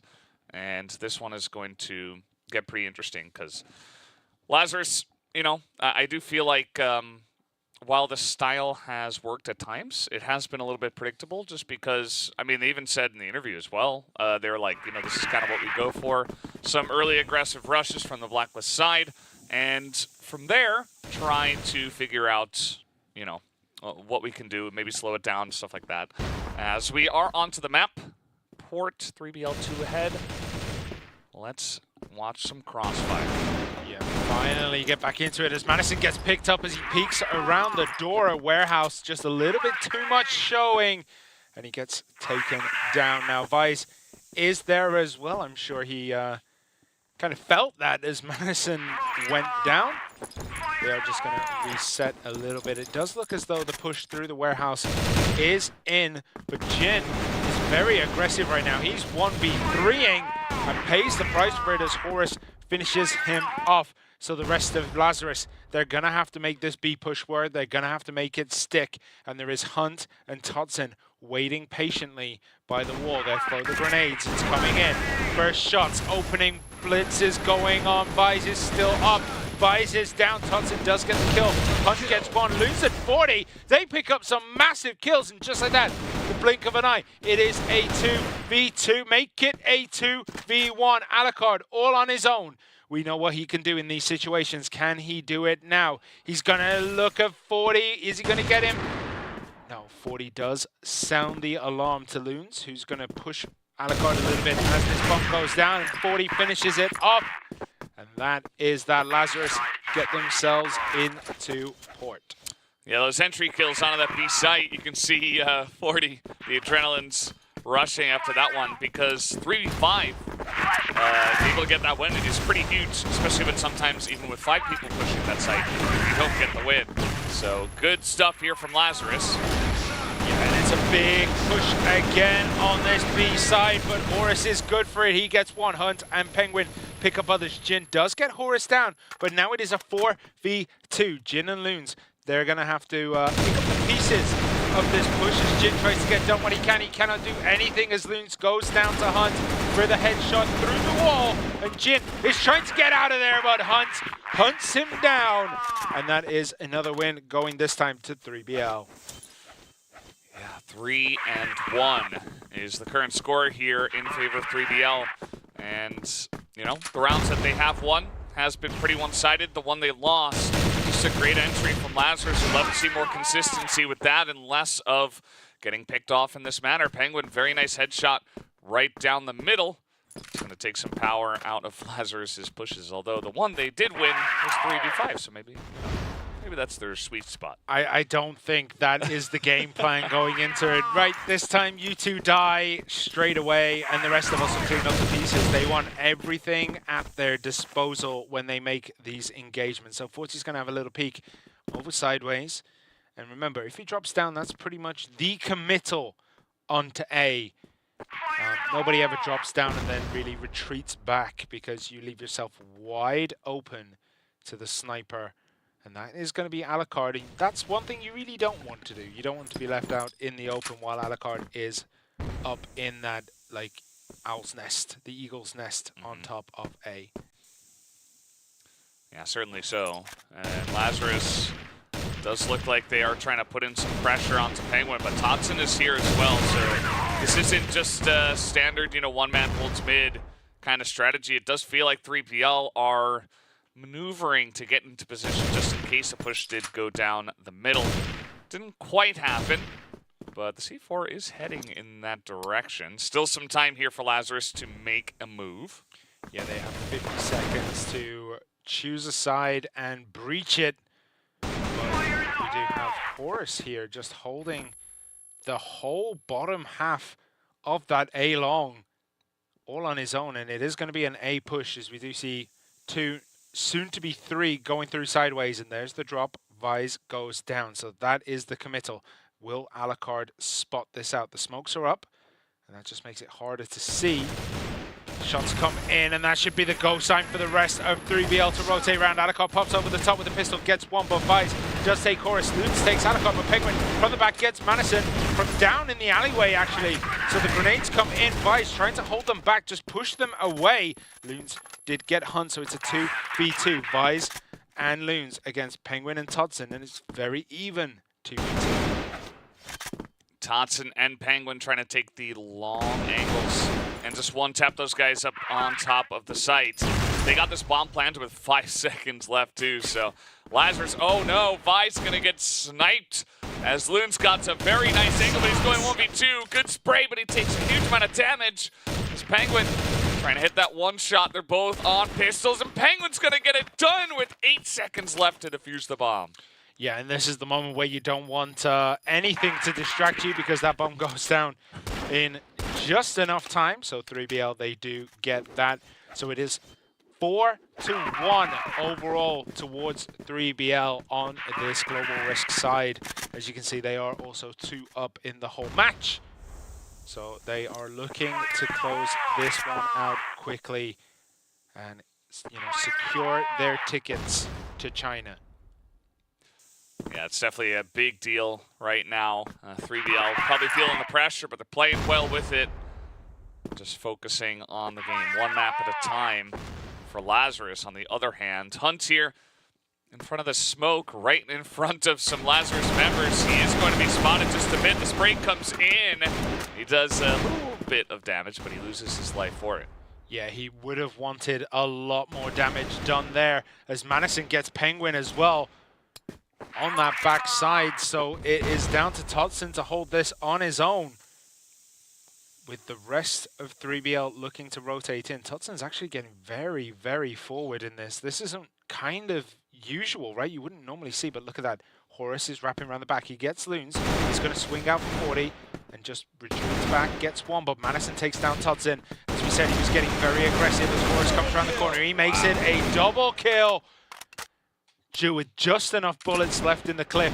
Had to switch to his pistol because he's got nothing left. Swings out, gets another Horus. Take a bow, my son. He has been absolutely unreal right now, and it is going to be Alucard against Jin. Alucard's going to swing out with the snipe, with the pistol. We know how strong this guy is with his pistol. It's almost more deadly than the sniper. Yeah, he's going to run to the middle of the map. Might just wait for a plant you know, try to catch maybe an entry onto A here. I think that's a fair shot. Also going to look down mid. Not going to see Jin, I don't believe. Still 30 seconds. Jin. Okay, they're going to see each other now, and there it is. The one tap with the AWM, and Alucard makes his presence very well known. Yeah, I mean, Alucard in those situations is always deadly, but you know it means something to him when he puts a few extra bullets in with the pistol just for, you know, just for a statement. But it looks as though we're going to get a push onto A here, as we do have Jin drop down, and that is the go sign. Vice and 40 in support. Alucard is up here, but he doesn't see it. He sees it now, and he sees enough of Loons to get that one down, but Jin comes up the stairs. He gets one, but Horus comes up the opposite stairs. Horus, holding his position, gets a triple kill. Horus, what is in him right now? A whole lot of CROSSFIRE talents, that's for sure. He's holding so many angles by himself, and he has single-handedly gotten a couple of these rounds for the team. Remember that on Mexico, he had like 21+ kills. Guy's just having a day out. Really wants to make it to China. Wants to get third place in this tournament as Madison. Unfortunately, not going to be able to check every single angle against the entirety of the enemy team. So 6-1. As 3BL are getting closer to taking set 3. Horus looked tired. Yeah, you know, carrying does that to you. I wouldn't know. Yeah. So we're on board with Penguin, who's just doing the dance over the bridge, just making himself a smaller target than he already is, as he's firing in there. Grenades coming in. Jin looking to just get a tap or two onto him, just to force him out and around. And a small tap came in. He's at 89, but no deaths at the moment. So both teams just feeling this one out. Lazarus looking to play this one a little bit slower, because when they turn up the speed, they generally lose. Mm-hmm. Note that 3BL are not playing a kind of backstreet B holding type of defense. They got one guy in the connector just to spot if they're even going to be, and then they're going to have to rotate over there quickly. So Hunt playing point over here, and he's going to have to give this information because Lazarus, in fact, are going this way. He takes a little bit of damage. The rotation has to come in. He's being chased down in mid. Hunt is just getting shot from every which angle, and he will eventually go down. But he did his job. He got the information for 3BL, and not just that, he has single-handedly repelled this push by Lazarus. They know they've been scouted out, they know the information has been given up, and they know they have to change tacts. So it does look as though it's going to be another A push here. Can they make this one more successful? Jin drops down. That is a sign of the committal, and they're all go. Alucard's in a different spot here, and he gets Vise with one. Can he get Loons? He's lining it up. They're coming around the corner, and he gets another, but Penguin gets one, and Horus gets one as well, as Madison did clean up Alucard, but Penguin is enough to close it out, and that's another win going the way of these guys on your screen right now. 3BL 7-1 current score. 3BL are just running away with this one.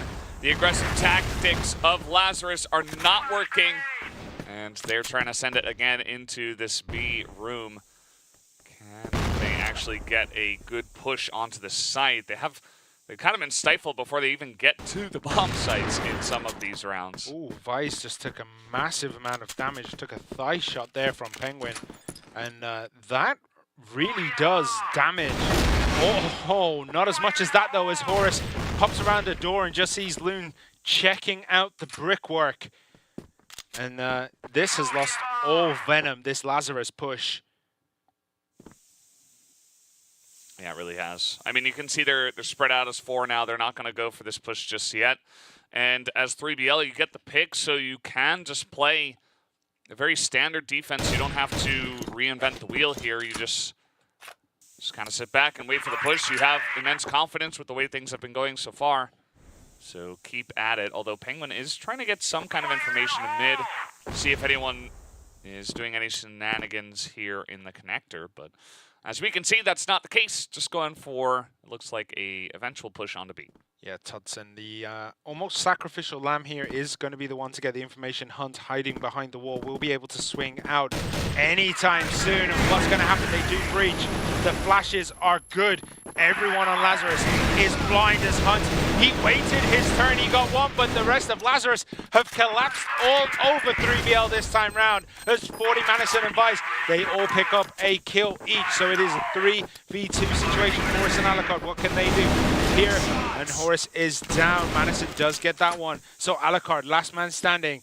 He only has a sniper, but he also has that pistol. And that pistol is more like a sniper half the time, but Alucard does go down as Madison whips around the corner, gets a kill, brings one home to Lazarus. Yeah, I mean, if you're going to start somewhere, might as well pick up any round that you can get. They get the last one of the half, and we're going to be swapping sides here. 3BL 7-2 in the lead, so still definitely feeling very comfortable. I don't think there's any reason for them. You can see even Penguin, he's got a little smirk, so does Alucard. Things are looking good. I think that they did have a little bit of trouble with some of those V pushes, but Lazarus only really figured it out at the very end. You know, they got one of their wins earlier on with that as well, but not exactly utilized very often. Yeah, they have to bring this one home for their team. They're down. They're not out yet, but they are close to the precipice. 3BL have put up the shield wall and are slowly pushing Lazarus out of this tournament. And you can see there's not really any signs of nerves on either side right now, but 3BL, they look like they're just jamming. They're really ready for this. They're jamming. And as you can see, most of them are all in the same room right now. So they have got the team all together in one spot. So that does make communication easier because you can just turn around and if you fancied it, tap Alucard on the shoulder and say good job. Yeah, maybe some hugs exchanged after a seed into the grand finals, as it is looking pretty likely at this point, to be quite honest. Lazarus do have still a chance, though. They have to pull it back from here.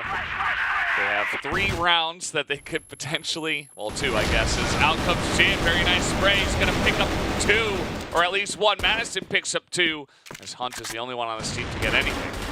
Yeah, I mean, the aggression here kind of went wrong for 3BL. Now they're trapped in a corner. Where do they go for this? Alucard and Penguin both picked up a kill each before Alucard got taken out by 40, and Penguin is shot in the back.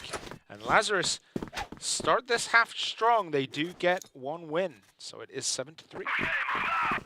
Yeah, a lot of pressure out here in this B room. This is oftentimes what we see from other regions as well, because it's such a nice jumping off point to push into B, but also on the GR side, it can be pretty nice to hold on to control of that area with the connector. And so both of the sides are trying to fight over control of that area. And we do see a bit of that here between these two teams. Yeah, Horus just tagged someone in their toe. Jin is hobbling away from that engagement, as he did lose that big toe. But here we go. Grenades coming in. This 3BL, they're just probing the map. They're just looking for, you know, if there is any space for them to move into. Horus is dancing with Jin over there, just keeping everyone kind of pinned back. Alucard misses his jump, falls into the middle, isn't punished for it, is going to go back up the bridge. Yeah, still a lot of time. The bomb has been thrown way back, even towards the spawn, as the 3 of them doing kind of what they did on... Oh, they're going to pick up this kill onto Madison now, as trying to play in the connector. It's not going to work out for him, as Jin thought he was going to run through. That did not happen. The spray went wild because of that, and that's 2 free picks and a bunch of utility thrown over the top from Lazarus. That doesn't really hit much. Yeah, and you can see that 40 is still holding that A site, despite the catastrophe that is happening towards B. He's just holding it just in case. There's something tricky. Oh, Penguin dancing over the top of those edgings there.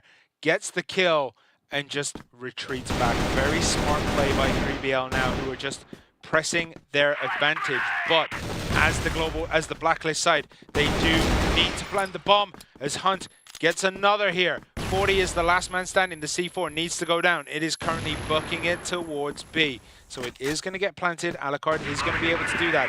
And 40 has to push from somewhere. He's looking at maybe this back alley. And Tutson is ready and waiting. Just lining up the shots. 40 as well. They're going to try to... He's got to try to do something here. The smoke is going to start dissipating. Tutson knows this. He rotates around the side as 40 is completely open. Tutson behind him and finishes him off with a headshot. As 3BL, they take another step closer to wrapping this up. Yeah, no shame for 40, trying his best to get what he could do, done 1v3 through smoke on B. It's not easy, and he is going to be taken out. So, team didn't necessarily put him in a good position to clutch that one. And now 3BL just 2 rounds away from getting the 3rd seed. That is what they're looking for. Tutson took a bouncer there. It touched all 3 walls. Okay, so where are they going now? They're going to sit deep. They do leave Tutson kind of high up on that sideways passage. Actually, he's on the floor of it, but he's just poking around the middle, seeing if they can see anything. And Horus and Jin again. This dance between the 2 of them has been fascinating to watch. See Jin kind of just feeling it out, using the smoke to hide around the corner. It is going to start disappearing, so Horus is maybe going to be able to get the tap. Pokes out, and Madison is there. He tags him back, and it's mostly just feeling each other out at this point. Yeah, I think 3BL, you know, they got some success with this before, getting some nice picks, just trying to peek into them. Not necessarily going for hard pushes, just trying to go for little firefights. But Jin is going to get the better of them this time around. Horus also taking a huge amount of damage. Tutson does trade one back onto Loons, which makes this technically a 4v4. Although some of those 3BL members are, you know, more than hobbling away. Yeah, they're hurting. So they're going to look to push B, maybe, you know. The C4 actually does rotate down. They're just checking their back. Beat up and push in B. Grenades from Jin. Good. Bounces off the wall. Just holds this back. There's 30 seconds for them to make this work. 3BL need to get the bomb down soon or completely clear them out, but I don't think they're going to do that as 40 is still standing strong in that crow's nest on A. And Madison gets 1 big kill on Horus. Madison makes it a double Vise. Completely rips the teeth out of this as Madison picks up a triple kill. And Lazarus, there's still life in them yet as they take round 12. Yeah, a couple of key things. Madison hitting those shots as they come in. No entry frag onto him. And here we go. Big push coming in from 3BL. Horus just running them down as what is going on there in mid. Loon's finally going to take out Penguin. Doesn't take much damage either. Penguin not able to hit anything. But the bomb is planted. 3BL half point. They do, but now they're all smoked up, they're all flashed out, and Alucard picks up a double kill with the rifle as he starts shooting around the corpses of his enemy, and they are 1 away from booking their ticket to Chengdu. Yeah, and Alucard just a big smile. He's got a shotgun now. Oh man, he's really trying to give them the hurt. He is sprinting into B by himself. Yeah. Well, you didn't have to do that, but I suppose Alucard had a point to make. I mean, they've got so much room to play with. It is 9-4. Why not have fun for a round or 2 and then get back to some serious business? I mean, the issue with... do they know Penguin's there? He is in such a unique spot. Madison jumps over the top and gets him. You never really see someone from the Blacklist side sitting in that spot there because, yeah, it's certain death. They're looking to push onto 40 here. Let's bring the party over to A.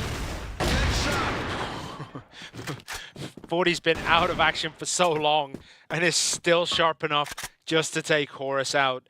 Hunt is the last man standing. What can he get done here? He's gonna tap Vise. Nicely done. Right in the eye socket. Now he's gonna hug this wall. He's looking to get an angle. Jin is there as well. He's looking for... Oh, Hunt! Okay, 40 did pop down and finish that nonsense off. Lazarus take another one. Yeah, just trying to have some fun with it.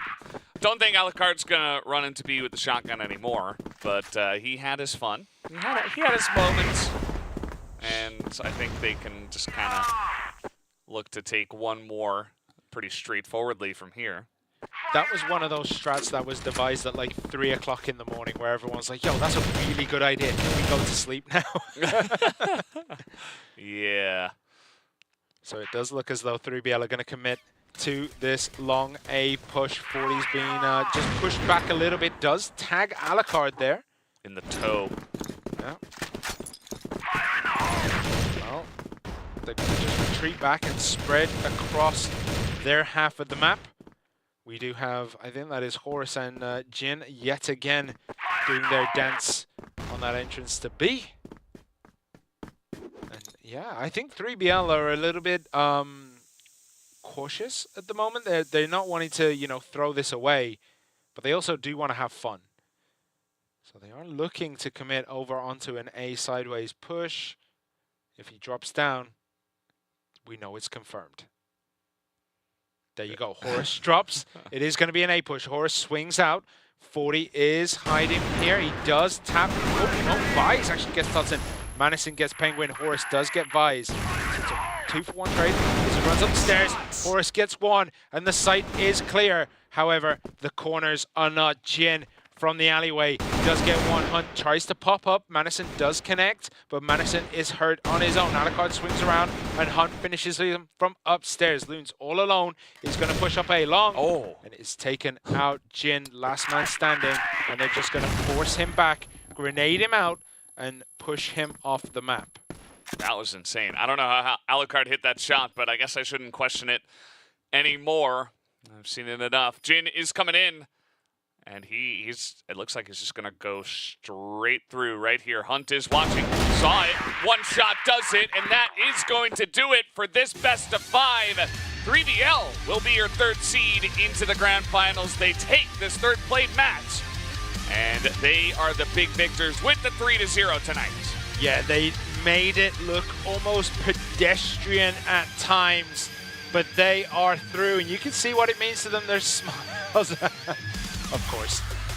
But yeah, they're making it through. They finally get it done. And yeah, we'll be seeing them in China later this year. I thought he was checking his phone there. I thought he was like about to take a he was about to take a bite of some food or something. I don't know. Penguin, he's got more important things to do. And that's probably to post about going to China. Going on to the grand finals.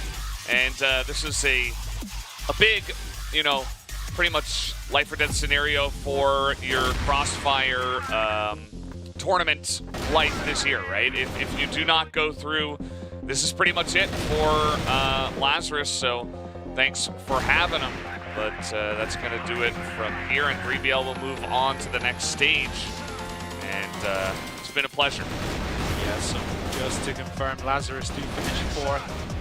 And 3BL, they are going to be 3rd and book that final spot for the grand finals. And yeah, again, Lazarus came out all guns blazing in this tournament. In the group stage, they performed spectacularly. They looked dominant. As soon as it enters this knockout bracket, they looked a little different. They didn't look as powerful as they have been. And 3BL, they capitalized on that and they just finished it up. But Horus playing out of his mind today. Yeah, it's rough. I mean, there's a lot of strong teams here in the Eumena region, and Lazarus, they had a great day. They weren't able to continue with that level of play, and 3BL and LCK were able to take advantage of that in those 2 best-of-5s we did see with Lazarus and 3BL. You know, keep in mind, they were, you know, only a couple rounds away from winning the best-of-5 yesterday against Anubis themselves. So, obviously, it's all super, super close here at the top of Eumena. 3BL were up late last night, but their gamers staying up late don't mean anything. And they came in, they conquered, and they have booked their tickets. I mean, it's well-deserved at this point. 3BL have been fantastic all tournament. And just confirmation there, it did finish 10-5. Horus 1.6 KD and then Hunt with 1.4, and the two of them together pretty much sealed the deal. But Penguin getting the perfect 1.0 KD is something nice to see. Yeah, 10-8, 10-8, and then 10-5. So Lazarus also just barely short in those first couple of maps. And let's take a look at the MVP from this match, as I think I know who it will be. It is Horus, of course, 1.43 over the course of 3 maps. This guy will kill around. He's always going to do his job. Yeah, he turned up today. He turned it on. And yeah, he helped bring the pain to Lazarus, who their off season has begun. They get their winter break, and I'm sure they'll be back next year stronger than ever. Yeah, hope so. Well, guys, we do have the interview ready to go. Let's hop over with Penguin. Congratulations on taking the win. You guys are going to China. You get the 3rd place money. How do you guys feel after this big victory today?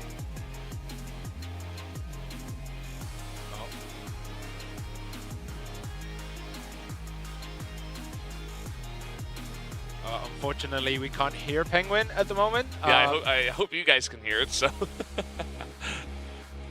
is he muted? Not sure. I'm sure we'll get this figured out in just Hello, a moment. can you hear me now? Yes, we can. Yes. Okay, I said that I feel really happy. I wish that I was in finals right now, but versus Anubis it was unlucky. These guys played really good, but at the end we still booked our ticket to China. This is my goal this year. Yeah, I think it's everyone's goal, but seeing that you've got there right now, like, how are you going to prepare from now until then? Like, what's your plan for the next month or so? This year was pretty tough for me personally. I've lost a lot of things personally in my life, and I've lost Horus and Todzin. These guys are leaving into a next team next year. I wish them best of luck. And we tried to cope together. We tried to find the best substitute and Hunt. Then I had to bring Hunt, the last card. So I guess it's gonna be pretty hard to prepare for China this year. But we will do our best. This year was just phenomenal for me. I promised these guys before leaving that I'm gonna take you to China, and I guess I did. Yeah, absolutely. It sounds like a really up and down story, but ending on a good note, hopefully. Any final thoughts, any shout out to the fans before we let you go after this great victory today? Yeah, of course, I want to thank everyone who supported us, and I also want to thank Stray. This guy slept 3 hours last 3 days preparing analysis and staying with us. He did very good job, Stray, and I want to thank Horus and Todzin for these great days. These guys never, they were contracted with a new team since June, and they never showed me that they were contracted to a new team. They had their blood with my team. I want to thank these guys, and of course Alucard. I've been playing with him the whole time, and yeah, Hunt is my brother, and I guess he has a good future. So I guess these guys need to shout out these days because they did all good. All right, well, thank you very much. I'll let you guys go and celebrate, and all the best of luck for the future. Thank you. Always great to talk with Penguin and featuring Alucard a bunch of times, and the back of Hunt's head. No, but yeah, it's obviously good feels over there on the side of 3BL as they do make it on to China. Speaking of which, we do have 2 other teams that have already booked their tickets, but they're looking for something a bit more. They want that first place spot. They want the pride of being the best team in Eumena, and they'll have to prove it in 1 best-of-5. Yeah, it's going to be Anubis and LCK coming up real soon. Can't wait to get into that one. Grand finals are always a fireworks show. Absolutely. Well, guys, we have had some delays, so it's only going to be 10 minutes. 10 minutes until we do get into the final match. Don't go anywhere. We'll be right back.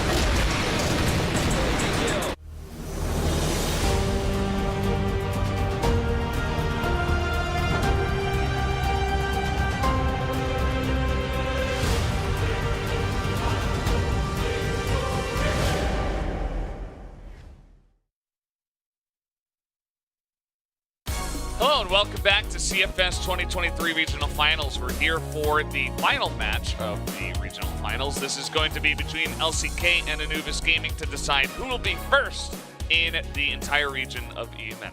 Yeah, both have already booked their tickets to the Grand Finals, so for now it's prize money and bragging rights at stake between a team that everyone probably would have guessed would have been here or around here, which is Anubis, and a team that I don't think anybody before this tournament started would have guessed, because they've been on hiatus for a few years. They've come back and shown that, you know, class is permanent. Class is permanent. Just got to put it into practice and have the ability. But let's see. Flex, Zane, Real, Dane, Lion Claw. You're getting better at it. That was Yeah. your last chance to do it for that team. Yeah. Well, Well, they're not looking as fresh as they did earlier, but they still look focused and ready to go. It's go time for these guys. They've got this far. It's time to, you know, shut up all the doubters and finish off this tournament on a high.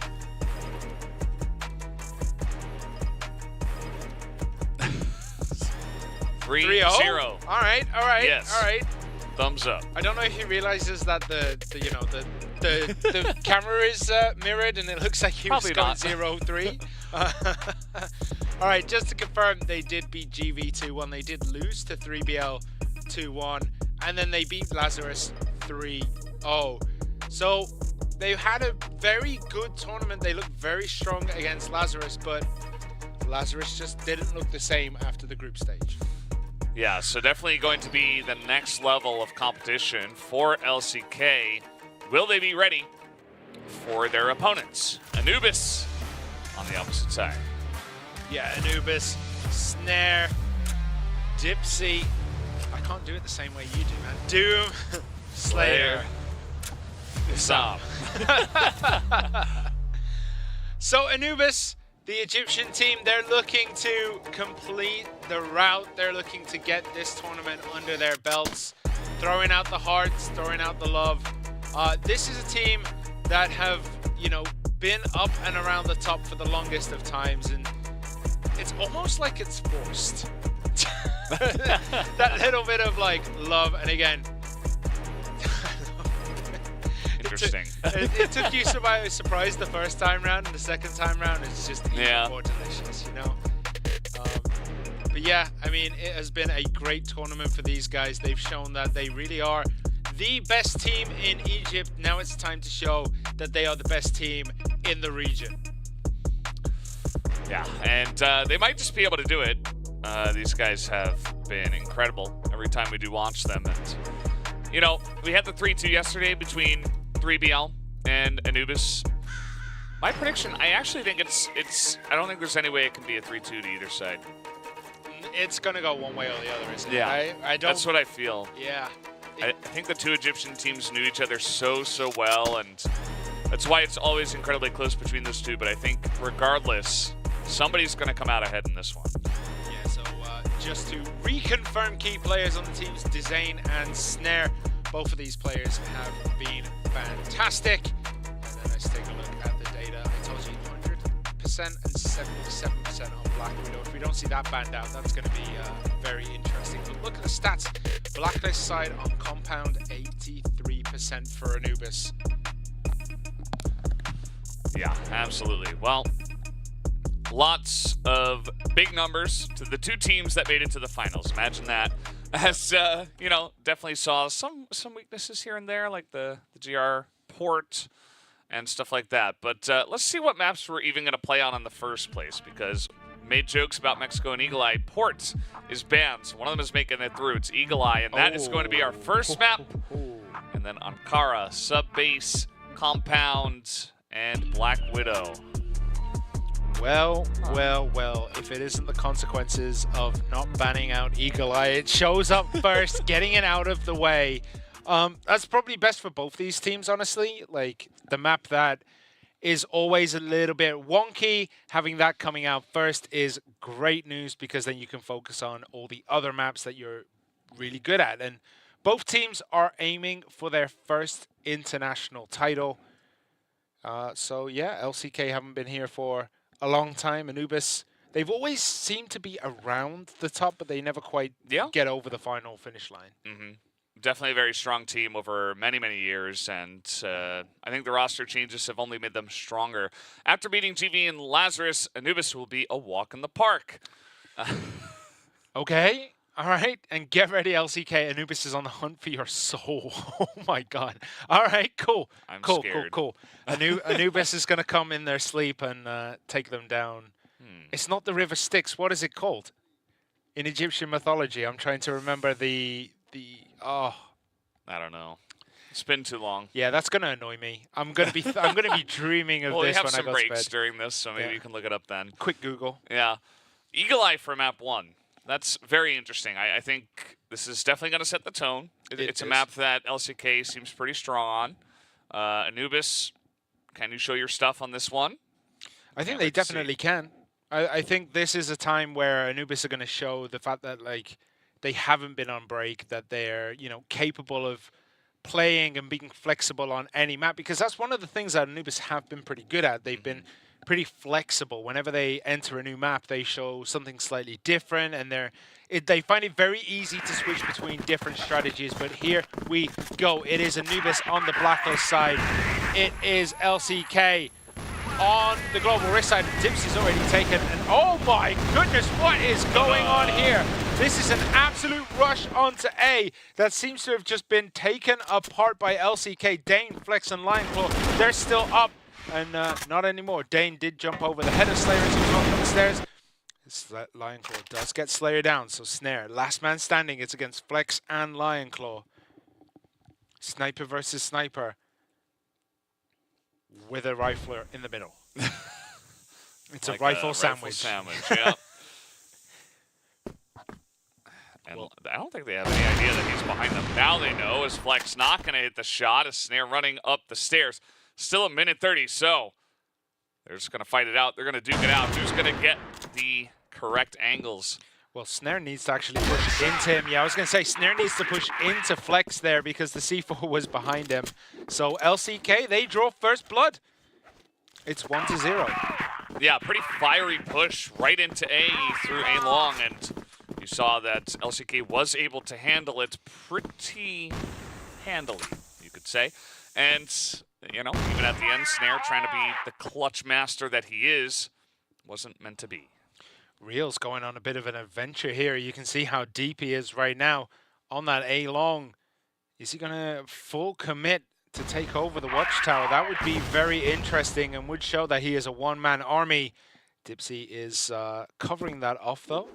Flex on the bridge by the hotel. Just going to throw out some utilities just to put a little bit of pressure on the members of Anubis who are down there. Dipsy does take a little bit of damage, but Lionclaw also takes damage for his troubles. As Snare goes down to Flex, the angle was tight, but he did get him. And now Dipsy might be next. As the smoke is up in the hotel, we do have Flex. Oh, dude. Through the fence, gets him, and Usam through the smoke gets Dezane. And this is all looking Anubis right now, but Lionclaw is hanging inside the hotel. He might be able to get something done here. They are going to push in, but no, Lionclaw goes down as he's trying to escape, as Doom cleans up the rotation back out of that room. And now it's just Dane and Real to show what they have available. Yeah, still an opportunity, but definitely going to be pretty difficult. Dane, I think, will require 1 or 2 pickoffs, and he is going pretty aggressive, at least trying to get 1 pickoff and also get a little bit of information to see if anybody's moving out of here. He's not going to hit Slayer. It does hit him in the shoulder with a pistol, but that's going to be Dane now out of position for Anubis to charge into the B site. Yeah, they go all the way through hotel. They're taking it up long, but Real is there. Yeah, oh, he's a little bit slow to the trigger there as Doom does pick up that first one. Dane has rotated around, but he's got to do it against 3. And he cannot do it. Doom picks him out of the crowd. And that is another, this is a win for Anubis. I was going to say another win for Anubis, but that is their first win today, so it is 1-1. 1-1. First round was a wild rush from Anubis.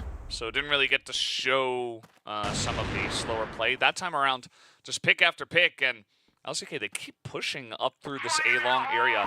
Can be pretty difficult to push through there. Yeah, they are just going to wrap around the back rail probably just to catch any counter rotation. Dezane at the top of these stairs trying to do what he can as Dane does get slayered. Real gets his Sam on the back, but he's gonna get countered on here. It is Snare pushing his back. Dipsy though gets the triple kill, and Snare gets Lion Claw down. So Flex against Snare and Dipsy. What is he gonna be able to do? He's got to run away for now, and the C4 is gonna get planted on A. Oh, gets up in the what? Oh, not in the tower, actually just on top of the box there. And he's able to get that long eagle eye angle.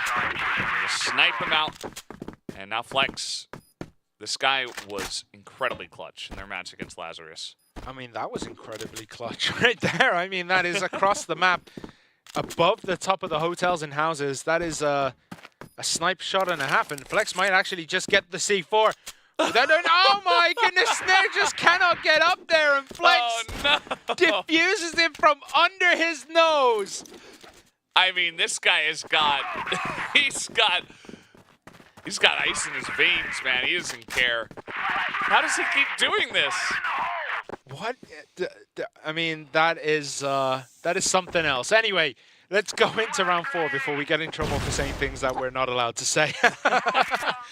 All right, so hotel it is. We do have 3 members of Anubis just hanging around that entrance point, and there are 3 members of the Global Risk side LCK hanging around the opposite side. So it is going to be a battle over the hotel. The bridge is there. Snare was looking down towards where Flex is, and Flex was looking towards where Snare is, but because of the smoke, they don't see each other. Grenades coming in. That's going to push Dezane a little bit, who gets Dipsy over the top of the bridge, and that opens the window for Lion Claw to rotate around. But Doom, he's like, you took my 2 buddies, I'm going to take both of you. And here we go, Slayer outguns Real there, and Slayer then outguns Flex with the pistol, and now it's Dane to do it all on. It's 1 against 3. Yeah, just sprint at the enemy with your pistol out and just one-tap headshot them. That works. I'll accept that, Slayer. That was pretty cool. So now Doom's going to get the drop here on a Dane who has no idea.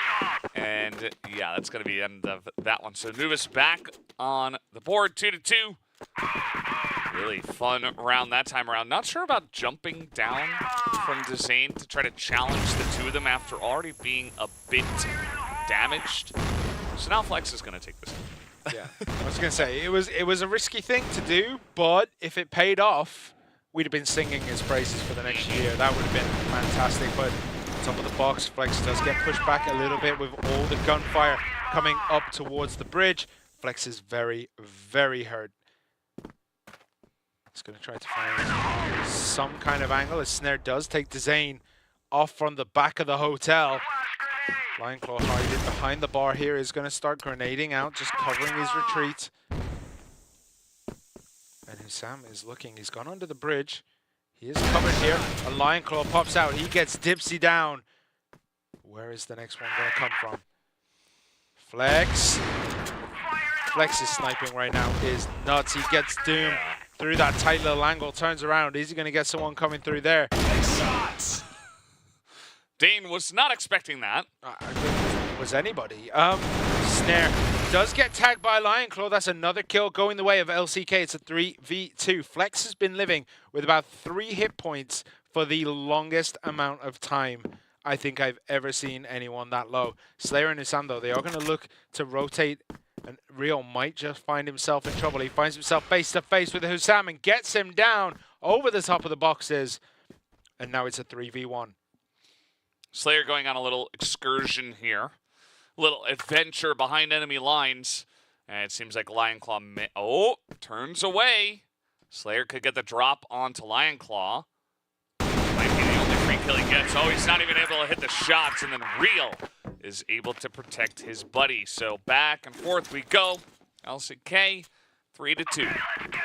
Yeah, this has been very, very close between these 2 teams. It always seems like the first kill is the one that, you know, seals the deal almost.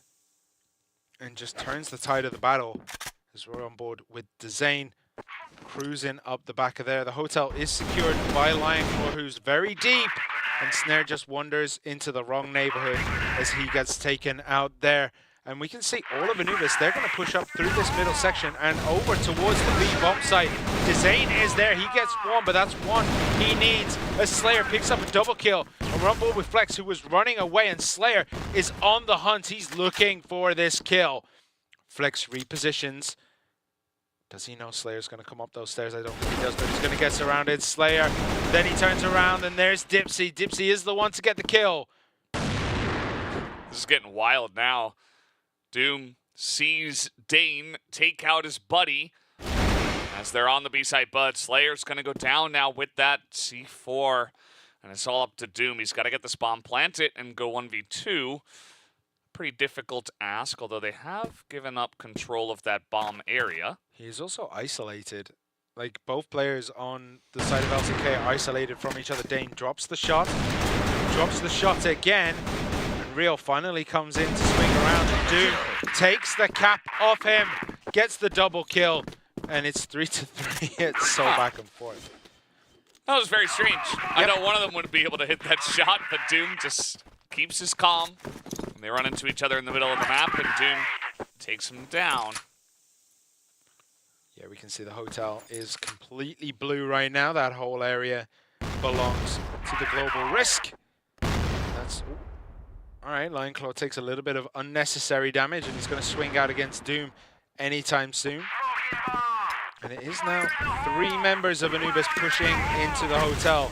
And we see Flex relocates and gets punished for it as Snare, composed as anything, takes out Flex. Who's trying to just lay some hurt down, just some covering fire, just to make sure that no one rotates out and catches the back of people like Dipsy, who is rotating backwards down this alleyway. Never really attempting to enter the hotel. Can be very difficult. You know, there's so many different angles to check. You can get sniped through a window. Generally, teams don't like to attack the hotel. Kind of like push the enemy out of there more so. You see that Snare is going to find a very nice angle. There's so many tricky angles into the hotel. He's going to get that one. A little bit of damage through the box there from Dean, and now he's going to pick up that kill. So now it is a 4 against 3. Make it a 4v2 as Snare did get Dane. Snare just showing that he is the best sniper on this map as Lionclaw kind of just stares into the void of Hussam. And Anubis, now they get themselves in front. It is 4-3. They finally broke the pattern. Got 2 wins in a row, imagine that. And yeah, just better peak play over here outside of the hotel. This is a lot of what this map does come down to oftentimes.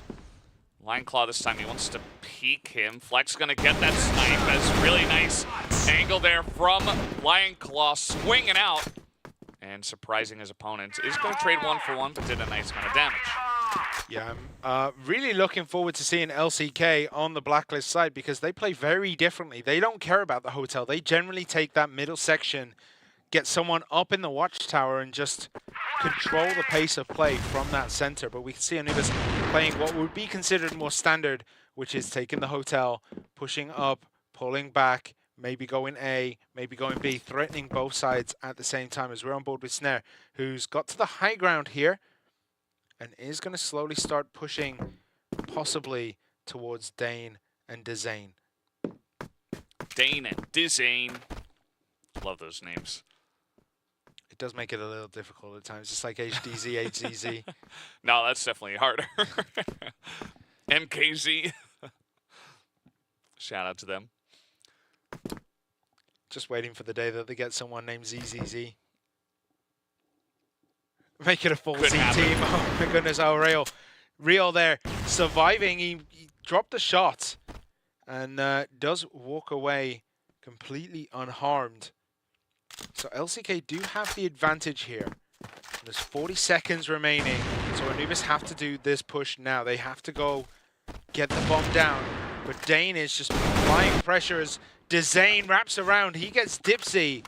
So now it's a 2-on-4 situation. Make it a 4-on-1 as Dane did take Snare, and then Dezane finishes off Doom, and there was just so much pressure that they could not approach a bomb site.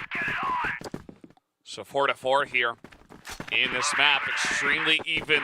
The rounds have been mostly going back and forth over and over again. Flex taking a aggressive angle, but Smoke is going to clear that one up. Lion Claw considering another aggressive swing, but a lot more utility. Wow, 3 grenades just thrown at the same spot. There's another one. As they're very wary about Lion Claw and his swinging down the stairs, wildly getting value. Dipsy just took a grenade right to the toes as well, I think. Oh no, it didn't do any damage, but that's perfectly fine. A wee bit. A wee bit. So they're going to push out of this central area now. Push out through these rooms. Sam swings out. Doom is first through the door. Real is there. The rest of LCK, they're trying to hold on. Dane. Dizane actually gets the double kill before going down. Then Dane picks out Doom. Real, he gets Dipsy. And it's an Anubis collapse here as LCK, they take the lead going into the side change. Yeah, a lot of the wins that Anubis were getting were through slow pickoff plays, slow attempts to push into sites, and a lot of the rushes, even the first round, you remember, just getting totally clobbered. So LCK ready to play the fast game. I think Anubis might get some more value in just kind of slowing things down, because LCK have proven time and time again they were able to handle Lazarus's wild pushes from the blacklist sign, and I think they can do it easily against Anubis if they try, who have not been able to get much success with those pushes. Snare's going on a bit of an adventure here. He's looking towards where Dezane and Dane are hiding. He's going to peek through the window and get one. He gets Dezane, who was holding the C4, and Dane is just like, where did that come from? Like, he's looking around everywhere, trying to find it. He gets Snare, who was retreating and repositioning. Excellent work there by Dane as Slayer gets Lion Claw as they were having a bit of a look to get into this communications tower. And it's all going wrong for LCK and all going right for Doom, who picks up a double kill for himself. It is now a 4v1. Dane is isolated in this room. He's going to find it hard to push out, because as soon as he does, he's going to find multiple members of Anubis hunting him down. He's still alive somehow, but didn't get any kills. Anubis, they take the first of the second half. Yeah, pretty good stuff. Liked the battles over at Hotel, but then kind of a half-hearted push through a long, no utility. They just get absolutely smothered over there. Wasn't a big fan of that push. Here's Flex just pushing out of mid, looking for people on A, trying to push them back. And he's not going to get any pickoffs this time. Now Snare's down towards where Dane is. Flex took a shot, missed. And we can see again, like, the way that LCK approach this map is different from everyone else. They are just really concerned about holding that central area, just giving themselves the options to push A or B. Not much going on in the Hotel. They do have eyes up that alleyway for Dane, but he isn't going to see anything because no one is really there. We do have Hussam, who is sitting behind the fence. Snare, who's trying to out-snipe his opponents, but from that angle isn't going to get it. It's going to take a bit of a swing in order for that to happen. Flash grenade comes in, just clears out the bridge area, and it looks as though they're just going to buy their time and hold for an A push, maybe? Maybe down the middle? Oh, okay. Going mid to A. And in they go, Dipsy Doom, and everybody just staring at that location. Not a lot of smoke blocking angles. I think I saw maybe one flash easily avoided. That push was a bit weak. LCK going to get totally clobbered there. And now again, it's just Dane, and that's going to be that. 5 people on the side of Anubis stay alive as they pick up yet another round in a row. Yeah, it is 6-5 between these two teams. LCK, they've got to look to bring their plan in. Right now, it feels like Anubis are just prepared, and look at Doom's stats. 15 and 6. The guy is absolutely cracked right now as Dane looking up this alleyway, looking to see what he can do. He is going to get pushed. Slayer is there in the smoke, and they can feel each other's presence. Slayer is the one who gets the kill and gets out of there, but Dane closes him off. Flex putting pressure on Hussam, who was trying to rotate out, but Snare gets real. Dane gets Snare, and now it's a 3v3. Yeah, a lot of pressure being put on here by LCK. Haven't quite broken the back of Anubis just yet. Flex also going to be isolated with the flash in his hand. That is going to give some space for Lionclaw to try to push, but Doom was waiting here. He's not in the greatest spot, though. Has to back away. Has his teammates come on in and support him. And Dipsy will pick up the 2 kills. Now they've strung 3 wins together. That's the most so far between these 2 teams. Previously, it was held by Anubis, who got 2, and LCK, who got 2 at the very end of the first half. So it is 7-5. And Dane just getting sight of the bridge here, I think. Just keeping his eyes open, making sure that no one is going to push them down. But we have a nice little crossfire action going on here as Hussam and Slayer. They've cornered this door. If any push comes out, it's going to get instantly deleted. But you can see they're kind of trying to change tags. Maybe they are going to make a hotel push this time around, because their normal gameplay has kind of been snuffed out by Anubis, who seem to have done their homework and knew exactly how LCK approaches map. Snare drops the shot. He's going to relocate, but he's going to have to relocate deeper than that because they're coming. But Slayer actually gets Lionclaw on the back. Flex, he gets Slayer. Doom gets Flex. It's 1-for-1 trading right now. Real gets Snare, but Dizane breaks the evenness as he gets Dipsy. So now it's a 3-on-2. Hussam gets 1 back, and it's a 2v2. Yeah, very nice flank timing there to come in from Hussam. And now Doom holding the site. He has been the ace of this team so far. He is not going to hold on to the site, though, as Hussam has to do it all alone. 1v2, as I'm not sure if Real saw him there. I'm going to say no. No, I think they did. I think they knew that. Yeah, they definitely did. Dizane was just staring right down there. Dizane just trying to pressure Hussam off the site. The bomb is going to go down. What's Hussam going to do now? How's he going to approach this? He's got upstairs and downstairs to clear. And Real drops down, gets the headshot, and that's LCK pulling 1 back. Yeah, nicely done. The 2 of those guys, Real and Dizane, just putting it together and getting a nice push. Good rotation. They isolate Doom, and then they isolate Hussam at the end there and control the map very nicely, not wasting any time.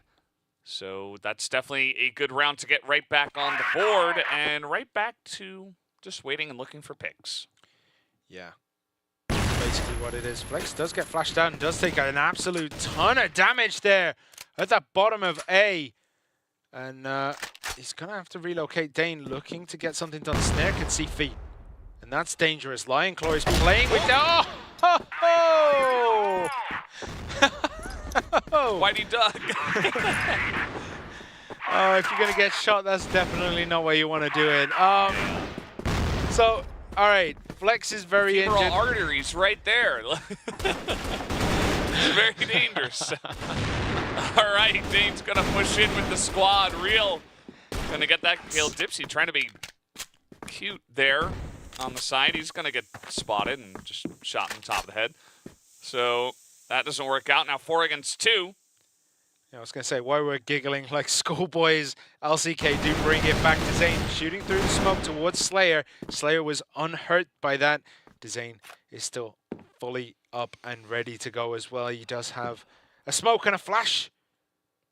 So he does have the opportunity to reapply this smoke as Slayer is going to whip around the wall and does get Dizane and is taken down by Dane. Doom is there as well. Dane pistols at Dawn and Real wraps around the side, gets the kill. And LCK, they get another win under their belt. Yeah, 7 against 7 rounds taken for each side. It's been a back and forth bloodbath. LCK able to claw their way back in the last couple. Even with Flex, you know, taking early damage didn't matter. Their push through the hotel was unseen and not handled very well by Anubis. So maybe Flex walking right into it. Slayer getting 1 for 1 because Dizane took him out. Dane, dangerous there, getting that shot on Doom, absolutely nailing it. Lionclaw looking to rotate as well. Oh my goodness, Dane, what did you have for breakfast as he takes down Dipsy relatively easily. Dizane did get Hussam as well, but Snare overtakes Dane, and Snare now has it all to do, all on his own. They're probably going to get the C4 down. It is down. It has been down for about 8 seconds. Snare coming in, interesting angle, picks up an AK, and he is going to get one, but immediately gets taken out. So 3 rounds apiece, but the 3 rounds recently going the way of LCK. They have taken the lead 8-7, and they're looking good now from this Blacklist side. They started off very slowly, but much better this time. Big rush into the central area, and Anubis, they just crumble, but Doom, ever the stalwart, does manage to get 2 of his own as Dizane does get Doom down. So it's 3 versus 2. Make it 2 versus 2 as Snare excellently gets that. Dipsy takes down Flex, and Dipsy gets Dane. He turned it on, he turned it up, and Anubis pull it back. It's 8-8. Anybody can win after this one. Very nice rush timing, as it didn't seem like LCK had any idea that one was coming. But this time they will be looking down the center doors to make sure they do not get rushed. Slayer's thinking about peeking here, though. Gotta be careful, especially after the way the last round went. Flex. Checking that angle, looking for anyone who is passing by, but nobody's going to reveal themselves in such a way. He actually sees Doom there, takes the shot, did drop it, so does relocate himself. Everyone's okay. Doom lives to see another day. Now Dane here, looking up this B long. Dipsy is in the hotel, so if there is a shot coming, he might actually just wrap outside of the hotel. He is backed up by Hussam as well, so the 2 of them can go and push, and Dane is really playing with fire in that angle. Yeah, it definitely is. Generally, you might be able to get some value in that case. Let's see if he does. If anyone is going to check that one. Flex finally going to get an opportunistic snipe there onto a long. That gives them the opportunity to actually push up here. Flex is going to walk in with the sniper. Doom, though, going to take him out quickly. Dezane and the rest of the team charging in. Snare looking to see what he can do. Did have the sniper out, has to retreat. He is flashed up. He is on top of here. He's going to, get picked out by Real. And it is all going wrong for Anubis this time around as LCK. They have asserted their dominance on the A side. Now they just have to set themselves up in a way where they can repel Dipsy and Hussam. They're going to come in together. Hussam creeping up. Dizane is there. He didn't see it, and Dane saw him. Dizane does get taken out by Dipsy, but Real cleans it up. And LCK, they're 1 away from wrapping up Eagle Eye. And at this point, I don't know if they're going to be able to. That was a very convincing round. Had a lot of those in this one. Really nice snipe from Dane, though. He's going to take out Snare, who has been putting up some decent numbers for the team. And now LCK easily going to take with help from that. Dane gets another one, as this guy is just on fire. I don't think anyone can stop him now. He's 14 and 15 after 17 rounds. Now Flex is on the hunt. Dizane takes a bit of damage, and that's a good sign because Doom wraps around the corner. Oh my goodness, Flex gets one, he turns around and gets another. A big double kill there for him. And Slayer, last man standing, is also in this area. He sees Dizane walk up to the top, he turns around, and he is going to get... Oh, Flex actually gets peeked there. Slayer just revealed himself ever so slightly. Now he's got to be tricky. He's playing parkour through the windows. He's going to rotate round. He's going to wrap. He's going to have to keep doing this. He's going to have to cover his 6. He's going to have to cover his front. And here we go. I thought he was going to push up there. He does take a central area. It is 4 against 1. There's 20 seconds remaining. Trying to get something done from the watchtower, but isn't going to get it done. And Dizane finishes it off with a headshot with the AK. And LCK, they take map 1. Map 1 going the way of LCK, taking it down in a 10-8 fashion. Very back and forth one, but at the end of the day, just had the better work done on the Blacklist side, and some guys such as Dane just pulling it in, pulling it up for the most important time on this map. So very back and forth. We're going to see the highlights. Just so many crazy shots in this one. Yeah, and there's so many tricky angles. Dizane there getting one from the boxes. Lion Claw took advantage of the open space as everyone was looking around them to see where it was coming from. And I mean, these angles are just absolutely insane. Slayer with this one here. You can screenshot that one and send it to me later. All right, I'm on it. Well,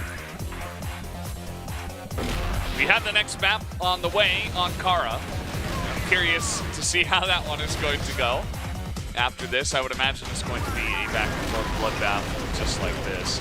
Yeah, it was very even between these two teams, and Anubis, they just somehow keep dragging out these 10-8s.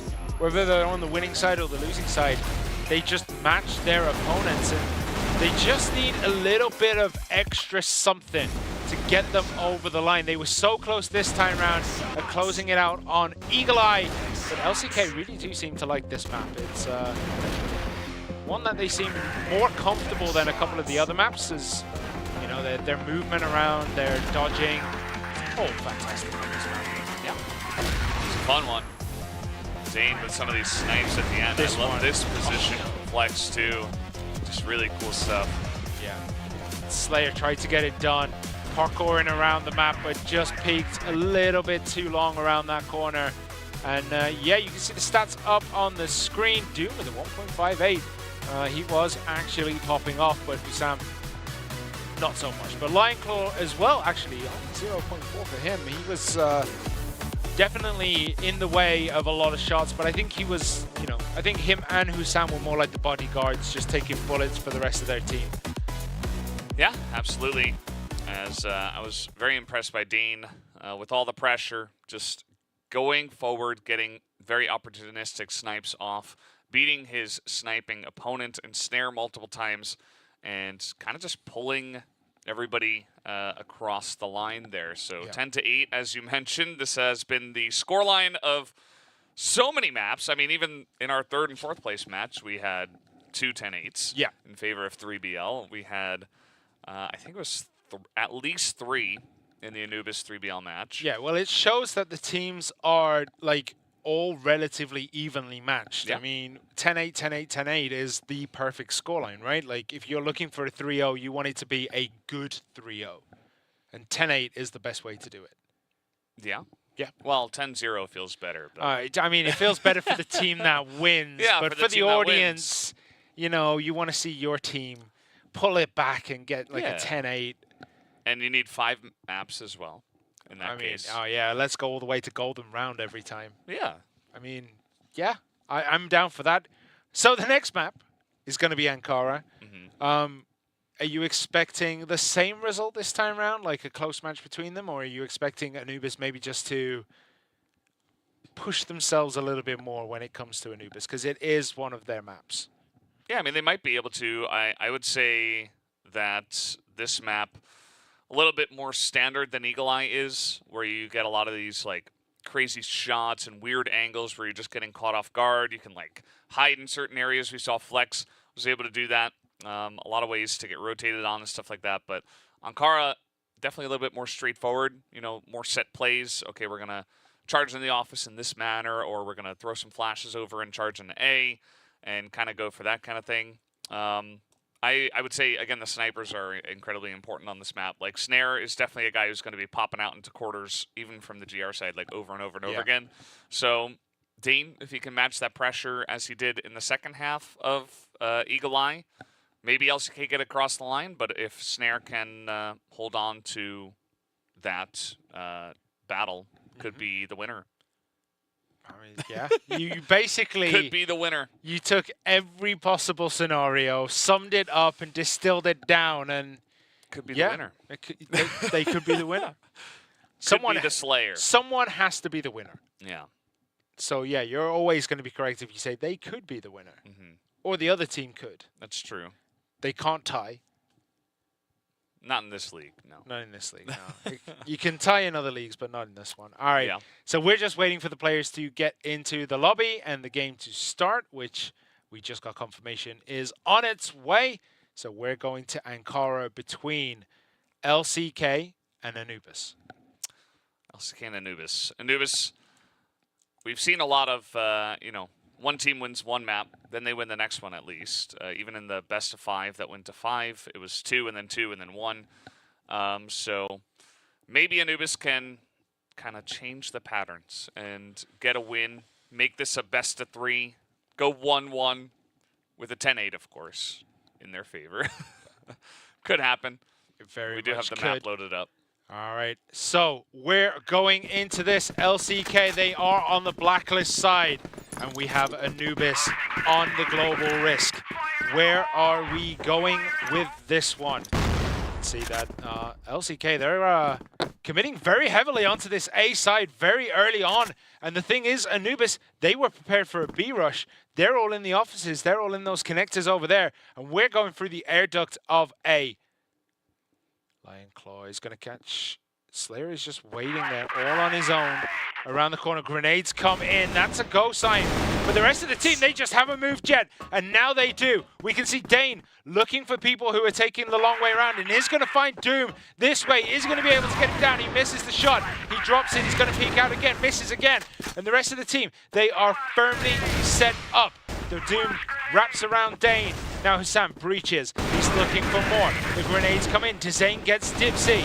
And Snare gets Dezane down. It's back and forth between these two teams. Pops up the stairs. No, Lionclaw gets Hussam. Lionclaw turns around, gets Snare, but Doom takes Lionclaw down. He's going to pop up. Flex looking to do what he can. He's going to out-trade here. Doom has to switch to the pistol, and it's popped, but there just isn't enough time, I think, to defuse the bomb. And that's it. He is the winner. The bomb, that is. Blacklist do win with the explosion. No defuse does come in, even though Doom will add an extra kill to his 4-kill round. Very nice, but not the number he was looking for sure. So, LCK, good job on that one. And I was surprised that Slayer was in that spot when he was alone. You know, if you're going to be alone on A, you generally want to see the push coming and then escape. Yeah.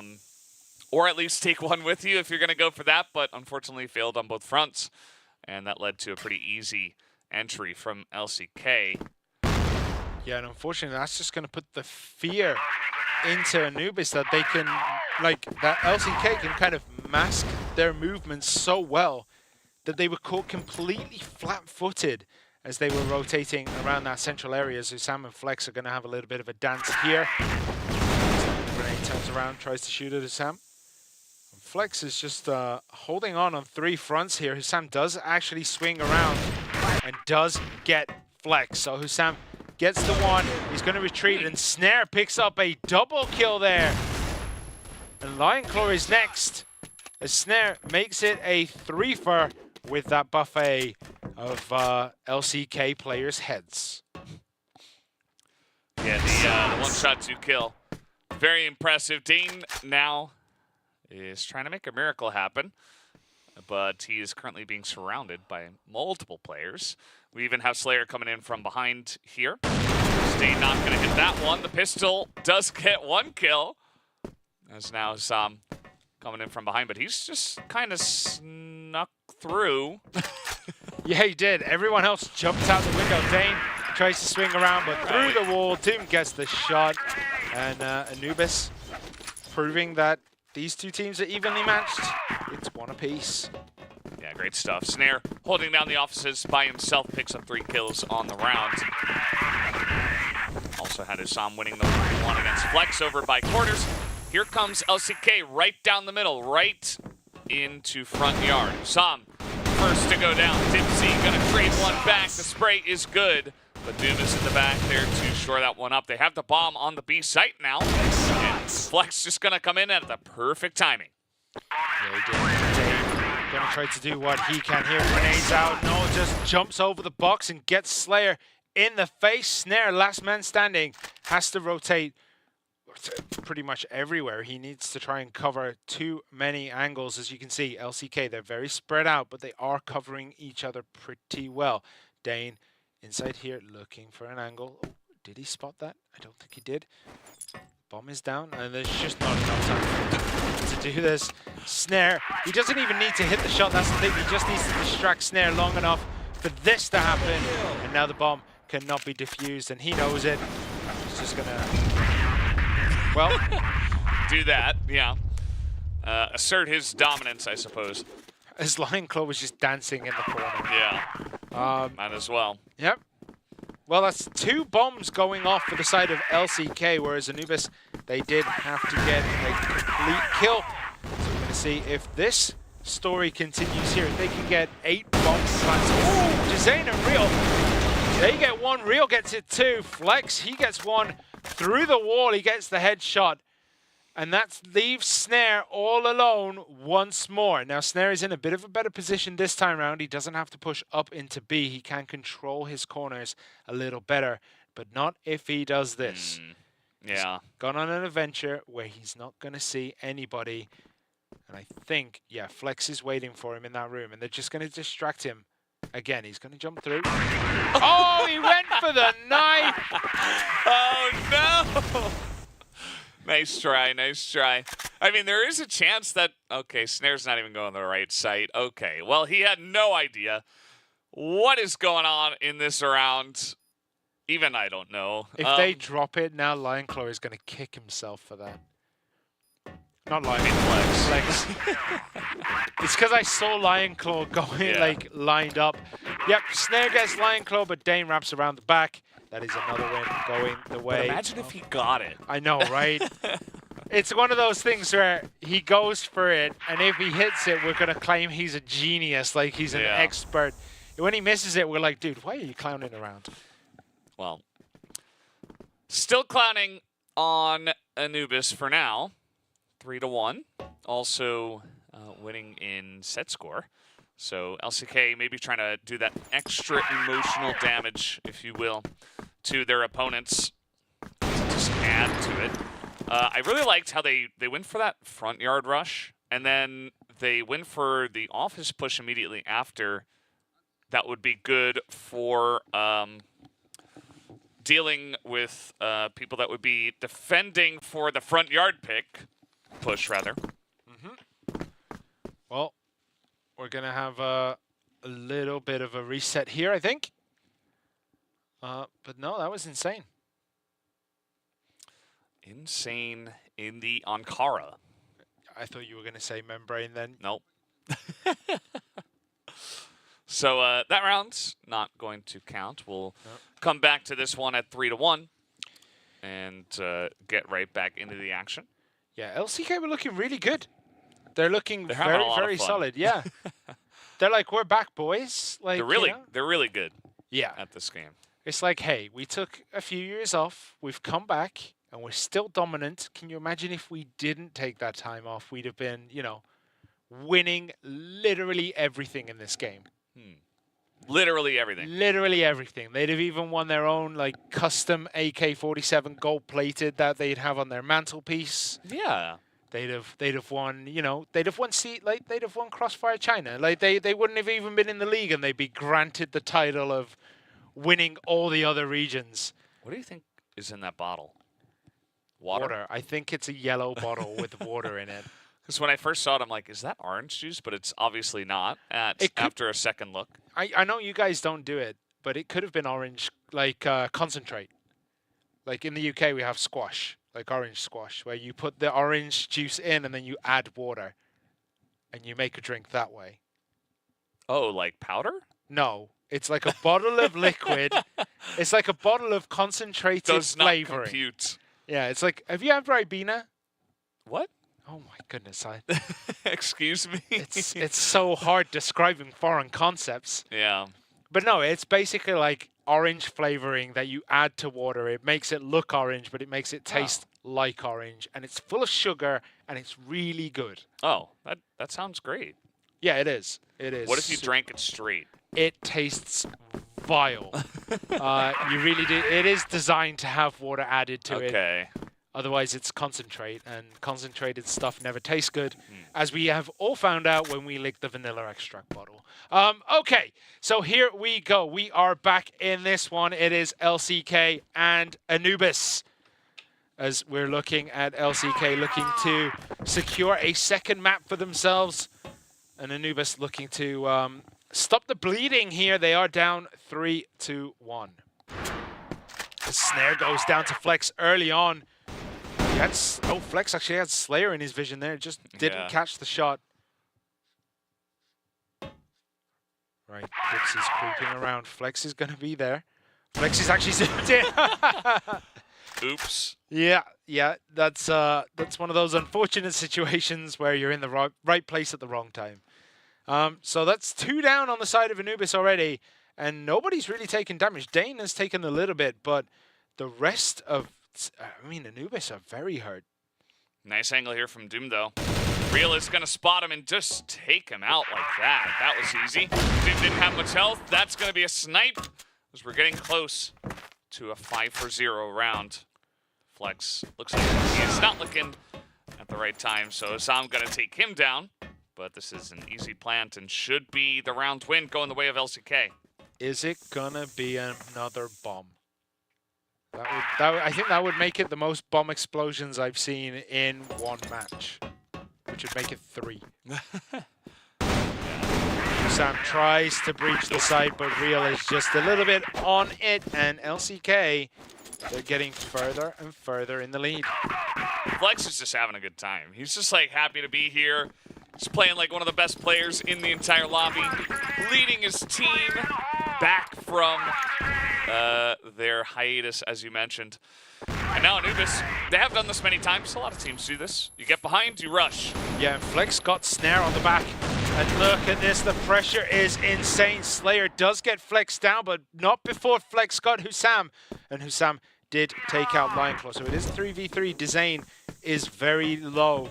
So might have to see how he responds to that. Slayer's looking for more, though. He's looking for Dezane. He's looking for it. He misses it. He drops it there. And Dane actually takes Slayer off the board. Dipsy and Doom, last 2 remaining. Where are they going to go? Dipsy was not expecting him to be there. But Dane is camped with that C4. Along with Dezane, I think they're going to slowly push out towards A, but Doom might just get an angle down the doors. No, he's going to actually think they're going to push into B, so he's going to sit deeper into the connection there. As Dane and Dezane, they're looking to breach. They don't see him yet. Doom is waiting patiently. Does he see this? He sees Dezane, and Dezane is just too good. Gets the shot instantly there on Doom, and they have all the time in the world to hold this A connection. No, Real. He sees Dipsy. Yeah, they know where Dipsy is coming from now, so this is going to be much easier to handle. Grenades being thrown in, and there's just 3 different angles that Dipsy has to close and take them out. But Dezane just gonna put an end to it. Takes a bit of damage, doesn't care. It is dominance here on Ankara so far for LCK from the Blacklist side. So it is 5-1 between LCK and Anubis right now. This is map number 2. Map number 1 already went the way of LCK in a very back and forth match on Eagle Eye, but Ankara so far has just been all one-way traffic. Yeah, absolutely. Anubis did get that 1 early, as you mentioned. That's not enough. This one, I feel like Ankara generally pretty even. Definitely one of our maps that you don't usually see a large difference in terms of GR versus BL. But, you know, it really just comes down to play style. And LCK, it just feels like their play style is winning.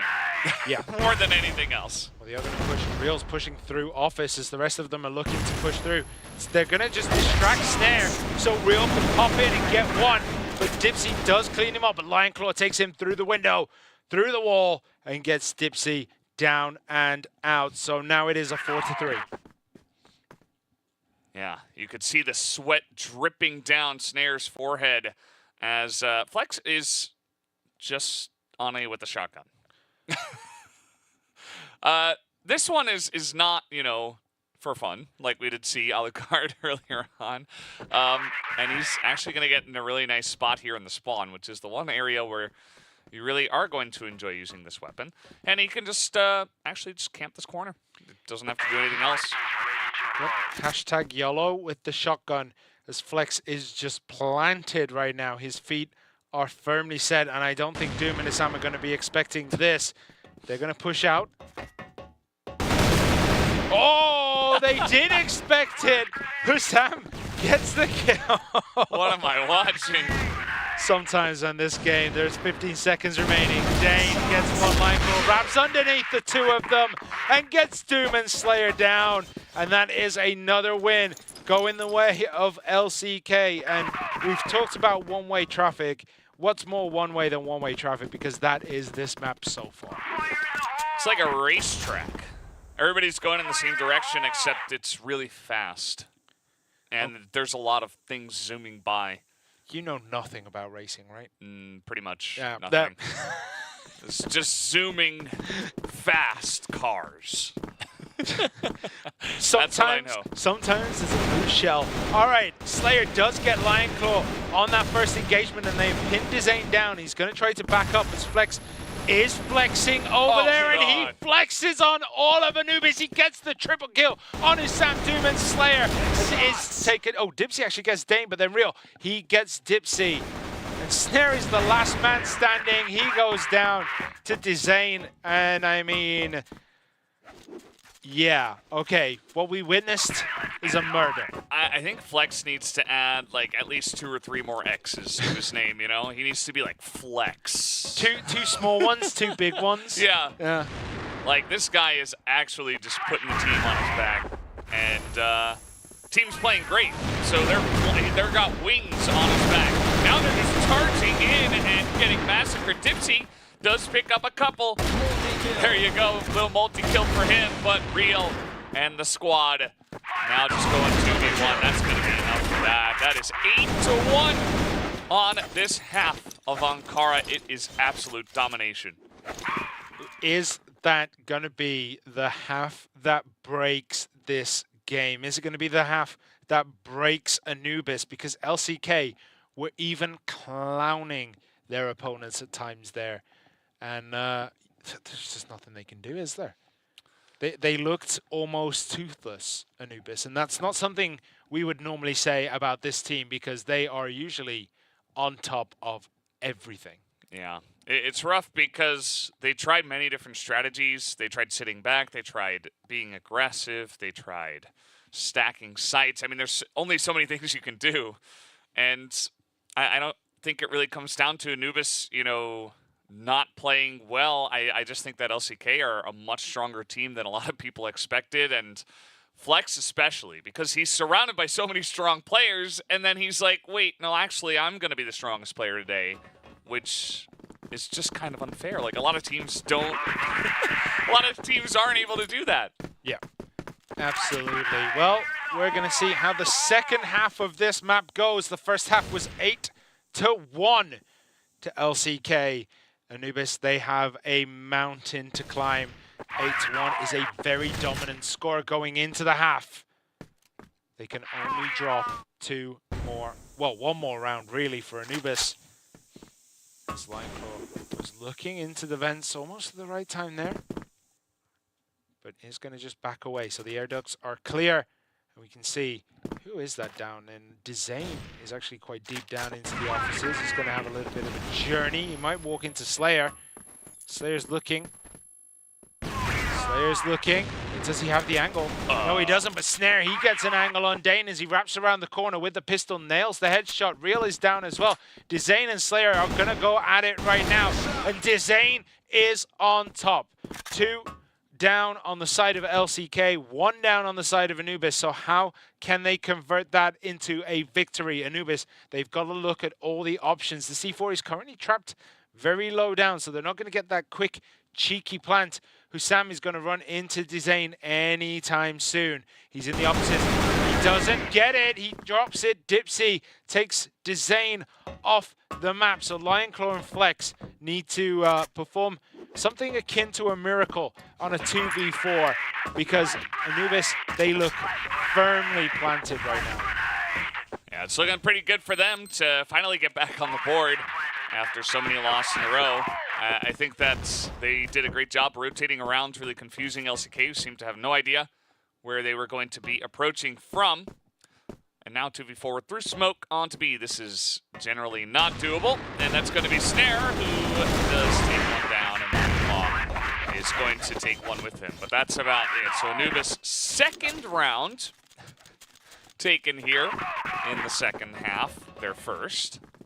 Yeah, I'm gonna say one of the problems that LCK may face is their gloating, let's say, with the knife and all the fun they've been having, might just anger Anubis enough to activate like their Super Saiyan level 9 form where they completely dominate. It's a very high number. Yeah, I don't even know if it goes up that high anymore. I've never seen Dragon Ball Z. I've actually never watched a single episode, which is weird. I used to watch a lot of cartoons, just watching different things. Snare is going to take out Flex, as Flex was really trying to flex on them that time. Yeah, I mean, I'm just completely lost for words that you can watch Dragon Ball Z. Okay, Doom and Dizane going to dance this dance of death around the corner, and they're both just going to disengage from each other, but Dane walks into Slayer's bullet through the wall, and that's it's starting to collapse a little bit here for LCK after all the gloating. Anubis look a completely different team on the Blacklist side. Yeah, I think, you know, Flex pushing into the enemy slowly through smoke, probably not it. And losing him is going to be big, because they know where Lion Claw is. Lion Claw does take 2 with him, but now it's up to Real, 1v3, and he's about to run into Dipsy, who's hiding here. Okay, free kill for Real. Well, that's a good start for him. 40 seconds on the clock. And he's just going to push all the way through A. Gets one. Can he make it 2? Slayer's ducking and diving. Dodges that shot, Real. Switches to the rifle. He doesn't know this is there, but he does now. Slayer has to switch to the pistol, and Real switches to the pistol as well. They're going to shoot each other through the wall. Cannot get each other. They're looking. They're looking. Can he get it? He does! Got it! And does he have enough time to get the bomb defused? He absolutely does. Real pulls out almost the impossible and puts LCK 1 away from taking Ankara. And he's like, yep, that's just what I do. Pretty insane stuff. He got that first kill free, and then, oh, unfortunately, Anubis were just barely out of sync. They were trying to go for the double peek. One guy came out a little early. Real with the quick headshot. Lines it up again, and I think that might just be the straw that breaks the camel's back here, because Flex going to start off with a snipe on a Doom, who has been one of the big performers on the side of Anubis today, and it's already 9-2. I mean, there's only so much you can ask, but can Anubis push somehow through this? Maybe they can. Snare drops down the stairs and instantly just takes Real for breakfast, and oh no! It's all going a little bit pear-shaped here for LCK. It's 3v3, but they have dropped a couple of opportunities there that could have put them in the lead. And Slayer, Dipsy, and Isama are out looking for blood right now. They're going to push off here. They're going to run into Dane. Sorry, Dane, who is hiding around the corner, and Lionclaw wraps around the back, picks up a double kill, and that is restored. Man, they're just running circles around them at this point. I mean, Dipsy has it all to do on his own and cannot do it as Lionclaw picks him off. Of course, Dipsy did get one before going down, but that's a very, very quick round. 10-2 to LCK. 10-2, and a lot of the rounds, I mean, half the time, like, Flex is just running into I almost said 6 and was serious about it. That's what it felt like. Oh man, yeah, it's incredible to get a 10-2 score, especially against a team as good as Anubis. As we'll take a look at some of the highlights. They're not going to be very long because it was very one-sided. You're going to get a lot of LCK highlights for just 12 rounds. Yeah, I mean, it was a wash, wasn't it, for Anubis? They just couldn't really get a foot anywhere near a foothold.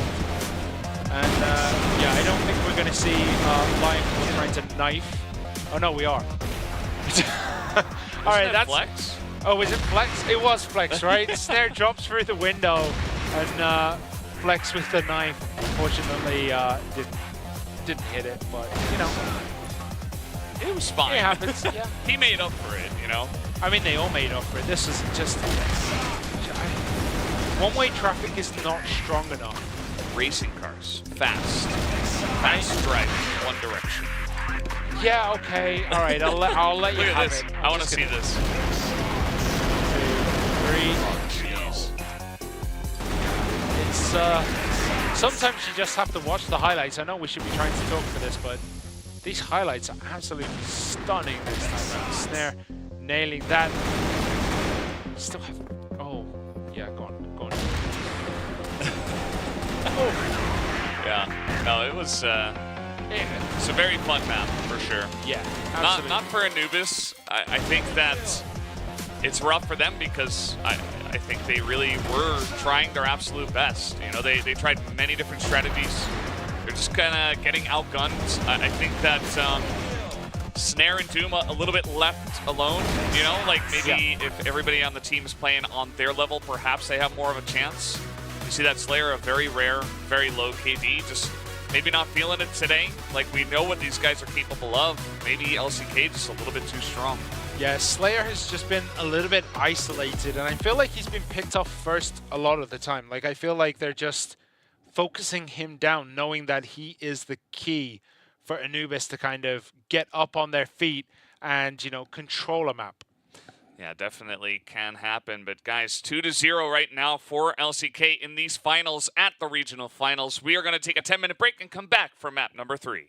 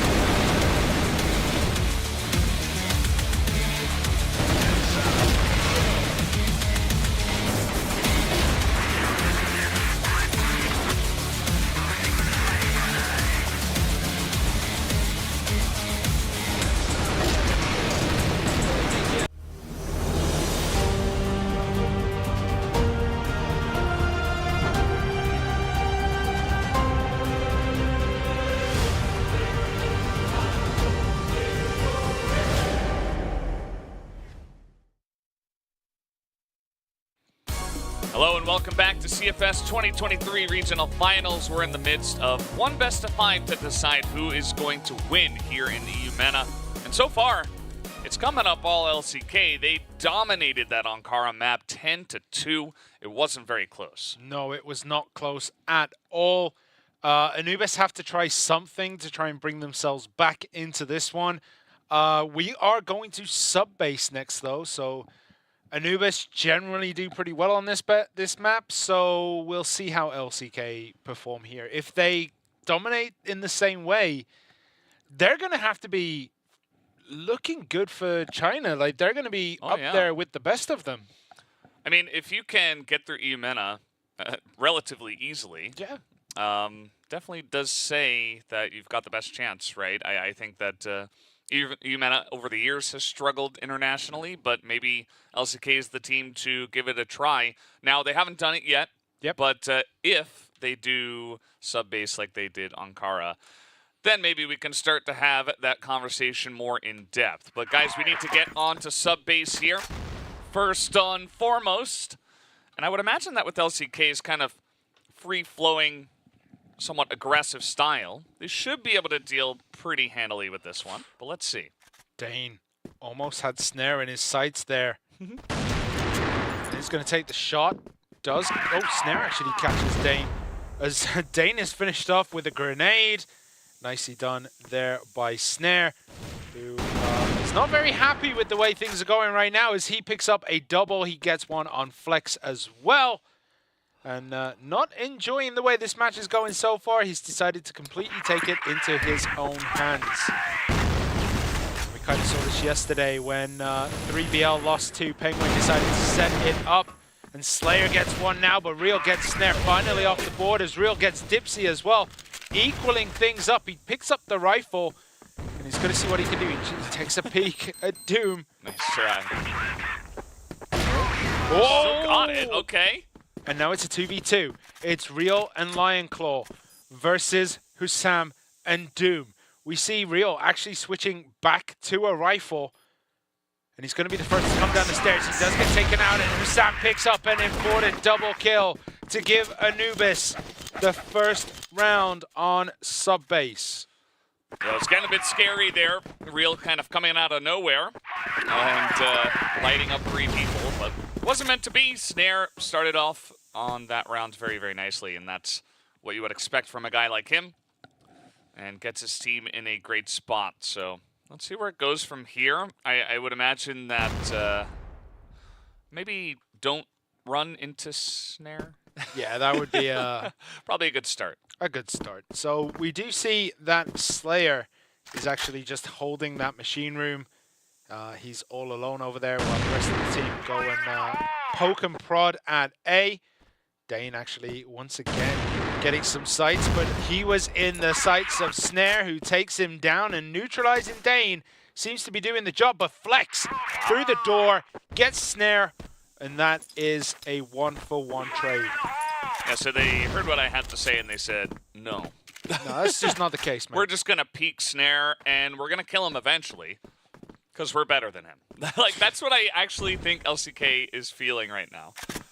Yeah, we have Real looking down this corridor. Doesn't know because of the smoke that's there that he actually had Hussam in his sights.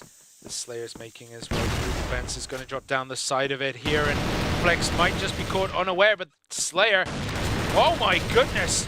Slayer and Doom just cleaning that up, and they have opened a pathway to B. So they're going to be able to get this down, and there's 4 of them against 2. It's going to be Real and Dezane trying to do what they can to slow this one down. Maybe winning 2 in such convincing fashion has caused LCK to maybe underestimate their opponents as Dezane swings out. He gets Dipsy. Now Real's looking for the hunt. He doesn't get it. He gets a base full of bullets from Slayer, and Dezane follows suit. And Anubis, they take it 2-0. Yeah, got to be careful to not underestimate your opponents, that's for sure. Anubis are in the finals for a reason, and they are a fantastic team, even if they haven't quite shown 100% just yet, I would say. And so LCK, maybe just take a small step back here and reconsider, because Anubis looking really, really good here so far in the first couple of rounds of sub base, especially with Snare over there. Now they have changed the position of Snare, who's hanging out in machine room. Yeah, it looks as though they're going to commit to this B push. There are 2 in the rafters, and usually you only ever see 1 person up on the lights, right? So this might catch them unawares.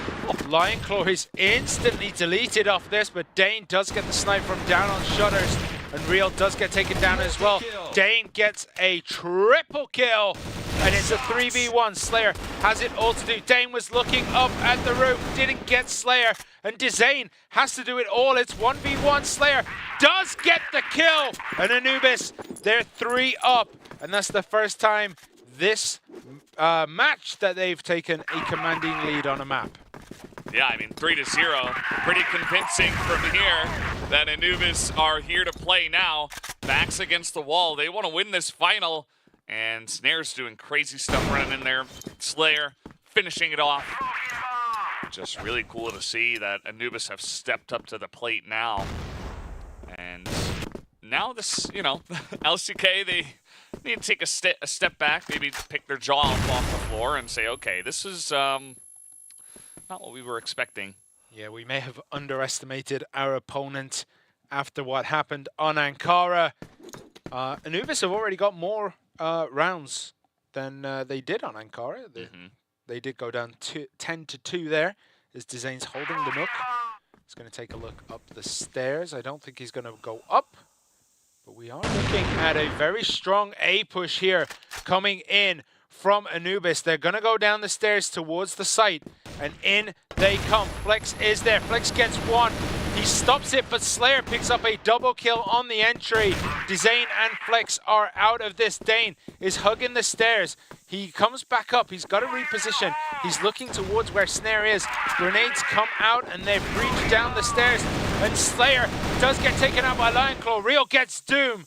And now it is 2-on-2. Lion Claw goes down. Snare is still up and running, and he is running hot.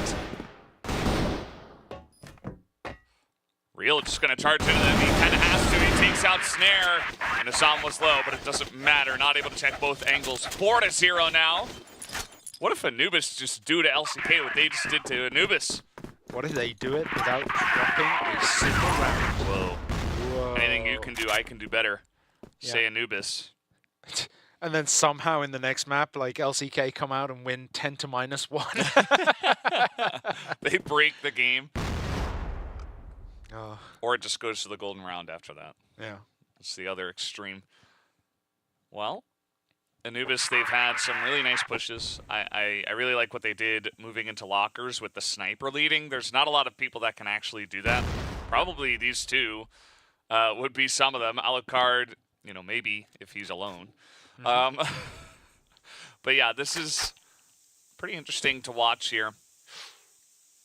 Snare almost got Real there. That was very tasty, and this is a very tasty angle because I don't think anyone is expecting it, but Snare actually relocates and gets punished by Lion Claw for just being a little bit too far forward. Dipsy lost his man, and he's going to back up and join the rest of his team. Hopefully, he's actually just going to hold this position a bit longer as Doom's poking through the doors, having a little bit of a dig, seeing if he can get any kind of connection, and Doom goes down to Dane. And suddenly this is looking all LCK right now, but Hussam could definitely pop off with a double. No, he cannot, because Dizane instantly denies him the opportunity. And they come down the stairs. Dipsy does go down, so Slayer, last man standing for his team, and Flex. No! Oh, man! No, Flex! He almost got it that time, too. Oh, Flex. That one was better. That was much better for him, but Flex, sir, come on, man. There is no need. Oh. His name is Flex. Yeah. All capital. He has to flex. Yeah, well, he flexed all over Snare there with a great shot down Machine Room. And gives his team a bit of an advantage. Doom actually takes a bit of damage there going through the doors as well. And yeah, it's taking more damage. This is looking really good for LCK right now. They're pushing and putting on pressure that Anubis, I don't think we're ready for. As the bombs come in. all those spicy pineapples and smoke grenades and everything else. And yeah, Anubis, they have to reset this map. They have to reset very hard.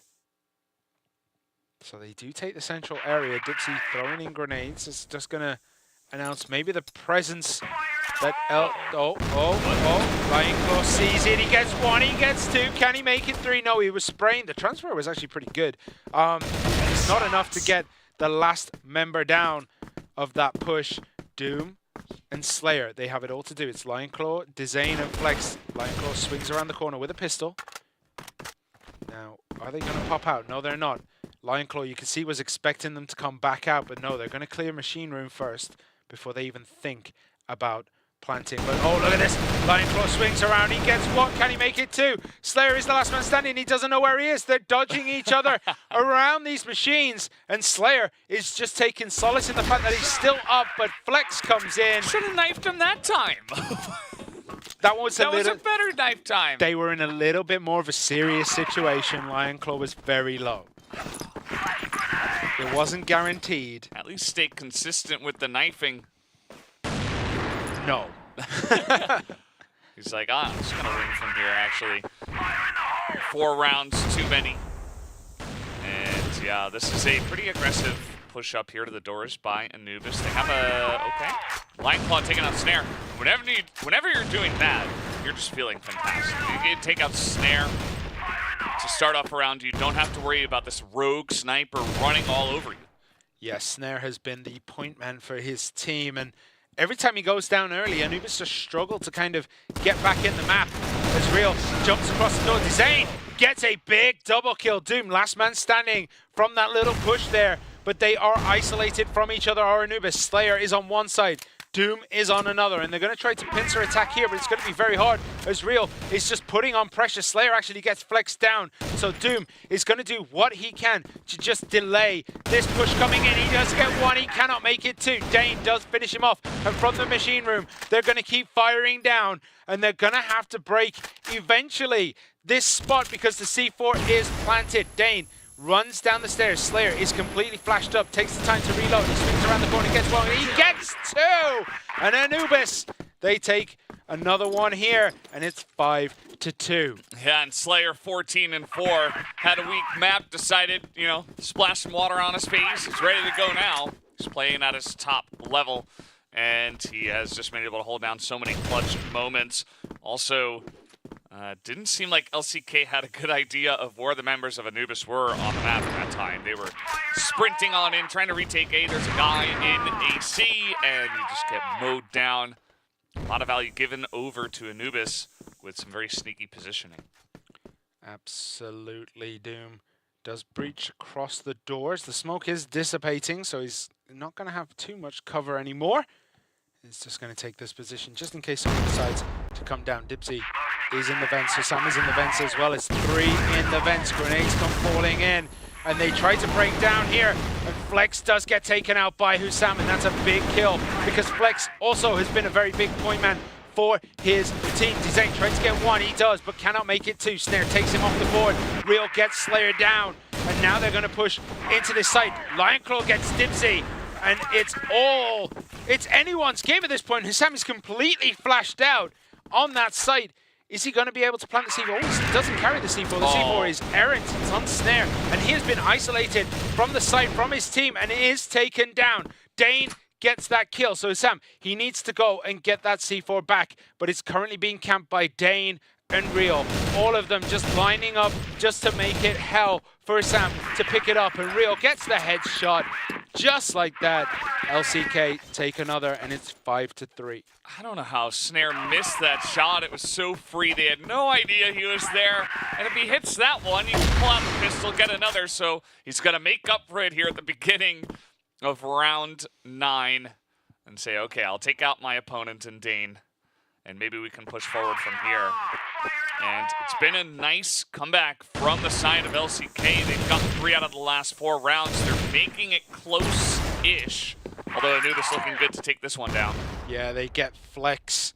Snare is proving why they need to take him down first. And Dipsy just wraps around the corner, takes Dezane, and that is a free A site right now. Dipsy looking to take Lion Claw, and he does as Slayer takes Real first. And that is a 5-man clear. All 5 members of Anubis still standing, and it's 6-3 in the half. 6-3, very solid from the Blacklist side of Subbase. Definitely one of the maps where you can get this going on Blacklist, but 6-3 is still going to feel really, really nice from here. So let's see what LCK have. Their Blacklist side of Ankara was stellar, as they have not checked this yet. But, oh, Snare not going to hit it. Flex up in the vent. Yeah, Feels like his home. Yeah, I don't think they were expecting him to be that far forward at that point in time, because usually you just start coming in when you start that boost. So he rushed the vents, and he's still holding it. Doom's trying to do what he can, but what he can't do is hit him. But the rest of LCK, they're coming in. Dipsy's here. He gets one. This is Dipsy's corner of the map. He loves these stairs. Dipsy makes it a double, but does get taken down by Dezane. Flex did get Doom as well in the vents. He never left. Why did he leave? He's just having a fun day, man. He's like, no, I'm the vent man now. I'm just going to stay right here. Even after he's spotted. Most players would just like jump out the side and run away. I am Bruce Willis in Die Hard. Dezane trying to get it done, cannot, but Hussam jumps to his death, and that is an LCK win. It's 6-4. Well, 6-4, definitely easier to handle than 6-3. I should say 3-6 and 4-6, but you get my point. And a lot of these rounds have been pretty wild, pretty fast. It's kind of the way that I think Subbase needs to be played, to be honest. I think both these teams are doing a great job right now. Yeah, you can see Doom is covering the vents just in case, because Flex in there is an unstoppable force to be reckoned with. Snare has his sights trained directly where Flex would be poking his head, but Flex is in the machine room chilling out with his buddies. Yeah, just having a little party in here. Unfortunately, it's a one-team party. Well, they are going to push in here. The C4 is back at base, so they're not fully committed here, but Flex and Lion Claw might just change that because they pick up 2 kills, and they're going for the death match here. Lion Claw picks up 2. Lion Claw picks up 3, and Dane picks up Dipsy on the back. And now it's 6-5, and we're looking at a very different story on Subbase from what we were looking at the first half. Yeah, maybe just these two teams are a lot more comfortable on Blacklist Subbase. I don't know. This is looking like what Anubis were doing in LCK earlier, where it was very one-sided. And they didn't even need the bomb, as you mentioned. Now Flex having more fun just running into B. Nobody... Is he standing next to Snare? They have no idea. He just... No. Okay, that's... that. Oh, can you imagine if he'd have got the knife, he would have had him. That's not an okay knife spot. That's actually not. He did eventually try to shoot him and miss. Hussam gets Lion Claw down, so Dane is the last man standing. I mean, if you were going to use a knife, that would have been it. And you could see him, like, thinking about it because he was flicking through his weapons. Dane is very injured now and does go down to Slayer. Anubis, they take another one. It's 7-4. 7-5, sorry. 7-5. Yeah, 7-5. And, yeah, it's all seriousness here on the side of Anubis. They're desperate to try to catch up. They need one map, and then they need 2 more if they want to win these regional finals. Yeah, you can tell Flex is really gunning for that knife kill, right? Because he was really considering it there, and they... He dropped the ball. He should have gone for it. Been a couple this tournament, though. It's not even like he would be the first. He'd be the first to do it in the finals of the regional finals. True. I think he wants to send a message, in a way. This is the Dipsy corner. Yeah, Dipsy's holding it, as always, and does get taken out by Real. So that's one big breach, and the C4 is down. And look at this, they're set up so nicely. Dane drops the shot, but is just enough to cause doubt on the side of Anubis.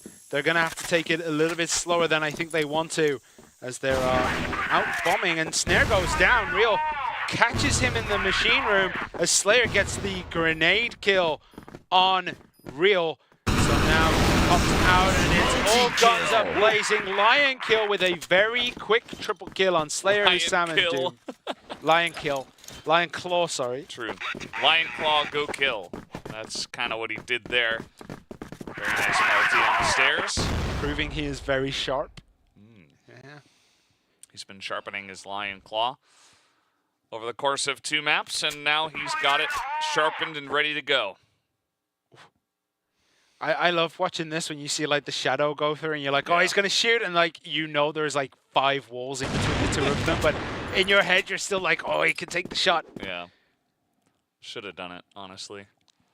If all walls were made of paper. Oh. Again, I think there was a wall in the way. But yeah, okay.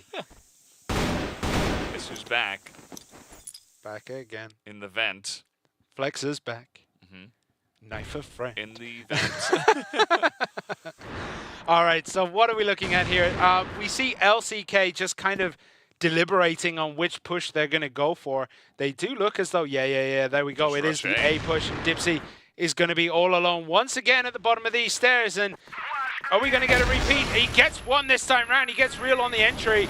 So here we go. They're pushing hard. Dipsy's been penned in, but Lion Claw is down as well. Dipsy makes it a double, and Dezane has the nuke. Dane also gets a kill on Doom, but Hussam does clean that up. It's a 2v3 situation. Slayer jumps over the top of the box. He gets one. So Flex now needs to flex his muscles. He needs to get this nailed in. Eats a grenade. Jumps down the stairs, and I think even if Slayer hadn't shot him there, pretty sure he was low enough to go down. Yeah. So, nicely done from Anubis. I like how Dipsy handled it this time. He didn't try to flash and hide a corner because they're coming in so quickly, right? So just try to hop away the second you see them, throw one flash, and line them up because they're just going to be running in a straight line. And he was able to hit 2 headshots perfectly. Just reading the situation was Dipsy. He's been having a little bit of a struggle fest, but he's coming back with a big round, maybe pushing Anubis over the line. Flex is going through the vents, and Snare isn't looking yet. Oh, Flex actually turns around. The grenade comes in. Almost perfectly read there by Snare, knowing that that was roughly the timing that Flex would have been looking at to go down there. And LCK, they're just looking now for any kind of weakness. They're prodding and probing Anubis. They know where Dipsy is. Like, they 100% know where Dipsy is. He's been in the same place every round so far. So that's one member of Anubis they know the location of, but do they know anyone else? I guess they could consider that Snare's in the vents. You see a bit of an exchange here in lockers. And we do see Dezane actually eating a ton of damage. And he's going to just join the rest of his team and most likely be the point man here. He jumps across. They all jump across, actually, and this is very quick. Dipsy has actually vacated the premises, and now we see LCK coming in. Snare and Dipsy, they're up in the room. Snare tries to get the snipe and drops it. Uncharacteristically, he misses that. Dezane gets Snare, though, as Flex tried to get through the vents, but Dipsy was reading him like a book, knowing that he was probably dropping out with a knife as well. As Dane and Real, they hold the bomb. The bomb is planted. So the missile is going to just provide the cover they need. Real using the front of that submarine as well, just to hide himself away from danger. Dezane gets one, but Doom makes it 2, makes it 3. Can he make it 4? Yes, he can. And Anubis, they take one more. And a bit of a spray coming down. And that is 9-6. They are 1 away from taking sub-base. Just 1 round, and it was a great retake there. Doom just running down the stairs. Flex, very predictable, extremely. I mean, they had 2 guys looking at the vent. They were so aware of it, wasn't even funny. And now Flex, he's here again. Snare just picks off 1. He's going to be looking for Flex, maybe. Perhaps just not going to challenge him. They already have the advantage in this one. Yeah, I think he missed the boost and just thought, nah, I'm not going to go for it anymore. Yeah, I don't need it. I'll just take him when he's out of the vent. And here he is, he's out. And oh, they should have pushed him, really. Flex does get Doom with a headshot and now holds the machine room. Snare is looking for Flex. You can see it. He's determined. He's going to swing around the corner, misses the shot. Flex, but nails the pistol shot. And LCK, they're crumbling towards the end of this sub-base map. Yeah, trying to get on top of Dipsy now. Let's try to peek out against two. The flash, though, was fantastic. Gives him the support he needs to clear out that stairwell. This is looking like a 10-6. We should be going to map 4. As Anubis are going to pick up their first map of the contest and make this just a bit more interesting.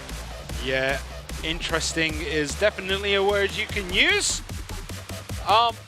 No, that was great by Anubis. They came out all guns blazing after losing 10-2. They come back and win another map 10-6, and maybe LCK are getting a little carried away thinking they've already won it, right? That's what it seemed like. Flex was doing flexy things, trying to get knife kills and all that good stuff, and yeah, it just didn't work out this time around. Maybe they just didn't take Anubis seriously enough. Some great shots from both sides, but yeah, Anubis were the better team in this one. Snare having a big performance, Slayer as well, putting up some big numbers. I mean, this play was really impressive to me. Like, that is not normally, you know. It's not normal at all. Lion Claw, yeah. Lion Claw got 1, he got 2, he made it 3, I think, in this one. No, he doesn't. Okay. I thought that was the clip where he got a massive kill. But yeah, this was, it almost looked standard for Anubis, you know? Like, it looked like they weren't losing the series 2-0. They just came in and did their job. Just map 1. Yeah. I mean, that's kind of how we do it, right? You kind of come back into it and you just say, okay, it's a best of 3 now, right? That's how it is. And yeah, they win this one. Anubis did just enough to win this. Very good impression. Dipsy always at the bottom of those stairs. This is where Lion comes on. 1, 2, 3. The spray transfer was just chef's kiss. Yeah. Very nice. This was the round I really liked from Dipsy. It's kind of funny that LCK actually faked backing up, and then they came back, and unfortunately not able to make that strategy work. Doom's control there was absolutely nuts. Just pop, 4 kills. Like, yeah. And Snare and Flex, the rivalry between these two seems to be continuing, and it almost feels like the rest of the team were like, okay, when it's Snare and Flex, we'll all back off, we'll give them their space, we'll create the circle, and let them go toe-to-toe with each other. But you can see, Lion Claw 1.5 on his team, but look at Slayer, 2.38. Yeah, he put up the big numbers here. If he can consistently do that, I think that Anubis certainly can challenge them here in this series. And already they have in this past map. So we're moving over to Compound for map number 4. This one is going to get interesting. Another map where snipers are incredibly important. There's not a lot of maps where they're not incredibly important, to be Mexico, fair. Yeah. Maybe. No, Eagle Eye is definitely very important for your snipers. But yeah, Mexico's the only one. Yeah, I mean, generally snipers are kind of the anchor of the team. And especially when they're your leader as well. Just Snare has been able to really up the tempo, I think, and tell his teammates, kind of like Penguin did the other day, like, hey, I'm going to play to this level. Either you match me and we start winning, or I'm going to be better than you, and you don't want that to be a thing, right? So trying to push the team to the next level, and has done a great job of that. So that has been impressive. So we're just waiting for the players to get into this lobby. It is going to be Compound. What's your feeling? Do you think this is going to be a 3-1 for LCK? Anubis will take this. So it's going to be a repeat of yesterday, is what Yeah. you're telling me. Just the other way around. Just feels like the momentum's in their favor. Compound's not really a map you can mess around on either. You know, it's not like sub base, which is kind of crazy. You got to be very crisp on your entries. You have to. But Ankara is the same way, right? Ankara is very much the same way. You do have to be crisp on your entries. You do need to be standard when you need it. You need to be a bit funky sometimes. Like, it's the same story as Compound. I feel like LCK kind of saw what Anubis were doing on Ankara, and they were like, we know exactly, like, we're reading you like a book. Yeah. We're always in the right place at the right time. And, you know, even from the Blacklist side, there were some times where members of Anubis were running at them and just sitting back, reading the pressure, able to handle it nicely. So, yeah, this is gonna be an interesting one. Definitely, this Compound does feel like a combination of Subbase and Ankara styles. So, yeah, I think Snare and the boys might be able to get it done and bring us to a map 5. So we'll be going to Black Widow to finish it off Black between Widow. these two teams. That'd be really fun. I can't see it backfiring at all for LCK if they let it get that far. LCK have the chance to close this match up. They have the chance to sew it all up and go home. And yeah, you know, the take it best easy. place to knife on this map is, I think, double pillars. Don't start saying things like that because, you know, Flex will catch wind through the transmission waves of the solar system. And yeah, he'll feel the energy when you say, like... It's going to be like, I think the casters want to see me do a knife kill. Yeah, you know, I'm going to do it in the middle too, just for the middle, fun. yeah. I'm just going to do it straight down the middle. It seems like the right area, you know, like jump over the box. He's going to, you know what? Thinking about it, I know exactly where he's going to do it. Where? The pit.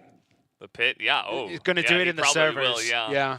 There's going to be like a big fight. He's going to run out of bullets. He's just going to have to sprint at the guy. No, he's not going to run out of bullets. He wouldn't even fire a shot. He's just going to pull the knife out He's going first. to purposely use a lot of bullets early so that he runs out of bullets. Could be the way. This is all jokes, by the way. Like, he's probably not going to knife. Yeah. He is taking it seriously. But this is CROSSFIRE. It is a game. You're supposed to have fun with games. Even if you're at the top. They were having fun. Yeah. Even if you're at the upper echelons, you need to be having fun. And I think Flex is definitely having fun. He's having fun. I would imagine that after game 3, after map 3, they'll be like, okay, we're not having fun anymore. We lost. You know how pro gamers are. You know how gamers in general are. It's only fun if you're winning, right? So now that they've lost, it's like, okay, now serious face is on. Maybe that means that LCK come out here and they win. Yeah, probably. But they were having a lot of fun when they were winning Ankara, too. That Yeah, was, very one-sided. Yeah, of course they were having fun when they were winning Ankara. It was they were winning a lot. Yeah, I mean, that pendulum did not shift from LCK, who are currently on the global risk side of Compound. And we have Anubis, who are on the blacklist to start us off in this first half. So we're going to have to see what happens here as we have a bit of an excursion down in deep pillars by Flex and Dezane, and they're continuing this run. Dipsy at the back, I don't think was expecting to see anybody in that little corridor, and now he's going to be so hyper-fixated on someone pushing through there that, I mean, they have time to just go all the way back home. And Dipsy's still looking. Yeah. Just covering the flank. Just waiting and seeing if anyone on the side of LCK is actually going to push in. Doesn't look like that's the case anymore. Just sending Flex over there to cover double pillars. Everybody else in spawn and A. So, yeah, he's still fixated on that elbow. And just like that, it's almost like LCK have taken one member of Anubis out of the game already, right? Like, you can see he's still checking his 6. Finally, he decides to move forward. So they are going to take the middle section first and see where they can go from there. They do have Flex covering double pillars on the side of LCK, but everyone else is piled around A. Now, are Anubis going to go for A? It does look as though that's going to be the case. The flashes come out. Can they capitalize on this? Dezane gets 1. Can he get 2? He's spraying it down. Cannot do it. Doom and Snare, they pick up big kills. Dezane and Flex are down. Doom is looking around. What can he do? They know Real is in there. Dane is actually just hanging on to this corner, trying to get anyone rotating around, and actually does get one. Lionclaw gets Dipsy as well. So Slayer and Dipsy are down. Snare and Doom, last two remaining, but Snare takes out Lionclaw, so it's Real and Dane now. Trying to close this out for LCK. The C4 is on the floor. Dane knows where it is. Real will give the command to poke his head out. Oh, he dropped the shot, but it doesn't matter, and Real cleans it up with a double kill. And LCK, they draw first blood on Compound. Yeah, it's pretty interesting to see that they had a lot of people around the spawn. You saw Dezane was the first one, right, spraying in the connector to A. But then they had, you know, a couple of people just back there, just ready for any kind of push into B, any kind of rotation, and a Snare just going to take Flex out of the fight, as Flex has found a new place to have fun, which is the tower. Yeah, I mean, that's generally why you don't run up the tower if you are on the Global Risk side, because your back is completely open to the center, because it's not supposed to be taken by the Global Risk side. It's supposed to be a, you know, a blacklist only kind of place.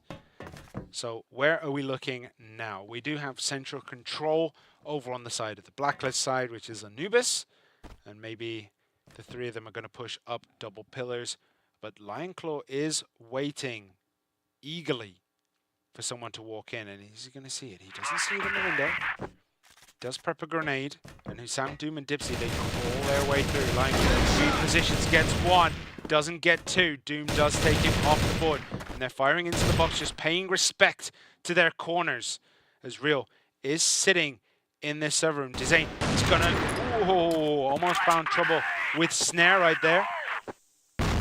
Real relocated. That's actually a really good, smart move for him. Just to the opposite side, and now you see Anubis there resetting back into the center.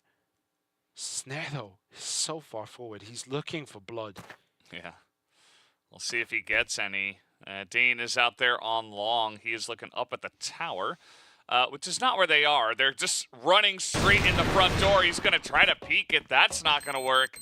And this will be planted. You can see that Dezane does have a decent angle on it, but it's 2v4, and he will be sniped out by Snare. Second person comes in, but he's spotted, as that could have been a little bit tricky timing, but they're just going to take him out, and Anubis will tie it up.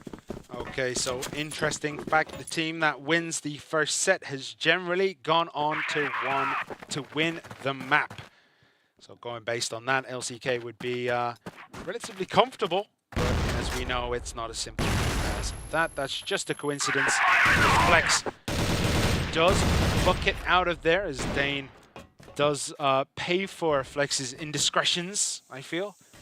As they did push pretty heavily down into that central area. Now it's going to be a very standard LCK defense here. They're not going to, you know, send Flex on a little bit of a journey, a sojourn down the center.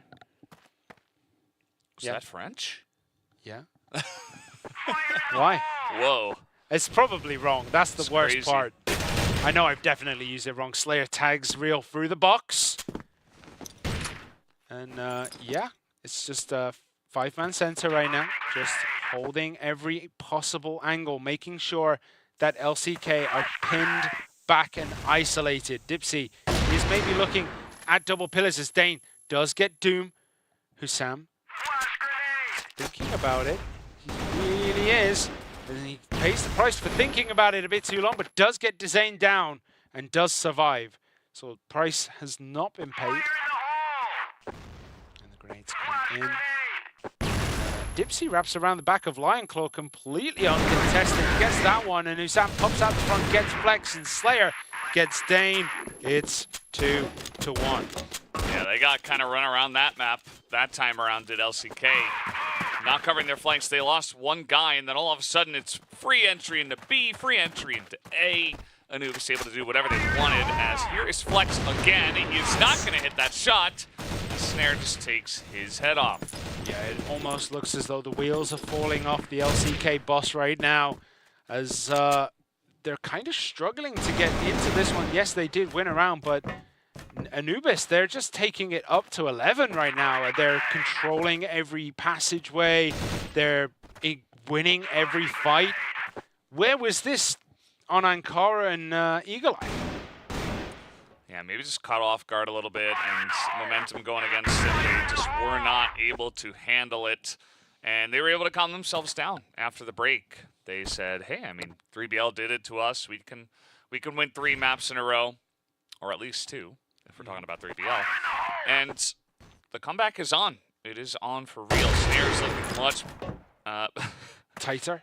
Much tighter. I meant to say Anubis. Anubis as a team are looking much tighter as they are just getting all of these picks, and it just looks like LCK are a bit lost. Yeah, but they can definitely find themselves. As Real finds himself in an engagement with Slayer. Gonna grenade in to that control room. Dipsy is pressured here by Dezane and does go down. So now it's a 2v3. Real does back out, but unfortunately showing your back to your enemy is usually a good way to get it to get led. Slayer does pop up. Dezane does push him out of the control room. Does push him off that box, which is pretty nice. Now Dezane, he does need to know where everyone is. He turns instantly to Slayer, and unfortunately, oh wait, Slayer just turns around and pops him. Yeah. I thought they were going to try and knife him then, just to they prove a should've. point. Yeah. Well, That would have been lovely. missed opportunities. Maybe next time. This Flex is out here again. This is just what they're going to do. Just going to push up mid. They said, okay, mid is ours. I'm going to try to control it with a sniper. This time, Dezane is here. Dezane is usually the one who pays for Flex's aggressions, as we're on board with Snare. Transgressions. Yeah, discretions. I can't think of any more aggressions. I was going to say transmissions, but like, no. We're the done race with cars. I was going to say we're done with cars. As Snare gets a brilliant snipe on Real, and it's all going wrong for LCK.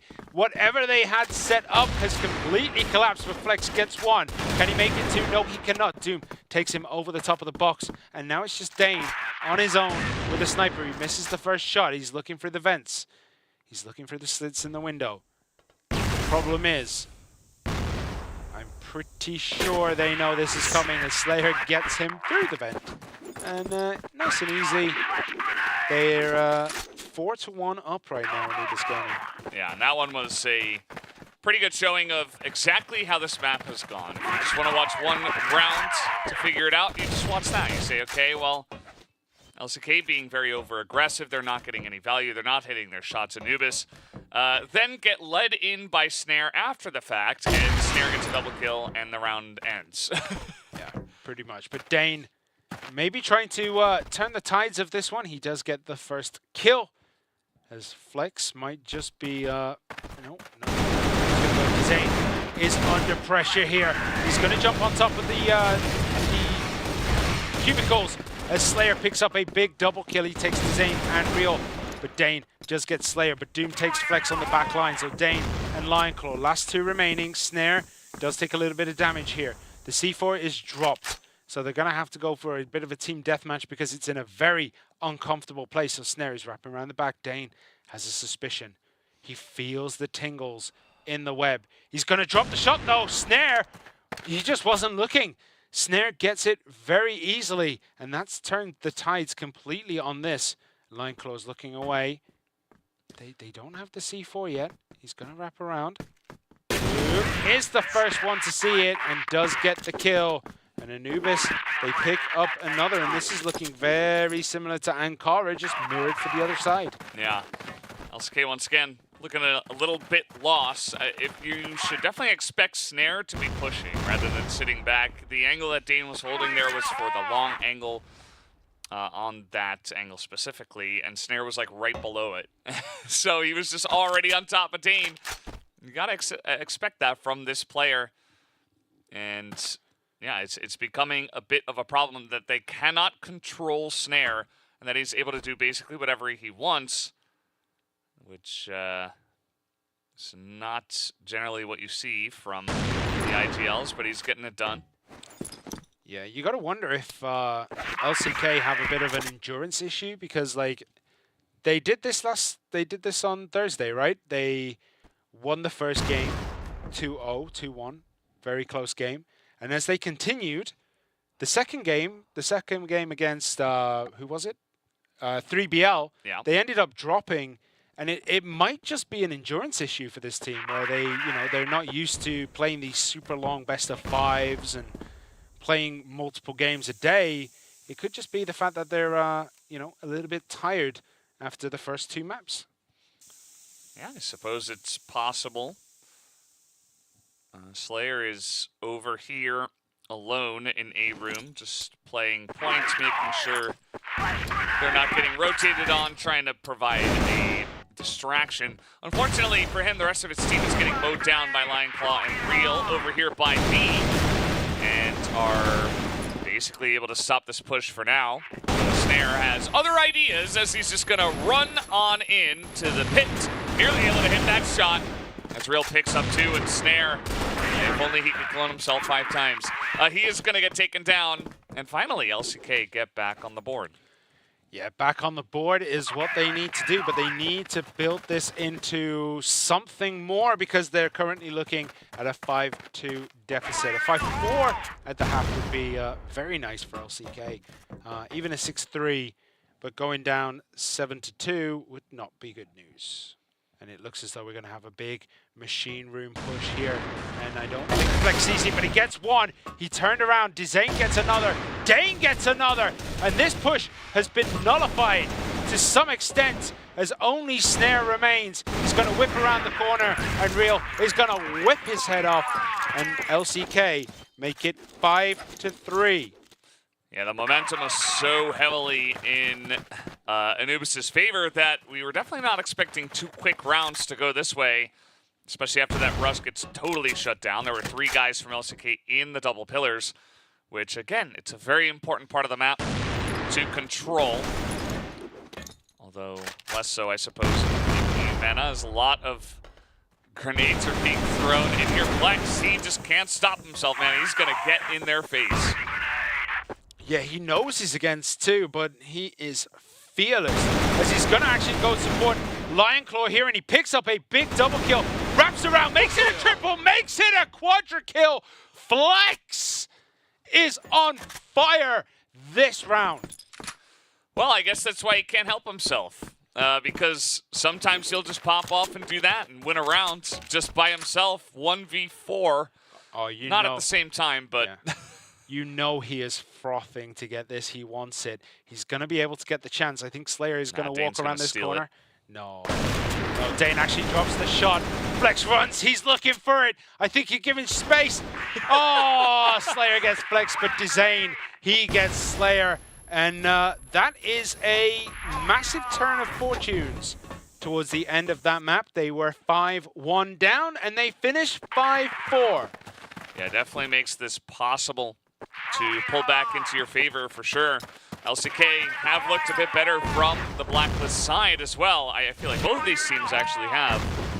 So let's see. I mean, this could get pretty interesting. Maybe this is the one we go to extra rounds on. It has been very streaky so far. Of course, 5 rounds in a row going to Anubis. So they need to stop the tide that is LCK right now.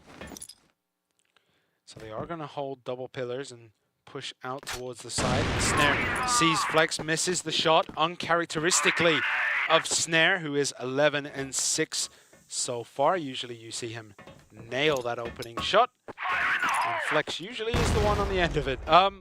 Dipsy holding this corner. He does have his rifle out, so he's not going to be trying to pistol Dane, Dezane, and I can't remember who that is. Lion Claw is number 2. But Dane has a sight.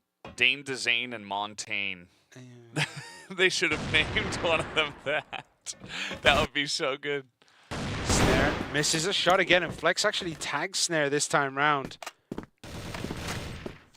And the Snare-Flex battle that's going on right now is drawing attention, but Dane, Lion Claw, and Dezane, they're going to pop around this corner. They're going to run into Slayer, and they know he was there as Lion Claw picks up a double. Hussam does eventually get Lion Claw, but Dezane gets Hussam, and Doom finally takes Flex off the board. So that leaves Doom all alone as Dezane does get Snare. Doom's trying to do what he can to hold this site. Gets 1. He needs 2 and 3. He's trying to swing around. The C4 is planted. Real is just looking at this door. He knows where he's going to breach from. Pops up. Doesn't pull the trigger. Holds his shots. Both of them are just getting chipped down by Doom right now, who does eventually breach the pit room. There we go. Dane does finish it with the pistol. And LCK, it's 5-5. That's 4 in a row for them. Yeah, Flying Claw is just so good in these little nooks and crannies on the map. He's so good in that room over there on both GR and DL. I mean, you saw his entry there was pristine, and really is what gets them into the pit. So now, once again, pushed up in double pillars are Anubis, and Snare's going to take out Dane. Yeah, and at that, we do see Flex just getting out of there. He is going to take the Watchtower and doesn't know. I think Slayer is actually right behind him. Just jump out. He's going to make the rotation from the spawn. Actually, look at this. He's going to try to pressure Dipsy, but Slayer pressures the rest of his team, turns around and is hunting for for Flex as Dezane gets Slayer. Dipsy takes down Flex, and now it's a 4v2. Lionclaw and Dezane, they have it all to do against Snare, Hussam, and the others. What can he do? Dezane, he's got to be looking. He does carry the C4. Doom is there to finish him off, so Dezane does get popped. It's all up to Lionclaw. Yeah, not looking too good. Some of those early picks really just bolstering the power of Anubis here on the defense. They just get a pick back away, don't have to do anything. Lionclaw.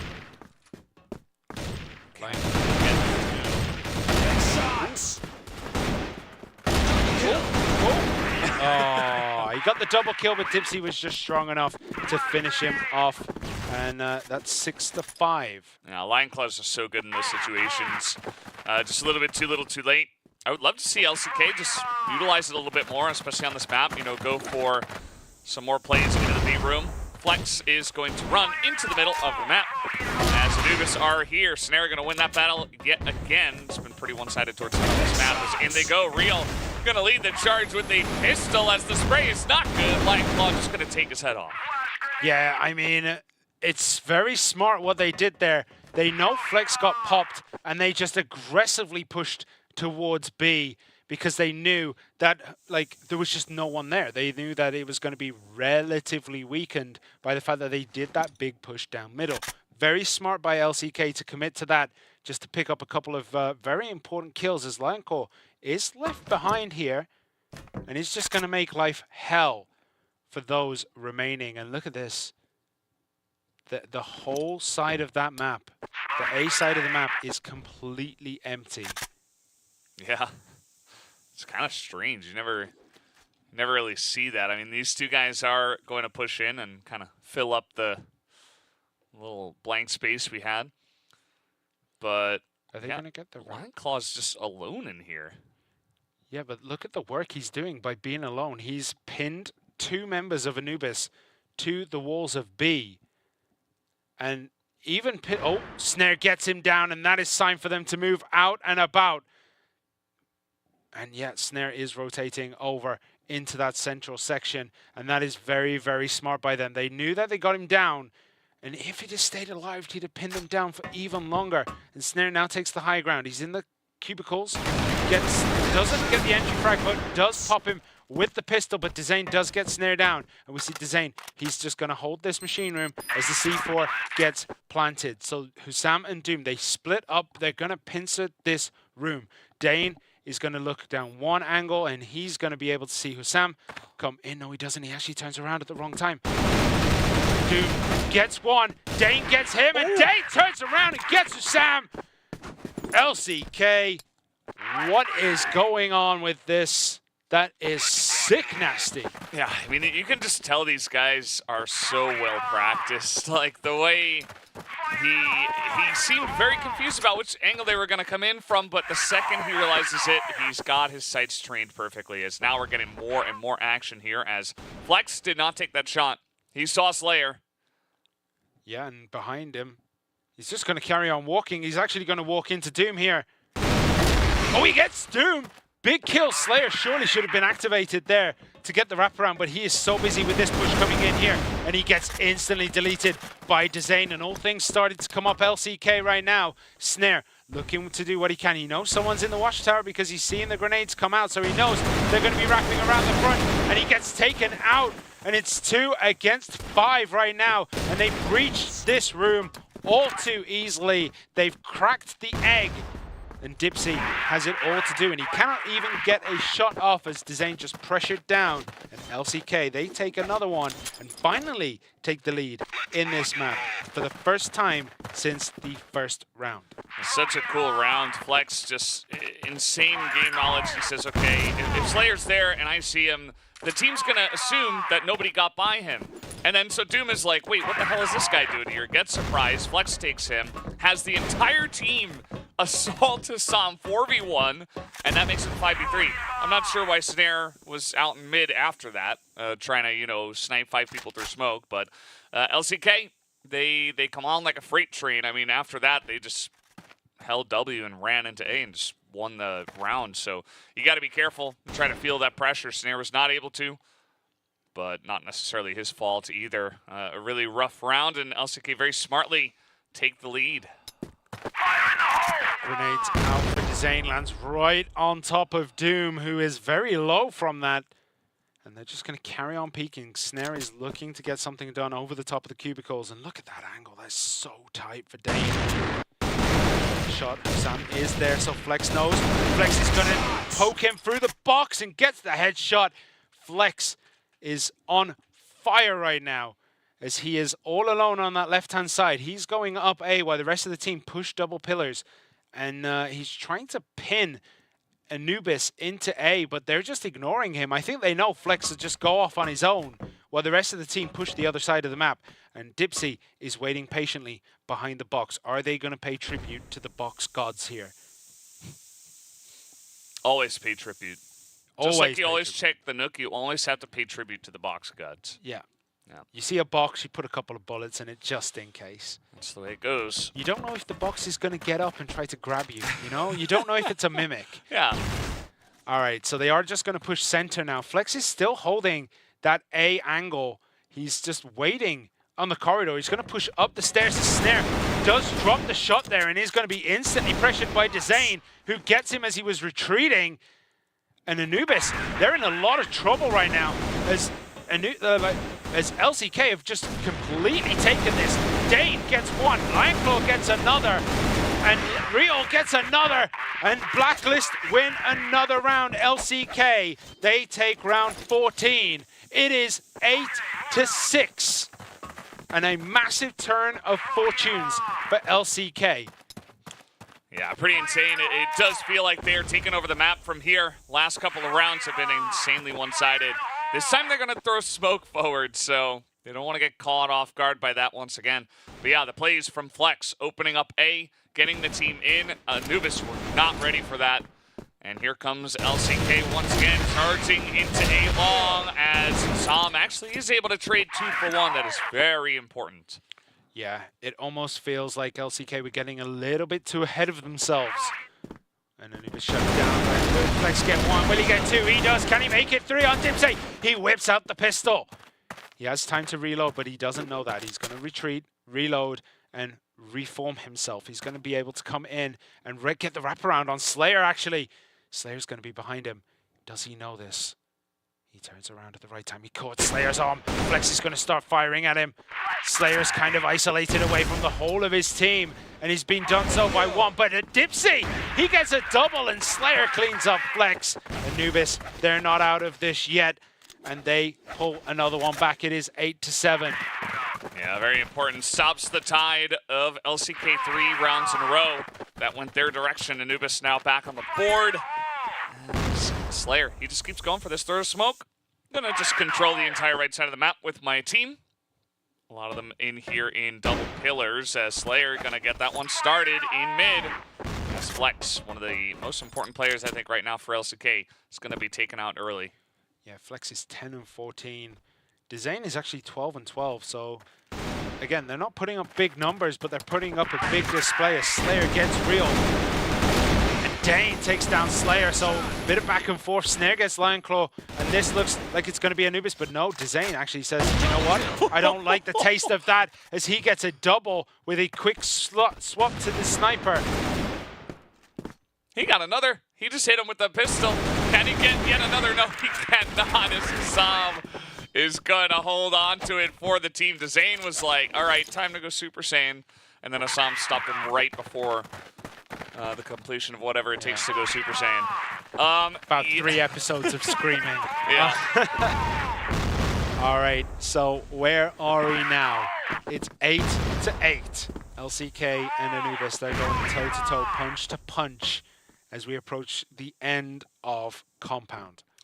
Remember when I said I thought this might go to extra rounds? Yeah, I think you're right. I think we're going to extra rounds. Well, what you said to me was it would not go 3-2. It would either go 3-0 or 3-1. I did say that as well. So maybe that means LCK win an extra round. Could happen. Could happen. If But your predictions at this point, yeah. Oh, real. I thought he was going to poke himself out. But look at that. Look at that grouping on the side of LCK. They are all hugging that container right now. They're just pushing up middle. They're going to send Flex out to double pillars all on his own. And Dane is going to creep forward and probably get his head taken off by someone looking at the watchtower. Smokes are out. That's just going to cover him a little bit. He's having a bit of a peek towards A. And maybe that's the go sign for the push. Everyone is pushing in. It's going to be crazy. Snare gets one. Doom gets another. Zane gets Doom down. Hussam gets the Zane. Dane gets Snare from the back. Flex picks up Hussam. And now it's a 2v2. And they own the cubicles here. And that's a 1-for-1. And it's one left on each side. It's Dipsy and Dane. Dane is 12 and 10. Dipsy is 10 and 11. So Dane has the advantage in terms of his performance so far this map. And I don't think he gives 2 hoots about planting that C4 right now. He's going to be looking for Dipsy. Gets the C4. He can plant it. I just don't think he wants to. I think he wants to actually take Dipsy down. I think that's the smarter decision. Yeah. Because Dipsy is ready to pop out of here. And I think... Oh, he heard him. He heard him. Oh, Dane! Patience is a virtue. He could have gone and quickly got the plant. He decided, no, I'm going to do this the old-fashioned way, and takes Dipsy off the map. And LCK, they are 1 away from winning this regional final. And on the last round before extras, Anubis send it up mid, and Doom gets his head taken off by Flex. They go for a risky play. They're trying to take over the middle of the map, which is, it's risky, but it's common on this one, but it doesn't pay out for them. And now, LCK looking to go for a strong push into B potentially. As the smokes and utility begin to rain down, but there are 3 members of Anubis here on the B side. Yeah, Hussam rotates over towards Dipsy, and they're just going to pull back. Now, are they going to do that thing where they leave Lion Claw there just to apply pressure? No, because Flex went down to Snare. So they're all committed now into B. And it's go, go, go. What's it going to be? Dipsy gets the first kill. Zane gets down. Hussam. Dipsy makes it a triple kill from the pit. And just like that, we're going to extra rounds. It's 9-9. 9-9. First time today that we will be going to extra rounds, and it just makes sense. That one was really close. I like what LCK decided to do there at the end. They're like, okay, Snare's on the opposite side of the map. Just push. Their best player is not currently in where we're thinking of pushing, and their engages in their entries have been really great, especially on the B side of the map so far today from LCK. And yeah, it's just really, I think it was a good decision, but at the end of the day, Anubis were just the better team. Yes, they were. Oh, right. We're going to extra rounds. I was like, wait, why are we loading up for Compound? Yep. Yeah, we're going back. We're going back to Compound. I mean, they have to swap sides. LCK, they didn't do very well first time round on the Global Risk side. They did finish 4-5, but they did lose 5 in a row.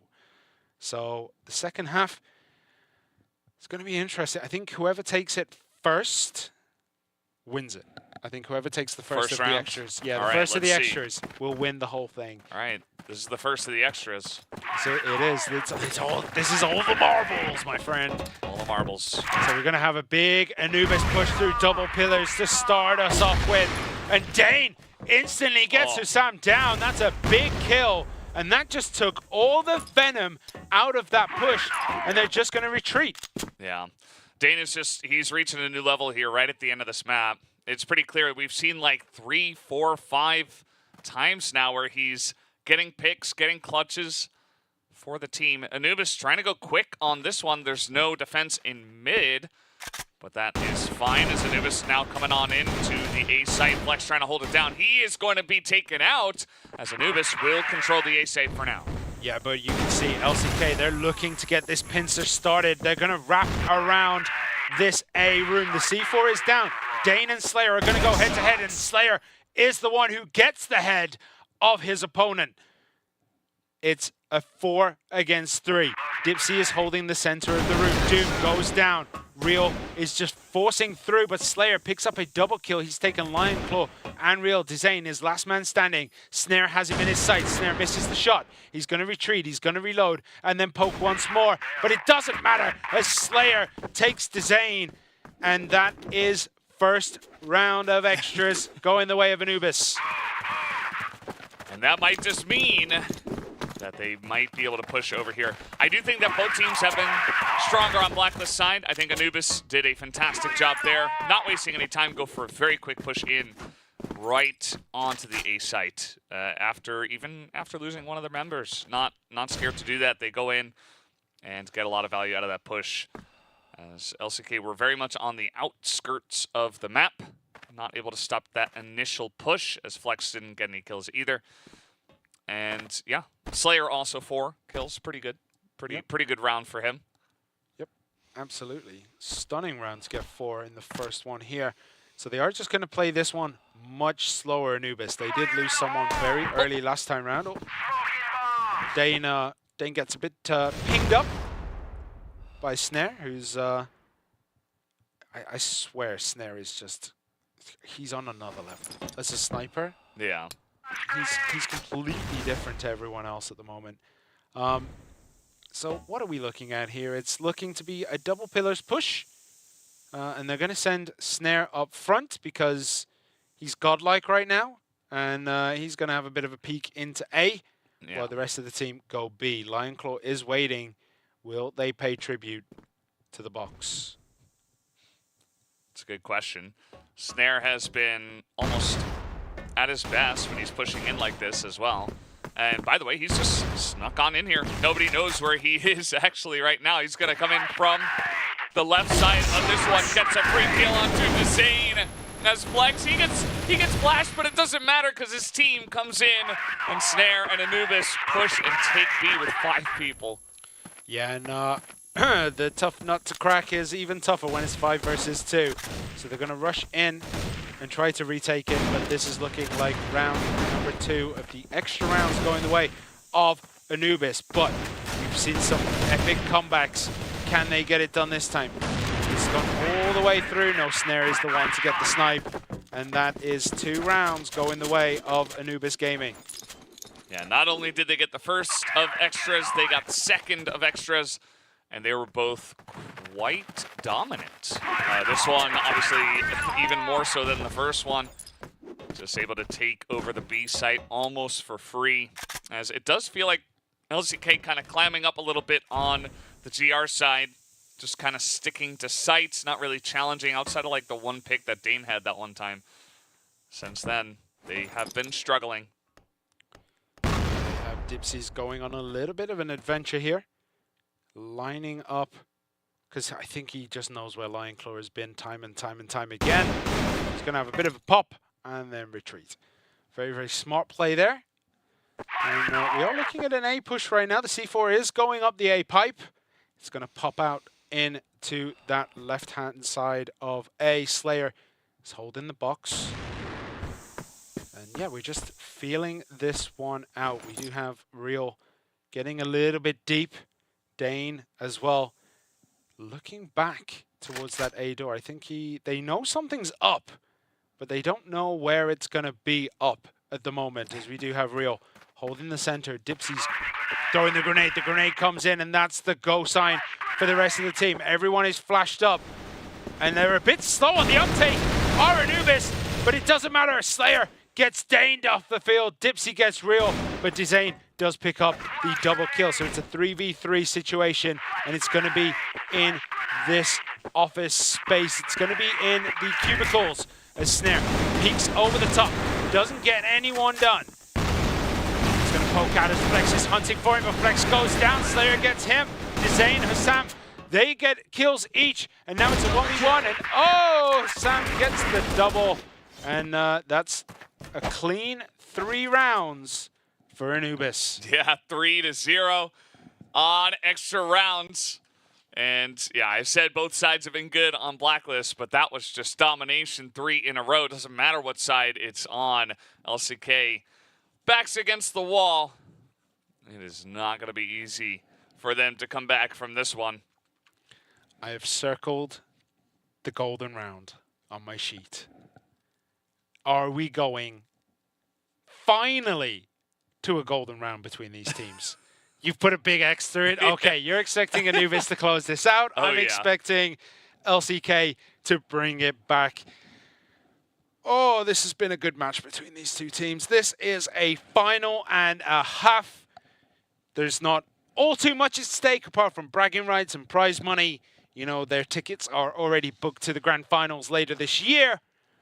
But it's still a regional final. It still means everything to these teams to get these wins on the board. We have Anubis and LCK. LCK are going to be on the Blacklist side this time round. Global Risk is going to be played by Anubis. Anubis need 1 round to win the match. To win the set and tie us all up at 2 sets each and force a map on Black Widow. That will be fun if we get there. I think we are. Let's see, though. LCK looked a little bit downtrodden on the Global Risk side. Can they push it forward and win 3 just like Anubis did?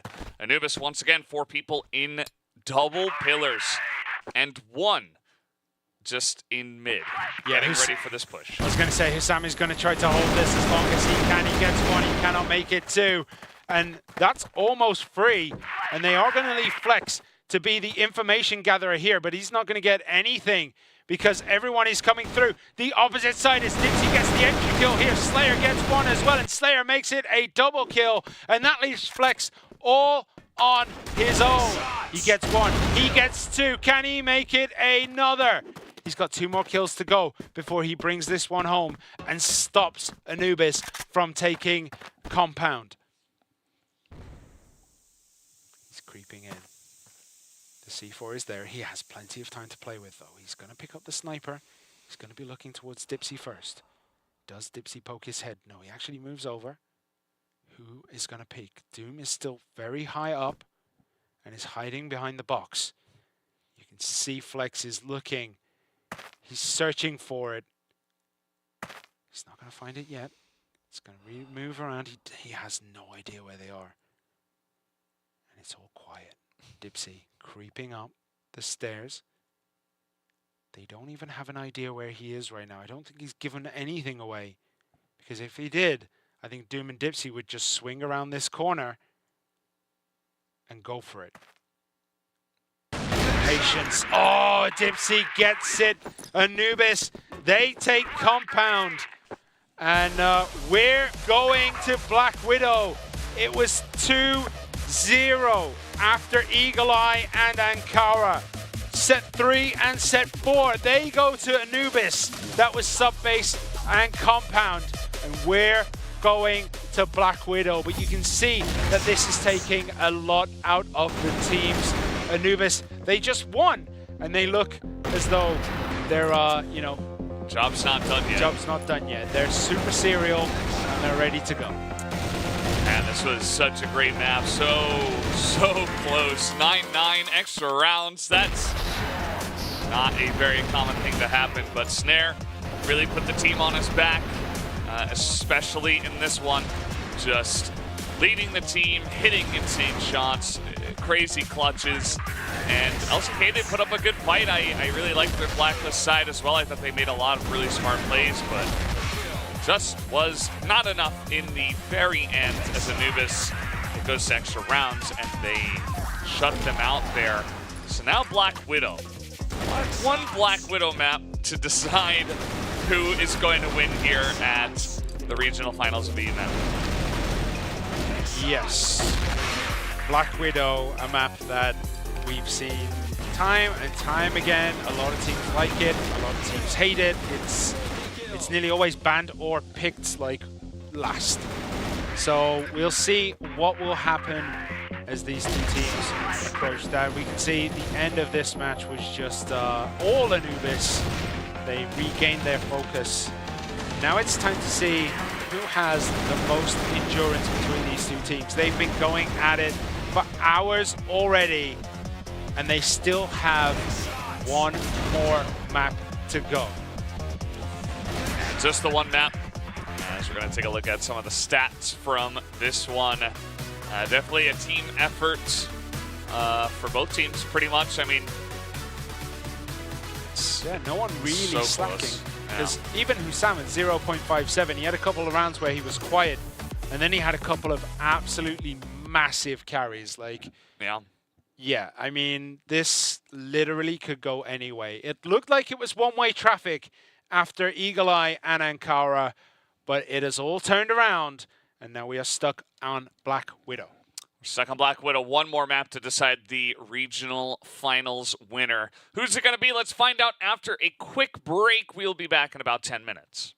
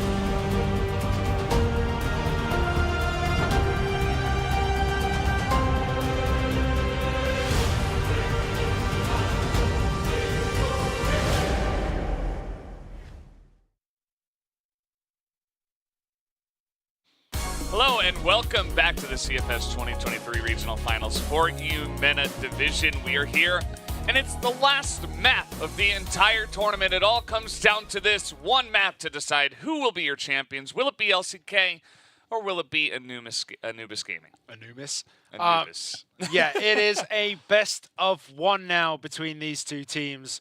Black Widow is the battleground, and the way it's going, Anubis have momentum on their side. They kind of manhandled that last map, and we'll see how it goes from here. The game is loading right now, so we'll be in relatively soon. Yeah, absolutely. It's going to be a lot of fun, this one, I think. These two teams have been evenly matched. Outside of Ankara, I think that was a little bit of a, outlier. Like, that wasn't normal, actually. I think Anubis just kind of fell apart. They pulled it back together, and now they've won 2 maps in a row. So anything can happen from here, and it's Black Widow. I mean, this is the map you have to end it on. Yeah, and we have Anubis on the blacklist side. We have LCK on the global risk. So we're going to see what goes on here. We do have Flex holding a frontline position. He's going to hide under the stairs, under the catwalk. Yeah, it's mostly just feeling each other out. It's a new map between these two teams, so we're going to see, and they need to see what the other teams are bringing here. We're on board with Snare. He's creeping around. Dane is there, so they might just go at each other. With Flex underneath, he would be able to shoot through the catwalk floor and take some people out, but we do have 3 over on A for LCK and 2 over on B. Yeah. Does look like Anubis wants to go for a short push coming in here, and with one guy out there, Slayer, who is already peeking out of long, but nobody on the side of LCK is looking this way, actually, as they're just looking all at the right direction. The spray from Dezane is insane, and he gets 4. I guess he'll just top it off with a little Slayer cherry on top. 1-0. Well, that was over in an instant. Both teams were playing very, very defensively, and Snare takes a random bullet to the toes, I think. But yeah, that was very... To his shin, maybe? Yeah. But no, that was very, very slow until it wasn't slow, That was all chaos. As they tried to breach A, Dezane was just there, just cleaning it up. He made it look all too easy. A quad kill in the final match. And the first map of that final map, first round of the final map, as Flex actually does go down early here. He's gone down to Snare, and Dane is keeping an eye on A long. Slayer is waiting down there, but they cannot see each other yet. Slayer's hiding behind the pillar and pops out. Does take a ton of damage, though. 99, to be exact. He is in a rough spot, to say the least. But he is alive. I mean, there's a chance. Grenade's not going to hit him. Now we got this push coming in, and Slayer's going to get the kill with a 1 HP. Here comes Anubis into storage. They just get absolutely destroyed in there, though. Snare's like, well, I guess I got to do this all by myself. Well, he hasn't, because Slayer is still standing. Snare actually takes a big hit of damage there trying to recover the C4, and Real is just going to hide on top of the boxes. And yeah, I mean, this is a very tough position to be in. If I was LCK, they'd all be kind of collapsing in on this bomb site. They know where it is, and they know what Anubis need to do. As Snare goes down to Lion Claw, giving away his position a little bit here, because they know roughly the angle he would be in. But Slayer goes and stands in the same location, which is kind of dangerous, but they can just sit here all day, and LCK will take it. No reason to push, but they do anyway. Maybe it was communicated that he had literally 1 health. And yeah, gets the job done. Real picks up 4 kills on the round. He had that 1 at the end, and is just feeling himself right now. LCK coming out strong here on this map. Yeah, Dezane, 4 kills in 2 rounds, and then Real, 4 kills in 2 rounds. As Lionclaw actually takes a massive hit there. Not sure where he got caught. Looking at him, he's on A long, so that probably means Slayer caught him. Could have been, yeah, I think it was, right? It has probably. I think Doom was out there as well, but Seems likely that Slayer was just able to put that damage in. Yeah, so he's going to smoke off that little entryway so that he cannot be poked, and he's going to try to poke himself. Still looking towards A-Long, and Snare goes down, and oh my goodness, Real is on fire right now. Flex gets one big kill, Real gets another, and another. He gets Doom as well. And when he's hot, Real makes it real. He gets another on Tipsy. Slayer does get Dezane. Yeah. But he is all alone. And he's got to recover the C4. He's just going to try to push them off the site with a bit of pre-fire, but they can just hold this position as long as they want. And there's not much he can do. He's going to try to wrap around from a different angle. Is he going to go for the team killing here? It looks like he might think about it. He saw Flex jumping across as Flex loads up the shot, clips the wall, but clips Slayer as well. And that's an early 3-0 for LCK. It's a pretty big lead as well on this map. You really want to get out ahead. On the GR side, some of these blacklist pushes can be deadly. And LCK have just been kind of owning it. Every single time they're winning with like 2, 3, 4 people alive. Real gets another triple in this one. I think he got 4 in the last one. So just stacking up the kills. As, yeah, now it's just 2 birds with 1 stone. Make it 3, might as well. Dezane is here as well. And now Slayer is all alone. He's just pushing through mid. Oh, Flex, no, don't do it to him. Real just gonna get the kill instead. No knife kills, not yet. Thought about it though. There was definitely a long consideration there. I can imagine the rest of the team being like, no Flex. Stop what you're doing, guys. Put the knife away. Put the knife, drop the knife, pick up the AK. Yeah. And look at that, they jump through together. Flex does get one before being taken down by Doom. So a 1-for-1 trade through the doors. As Doom looking to make it more. Does tag Dane very hard. Snare in this position again on A-Long. He's been kind of nullified down here. He hasn't been able to really make his magic work. As we have Real hiding behind here. As Dane actually gets Slayer again. Big kill. Yeah, that is pretty massive. It's going to shut down the A site pretty much for now. You got another guy trying to come in here. Real's going to pick up his 9th kill for 0 deaths. 9-0. And Doom finally gets 1 here on this round, but it's 1v3. It's not a great spot. Doesn't know exactly where the enemy could be, and he's getting wrapped around on as we speak. Yeah, he does have the advantage of actually carrying the C4 this time. Every other round to this, the C4 has been all on its own, but now the C4 is kind of lonely as Doom drops it as Dane picks that one up, and that is 5-0. Well, I thought this was going to be a back and forth bloodbath.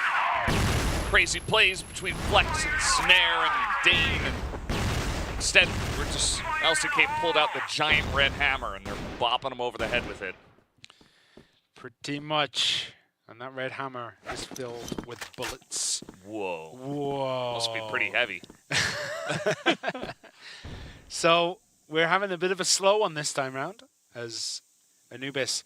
They got to look for game plan C or D because A and B have been completely nullified as Flex is looking with that sniper. And Slayer actually gets Lion Claw off the board. That's a big kill, but Dane gets Snare. Where is Real? Dane actually is right up in the grills of Slayer as Doom does get Dane down. Real is still standing somehow. He has yet to fall. He has a 9-0 KD spread. Yeah.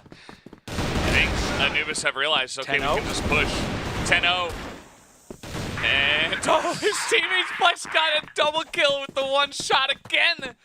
How is this happening? And it keeps Real alive as well. I thought for sure Real runs in and dies, and we cursed him. But instead, it's just 6-0 for LCK. I'm saying, man, whenever the stars align for Flex, they align perfectly. As they picked up, I think that's the 2nd time we've had a double kill with 1 shot in this map. And normally we would go days without seeing one. tournaments even. Yeah. Years, because I don't think I've ever casted one. Anubis stacking up for them. All coming in. They're just going to go for plan R, which is Russian. Real. What's happening? Okay, they finally killed him. Real was having a bit of a clay shooting, clay pigeon shooting thing there. Different between Dipsy is going to pay the price though. Lionclaw picks him up from above and Lionclaw just turns on the heat and now it's a 2v1. Slayer has it all to do on his own. The good thing is Dizane is low. If he gets grenaded, it is over. The grenade has been spent. And yeah, they can just hold. Lionclaw is sitting on that C4 like a mama chicken sitting on an egg. He's going to wait for it to hatch because Slayer is the viper looking to, the mongoose I should say, trying to get the egg. Yeah. Yeah. I also know my Animal Kingdom, man. Slayer does pop out and oh! Big news. Lionclaw wraps around the corner. Who's going to get it? Ooh, Slayer pulls one back, so it's 6-1 after 7 rounds. 12 kills, 1 death. That's all I'm going to say about the performance so far. Yeah, it's been pretty one-sided so far, but could that be the turnaround point? Can they go and get 6 of their own and tie us up? He also has 8 headshots, so extremely high headshot rate on this one. And LCK have just been kind of challenging them up mid. After winning 6 rounds in a row, I guess they were like, well, we got to take it to the next level. But they got to let it not take him out as Flex gets us down with a quick scope there, tries to get a second, but doesn't nail it. Snare is just kind of nullified right now. 1 and 7. He's going to be 1 and 8 as Zane wraps around the corner, gets 1, gets 2. Snare and Doom paying the price here. And it's Dipsy and Slayer left. Dipsy trying to get around this corner. Is not going to be able to do it. Real is immortal at the moment as he takes Dipsy. Slayer is all alone again. He does manage to get this C4. They did leave it at home this time round just in case. But it is a 1v4 and they're just stacking this B side. They got to protect Real's KD at this point. I think they're pretty set. In this map, you know, it's not over, but with this round, if it goes over to LCK, it's 7-1. Flex is going to poke out. Does he see? He probably sees him now. It's like jump shooting in his face. Oh man, he's having the time of his life. 7-1. LCK are really bringing the heat. Bang. Oof. You know, I think when you said bang, actually it would have worked. It would have, yeah. You got that, though. Just missed that one. Susam is, they're trying just to try and, you know, return fire, but they're just not getting anything done on the map right now. Dipsy, though, he's all up in the grills of Lionclaw, but Real is there to close it off. 14-1 so far in just 8 rounds. Oh, Flex. Shot in the back, trying to run away from Snare. So it's 3-on-3. Real is holding this corner like his life depends on it. His tournament life definitely does depend on it. He's going to be supported now by Dizane. As Snare goes down, Slayer goes down. Hussam, last man standing, is going to face against Real on this staircase in Waterway. They're going up and down. They're dropping up and down. And Dizane over the top of the bridge gets Hussam down. 8-1 at the change. And LCK are just bopping Anubis so far on this map, but the side change might be enough to change the fortunes of Anubis. Well, it's definitely going to have to, but I don't know. It just feels like every player on LCK has reached yet another level. As Hussam and Doom holding it down at least, giving themselves a chance, but only 2 rounds would do it. Dizane gets another headshot, keeps on lining them up. And Dipsy alone on the site, not going to be able to hold it this time. Hussam, nope, not you either. As that's 4 headshots, 4 kills for Dizane and Flex to top it all up. It's 9 rounds now as LCK can taste the victory. They are 1 away. And this would be one of the quickest maps of Black Widow I think I have ever seen. This has been a blitz. As Snare and Flex flexing on each other. Slayer gets a double kill. Real does get Slayer down, but Doom finally gets a double kill. He is activated. Flex is all alone. Anubis, they are down, but they are not out. They still have hope. They've isolated the C4. Flex has a lot of work to do if he's going to be able to close it out on this map. He's poking up the stairs. He gets 1, he gets 2, can he get 3? He does! Can he get 4? Flex jumps out the window! Oh, Snare finishes it up! What a round that one is! I can't believe he actually was able to get 3, and then Snare's like, nope, not going to allow you to end it like this. That just wouldn't be fair. And now Snare is unlocked. You have unlocked Angry Snare, and that's kind of scary. And now they do have to win 7 rounds in a row, but yeah, Snare looks like a different player all of a sudden, able to pick up 2 kills and maybe give his team a chance. You know, I'm really sad about Real's KD. Speaking of which, it's oh, now it's abysmal. Yeah, now it's just terrible. Now it's 16-3, man. That's just awful. That's not good enough. Yes. Oh. Snare. Oh. All right. Oh, okay. Yeah. All right. Saved by Slayer. Yeah. Actually. All right. Scribble that one in. It is 9-3. I cannot count. Still, LCK, they are on match point as Slayer gets 1, Dizane gets another. So it's 1-for-1 trading at the moment. Anubis looking to push up Dipsy.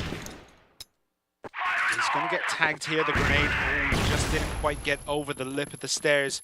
And Dipsy is very low. He would have gone down to that grenade as Dizane and Lionclaw just walk through the front door. And they get 1 kill each. And that's Snare and Doom down. Dipsy and Hussam, last 2 remaining.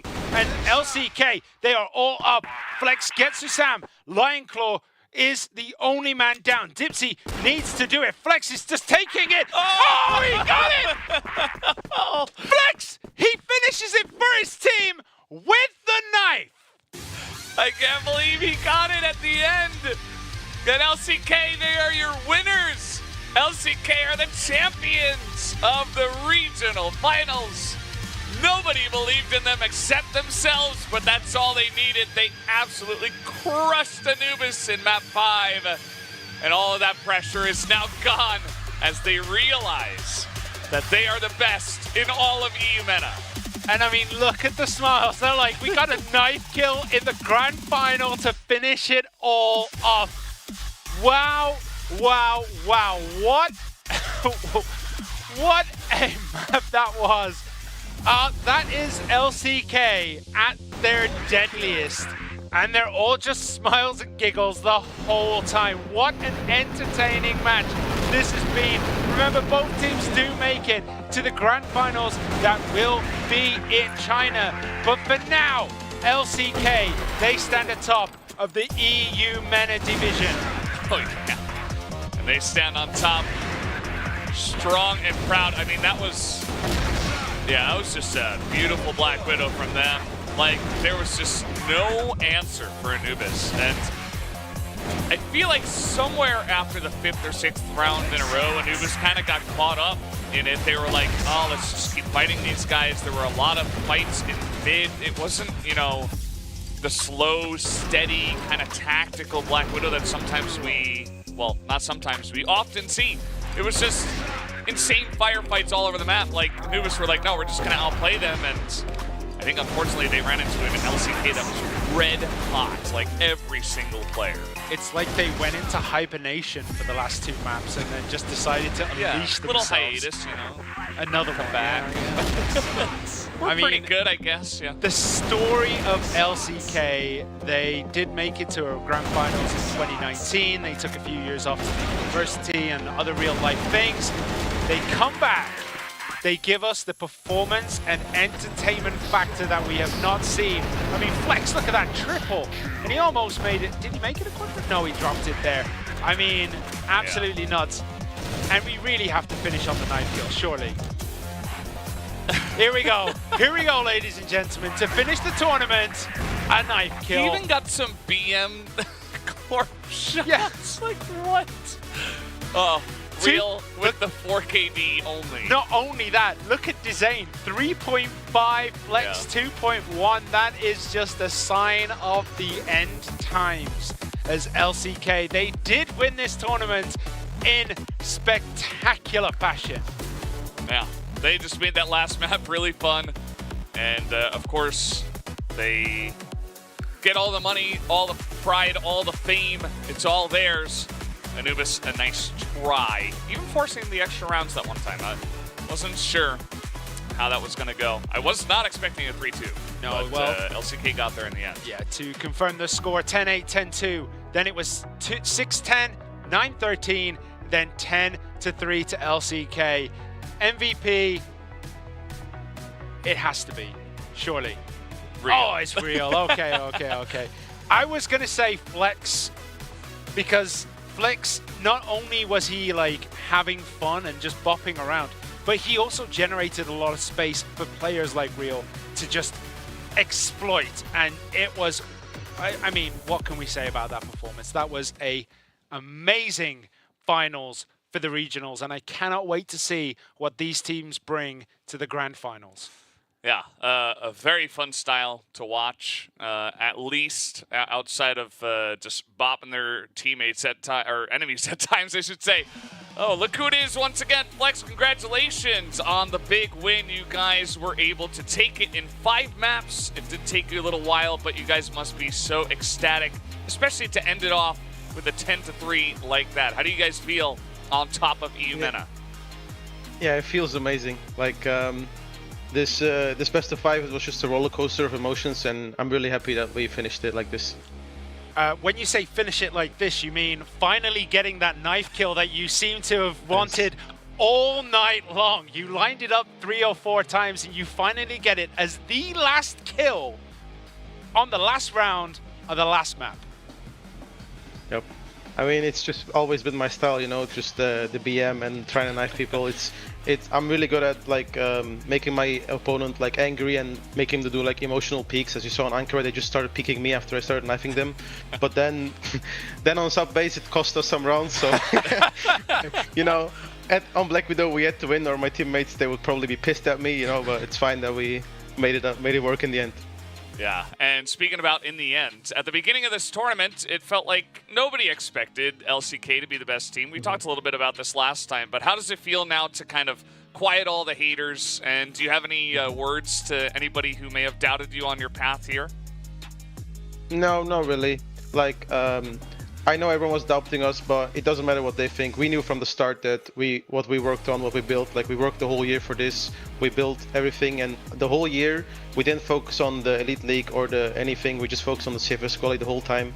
Like we were studying Anubis for months, and all the other teams we were studying them for months just for this moment, and it finally worked out.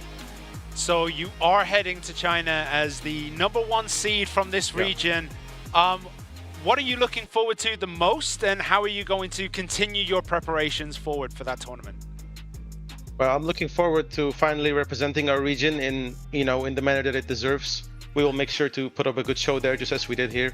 And the preparation, like we will work super hard. We will make sure we give everything we have, because we really want to show what we have. Yeah, absolutely. It was awesome to hear. So, any final words for any of your fans or anyone who supported you along the way as the champions now of Eumena? Thank you guys a lot, man. Probably you guys helped us so much also, like emotionally and mentally. The support is amazing, and we love you guys for it. Well, there you have it. Thank you so much, Flex. Congratulations once again. Thank you for the interview, and have a fun night as well. Thank you. I will, for sure. Nice. The fact that he even brought up the fact that he cost them a couple of rounds. It's so true though, but it's awesome. It was great to watch. Oh, what a grand final. What a final. I mean, that is what you need sometimes, is just a bit of fun, and then doing this. Advancing to CFS 2023 Grand Finals in the first seed while finishing it with a knife kill. LCK are your champions. In second place is Anubis, who put up a grand fight but just could not get over that final hurdle. And 3BL, who 3-0'd Lazarus to make it as well. Couldn't ask for better representatives of the region, really. Yeah, absolutely. I do feel like, honestly, this time around, Anubis and 3BL, they look even better prepared than we saw from last year, where obviously wasn't the best performance that they were looking for. And, you know, LCK, obviously, with this this new team coming in, obviously, just really, really awesome stuff. And I can't wait to see what they do have prepared for that grand finals. But we are done here at the regional finals. Rather, it's been a long day. Thank you so much for watching. And we'll see you next time here at CFS.